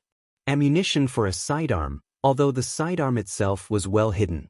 The gun was probably bulky, but if Aizawa didn't miss his mark, those were stun rounds. Eye protection but not head protection. Not that Aizawa could complain about that, considering. Anyhow, if you're all here, let's go. The man clapped his hands together, activated his quirk, and proceeded to fling Aizawa and his students through the air, without warning. Sorry about this, said 5. But we don't have time for the whole history lesson. Just the highlights. Brief battles flared to life around them as 5 dashed sideways along skyscraper walls and swung from building to building. I always thought of myself as a sort of Spider-Man, you know? I don't know that hero, sir, shouted Ida over the whistling wind. Pre-quirk comic book character, explained 5. Most of them got censored after the first quirk boom. Didn't want to give anyone ideas. But by my time, with the pro-hero scene starting up, they came back in a big way. 5 landed in front of a large convention center. This where they held the first modern comic convention in Japan. Or Modicomicon for short. And we couldn't walk here because? Asked Aizawa, suppressing an increasing urge to commit murder. I thought my way was more fun, said 5. Haven't you always wanted to travel like that? Aizawa tugged on his scarf. I do. Frequently. Under my own power. Another Aizawa-sensei, decided Todoroki, quiet but decisive. Aizawa-sensei, but funkier. That did it. Once this was over, he was expelling all the problem children and taking a vacation. The rat god could find a sub. This is where I met for the first time, said 5, pushing the doors open. The auditorium was filled with rows upon rows of booths. All empty of people, of course. Aizawa grudgingly followed. First contact. Those voices. Something about them. The number. Those are your voices, said Aizawa. Yep, said 5. It's a special moment, you know? Aizawa frowned. At this point, he highly doubted that these vestiges were simply based on real people. The vestiges themselves had to have reason to suspect that they were at least remnants of real people to give themselves a name like that, and with All Might thrown into the mix. Add to that the repeated themes, the oddly ritualistic components, first contact and you're next, Midoriya's closeness with All Might and Aizawa got. Honestly, he had no idea. The fact that All Might was still alive tended to rule out the Midoriya's quirk is that he's haunted theory, which, admittedly, was rather flimsy to begin with. Perhaps it was a legacy-dependent quirk, reaching back from student to teacher? He would be skeptical most quirks had some kind of logic to them, and there was no way to extrapolate entire people from contact with their successor, but Vlad King had a student whose head was a manga speech bubble and other abstract quirks existed. So, it still didn't feel right. Surely, Midoriya would have figured out his quirk before he was 14 in that case. Unless All Might had to be involved for some reason. Also, the fact that they called Midoriya 9. 6's explanation for that didn't even make a little bit of sense. Not to even mention the hints that All for One actually was involved in this somehow. Banjo-san, said Aizawa, there's no truth in the Commission's accusations, is there? He could have asked 6, but logically, 6 would be the best liar, if he was the one chosen to relay the lie. Banjo Daigoro seemed rather less adept at deception. The world seemed to gray out a bit. Are you kidding me? What part? Asked 5, his eyebrows disappearing under his goggles. Yeah, sensei, there's no way Izuku-ke. I'm not asking about Midoriya. I'm asking about you. How are you connected to All for One? 5 opened his mouth, lips drawing back to reveal his teeth. He looked unspeakably offended. You don't think we actually work for that BSRD? Excuse me, sir, interrupted Ida after 5 had tacked on several rather fouler epithets. There are minors present. Oops, said 5. Anyway, we do not work for all for one, he continued, failing to answer the question Aizawa had asked.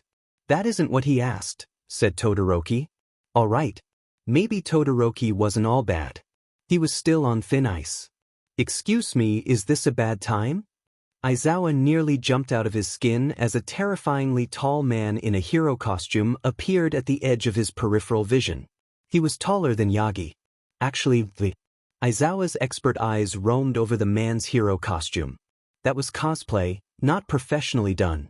The man was standing there, in Midoriya's head, in front of 2 professional heroes, wearing cosplay. It looked like it had been hand-sewn. It also looked like it had been used. And inexpertly reinforced. Even for a vigilante. Somehow, in retrospect, this made Midoriya's choice to wear a costume his mother had made for him for his first training session make much more sense. Of course, Midoriya would have someone as ridiculous as he was in his head. Of course, he would have several people as ridiculous as he was in his head. For, I presume. I prefer Shimura, actually. Oh, said Uraraka. Are you related to Skyrunner? She's my adopted sister's descendant, said Shimura 4. Hey, I thought we weren't telling them this stuff, said 5. Shimura blinked. My apologies. He paused. However, considering the structure of my mental domain, it is likely that they would have discovered my chosen name in short order. Who do you think he's based on? Asked Ida, leaning towards Todoroki. I can't put my finger on it, said Todoroki, but he does feel familiar. And why is that? Asked Aizawa, pretending he couldn't hear his students. I have a lot of unresolved trauma relating to my biological parents and also my quirk. Oh, said Todoroki. He's based on me. Another horrible thing Aizawa would have to deal with when he woke up. Isn't your quirk danger sense? That's what 5-chan calls it. There was something extremely disturbing about this.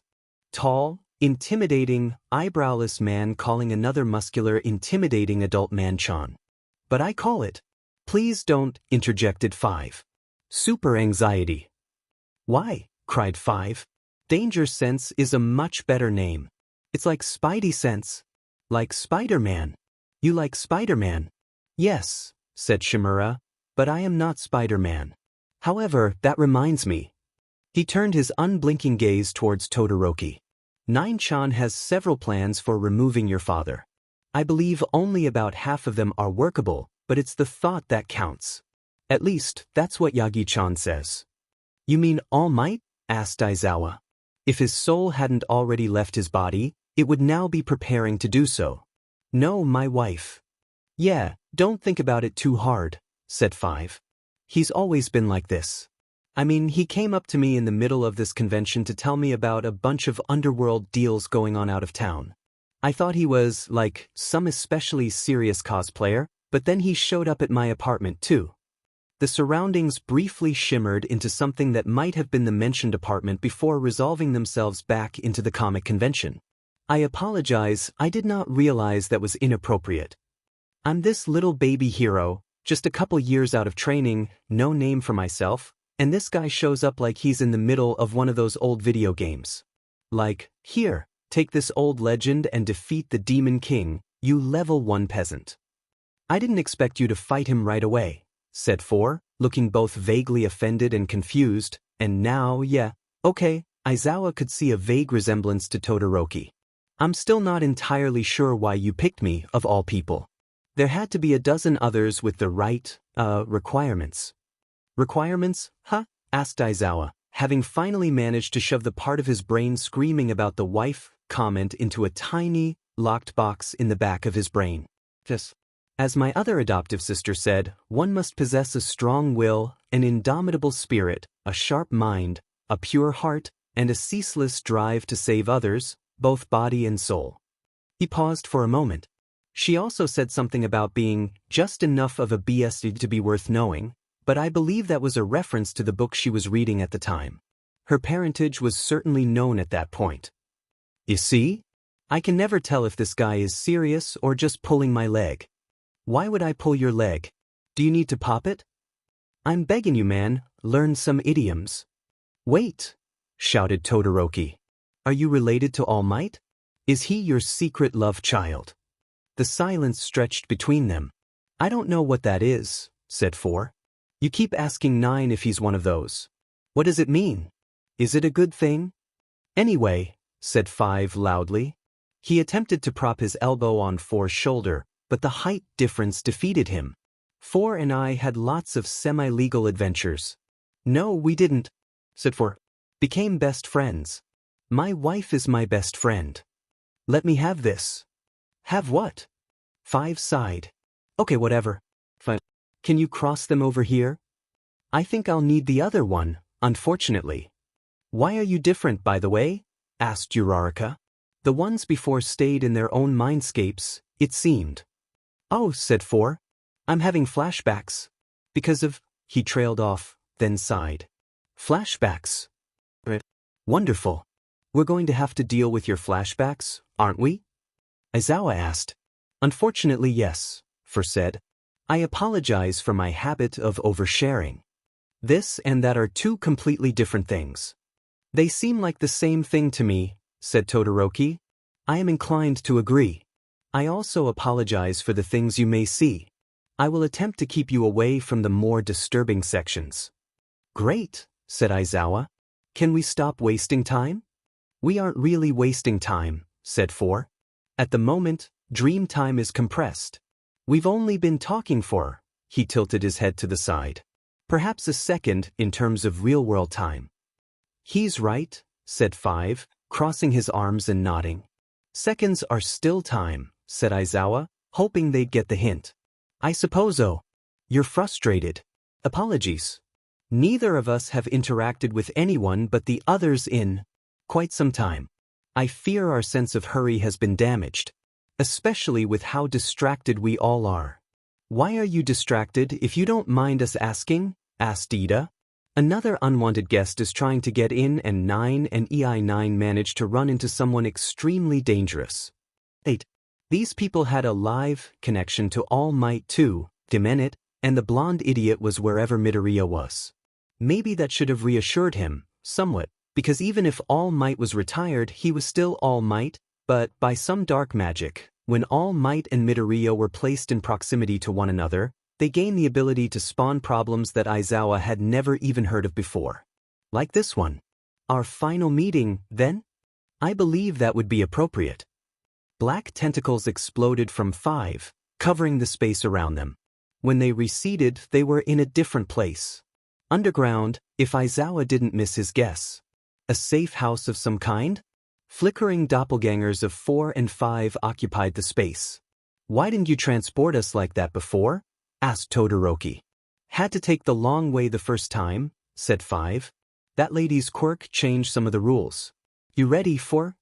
Let it play out, said 4, gazing at the static figures. Your choice, said 5, shrugging. The real 5 and 4 abruptly vanished, and the doubles started moving. I suspect this is the last time we will meet, said an older 4 to a younger 5. Why is that?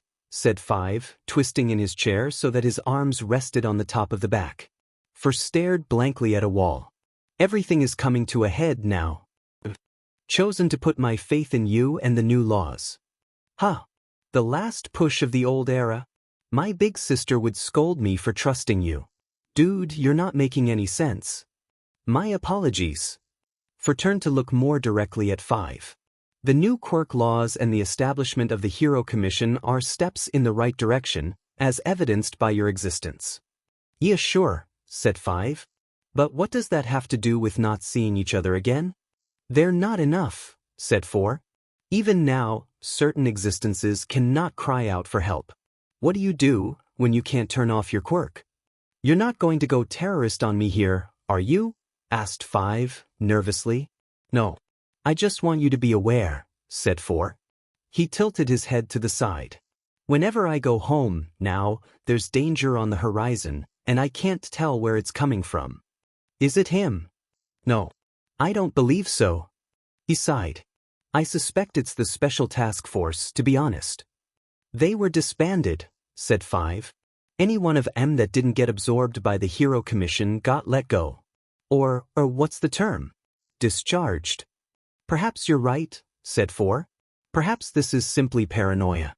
I would certainly like it to be. Look, said 5. Maybe I can help. You've never told me where y'all live and… Absolutely not. I am quite certain that he is still monitoring me to some extent. You do not want to be on his radar, Daigoro-chan.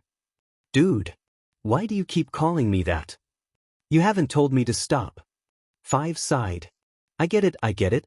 Just, let me know if there's anything I can do. I'm a hero for a reason. 4 smiled faintly. I know, he said. After all, I chose you. Good luck, Daigoro-chan. I think you'll be able to do it. He started walking away, towards the door. You too, old man. Soma. 4 stopped with his hand on the door. I believe we will see each other again, continued 5. Count on it. In this life or the next, agreed 4. He opened the door. As they crossed over from 5's domain into 4's, the dream around them did not shift seamlessly, staying in the same general location with only the details changing like it had for the others, but dissolved into something not quite like static and then blank whiteness before fading back in. They were standing in the middle of a battlefield, a ruined landscape. Not the ruins of a city, though, which made this only more jarring. For all that Shudo was only a teen, he'd seen his fill of city battles. He was used to villain fights. The only time he'd seen this kind of devastation in a place like this had been at the forest training camp last summer. He swallowed, eyes rolling over uprooted and burning trees, huge craters and ruts in the soil, and a rare bit of roofing and wall. He realized, belatedly, that this must be the remains of a small rural village. He stiffened at the sound of someone crying. Over there, said Uraraka, pointing. Shudo turned to see a tall, broad-shouldered man in a suit hunched over one of corpses. His face was shrouded in smoke. As he watched, he realized he wasn't crying over a corpse. The other man was still breathing, his eyes were still open. It was hard to recognize 4's face under all those injuries. He stepped forward, wondering if he should help, if he even could help. His hand passed through the man's shoulder with no resistance. Shigaraki, said the uninjured man. Shigaraki Hibiki, you foolish child. Shudo wasn't the only one to gasp. "'S not my name and more," rasped the injured man, for Shudo realized now. "And they got away, didn't they? Sworth it." "What do you mean, it's not your name?" "Of course it's your name. It's the one I gave you. The one you should have been born with. It's your name." "Name is," the man on the ground panted. Shoo, don't talk, Hibiki. I'm sorry I snapped. Don't worry, Daddy's going to make it all better, son. A healing quirk." "Names?" slurred the man. "Shimura, Soma, you." He took a deep, rattling breath. "You don't own me. He made a sound that might have been a laugh. "Free." The scene began to go dark. Before the last of the light was gone, the uninjured man spoke again. "Shimura," he hissed, voice promising violence. "Was it?" Yagi Tashinori was having the most surreal experience of his entire life. Considering his life included that awful college party in America, the one where he learned that One for All did not mesh well with psilocybin, that was saying a lot. Here he was, riding on the shoulders of a man who had tried to kill him on the behalf of his worst enemy multiple times, alongside his student and successor, who was being called Little Lord by the man carrying them. They were having an admittedly fascinating conversation about the man's quirks, multiple, one that Tashinori was only barely keeping up with. Two of them were being actively hunted by the government. That is, Tashinori, the retired professional hero, and Izuku, the licensed hero student, were on the run from the government. Not Gigantomachia, the mass-murdering minion of All for One, who was quite possibly the evilest man alive. And also, possibly Izuku's father. But no one wanted to think about that. Not to mention all the things going on in their heads. This level of connection to One for All was thrilling, but also incredibly strange. And they were going to one of Tashinori's safe houses. With Gigantomachia. True, Tashinori hadn't been to this one in a while, but it was still a place that was supposed to be safe, hence safe house, and Gigantomachia was decidedly not safe. He was also going to be difficult to get rid of, because he had a sense enhancement quirk that let him track down individuals he was familiar with from miles away. Toshinori knew this, because Gigantomachia was currently happily telling Izuku all about it. Surreal. Izuku reached over and patted him on the shoulder. Yes, this was only made more surreal by the fact that Toshinori could feel how much pain Izuku was in, but the boy hardly showed any of it. It made him wonder.